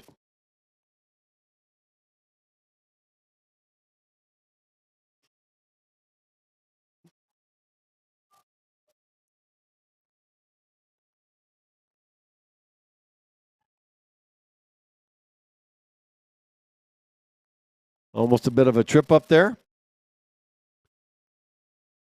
Look, when these kids are skating this distance and as they're training their body to get stronger, as they get older and the more training is taxing on the body, their bodies are fatigued. And when they're fatigued, their technique's going to worsen. It's going to become less efficient. And that's the challenge. Get fit, train, and hold that technique as long as possible. Finishing the race with a personal best, Cameron Thomas, 4:51.25. Braden Kremenick, 4:52.07 for a personal best as well. Congratulations, gentlemen.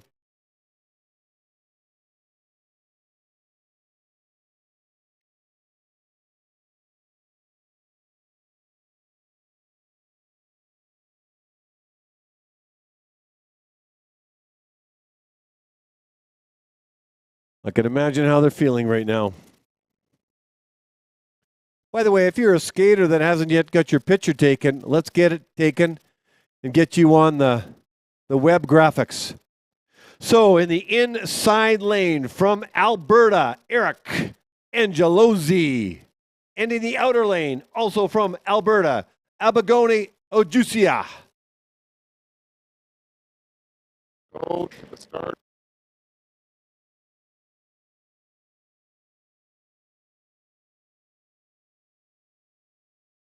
Ready.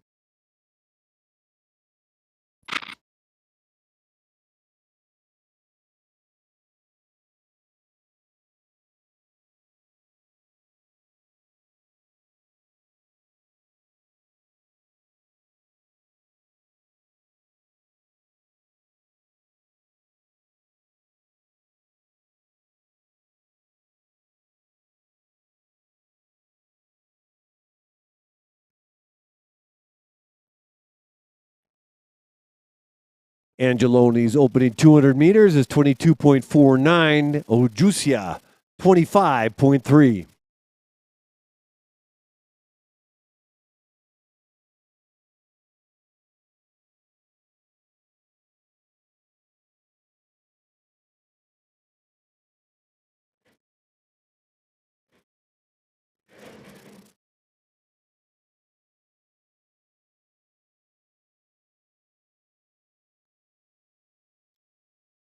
Shout outs to the coaches. Nancy Goplan from BC. Richard Stickle from Fort St. John. Mike Ireland, Kevin Crockett, Christina Lazarescu, Phil Riopel, Julie Wong, Marique Nadal, Elizabeth Ward, all from Alberta. Scott Van Horn, big shout out to you. Assisting Alex Moritz, who's not here, unable to be here. I don't know if I'm missing anybody. You had your coaches week last time we were here. You're amazing people. You make a huge impact with our kids on and off the ice. as a mentor, as a leader, as a friend. You're developing young men and women outside the sport of speed skating, preparing them for the real world.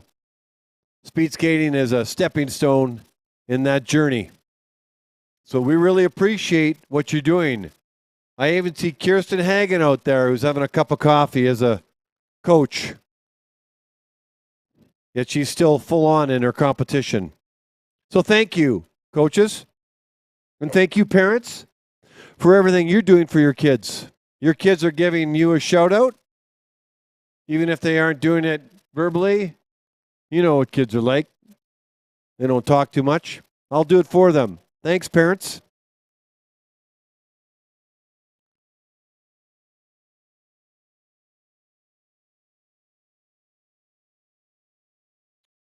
Eric Angelozzi and Abigoni Ojusia on the ice right now. Angelozzi, it looks like he's going to overtake Abigoni, and does. So the lap counter will keep track of that.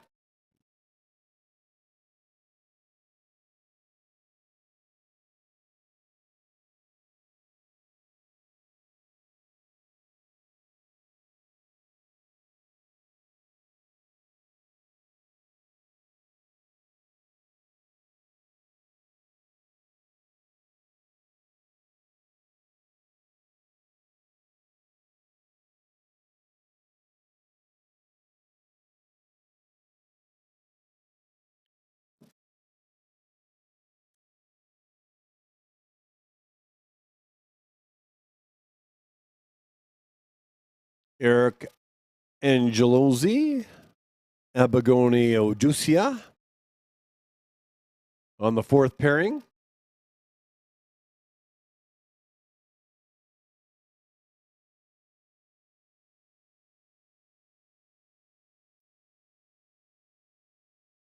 The bell lap is gone for Eric. So he's less than 400 meters to go. Holding in a strong pace for him. Can only imagine how he's feeling right about now. Like all the athletes on their final lap of 7.5 laps. With a burst of speed to finish off his 3,000 meters, giving it his all, Eric Angelozzi books in a personal best of 4:47.69. 4:47.69. Congratulations, Eric. Thumbs up by Kirsten Hagen, who coached a PB today. On the ice, Abigoni Ojusia.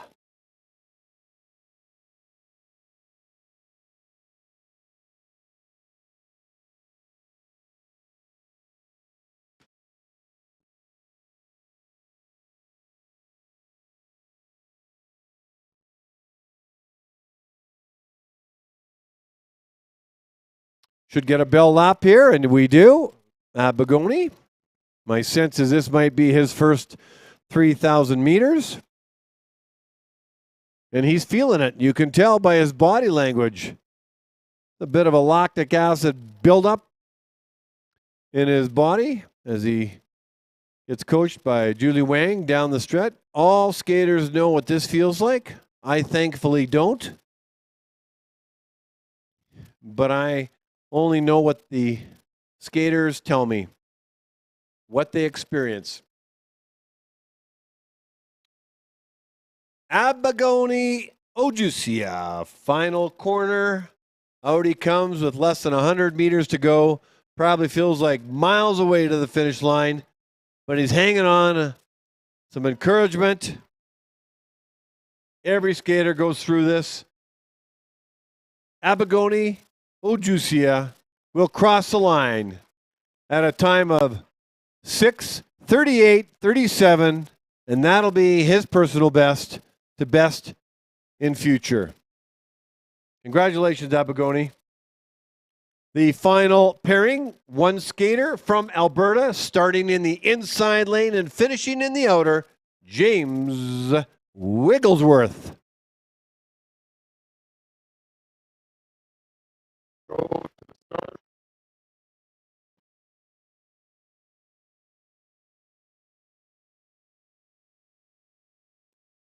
Ready.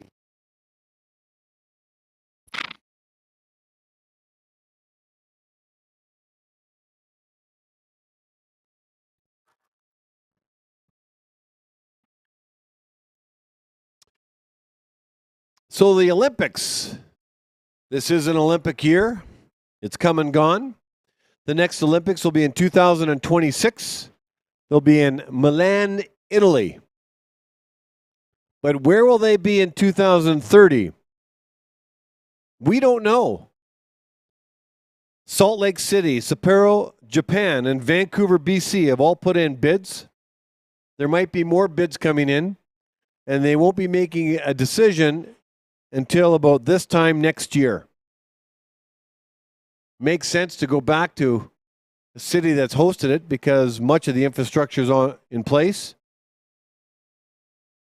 Wouldn't have been neat if Calgary got it. So the Olympics, Milan, Italy, 2026. Some of the skaters will be having their eye on it, but most of these skaters, if they have Olympic aspirations, will be looking at 2030 and 2034.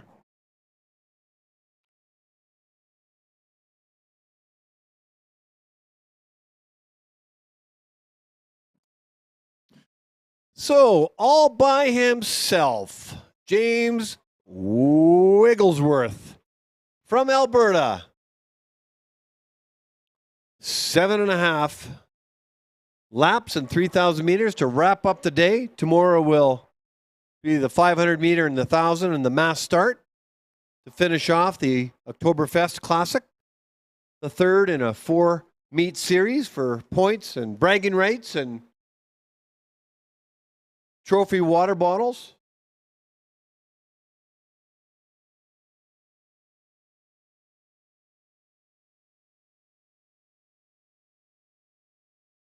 I think it's a good opportunity to thank the major sponsor for speed skating in Canada, Intact Insurance. They just renewed their sponsorship for the next 4 years. Right till the next Olympics. They've been a fantastic partner for speed skating. So the way you can repay them is if you need some insurance, at least give them a shot at the business. They are a very large company. And they do home and auto and business insurance. And they have something like 4 million customers.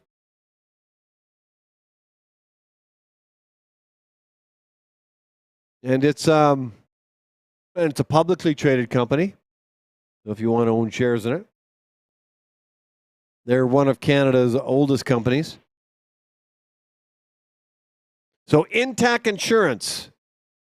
Intact, thank you so much for your support to the speed skating community in Canada. Your commitment to us goes a long way in helping develop and polish up our athletes that represent our country at the international level, the national level, and the local level.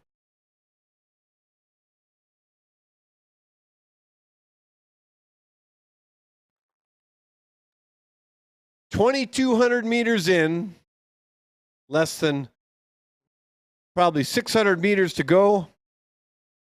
Now, looks like Julie Wong is out there assisting. Now, there's somebody with a pedigree. Christina Groves, Cindy Clausen, Clara Hughes. You ever heard of those skaters before? Just look up at the banners. Bell lap for James Wigglesworth. Bell lap for James. But Julie Wong has coached those 3 female athletes. And here she is helping develop a skater, for example, the young skaters, and James Wigglesworth is just like that.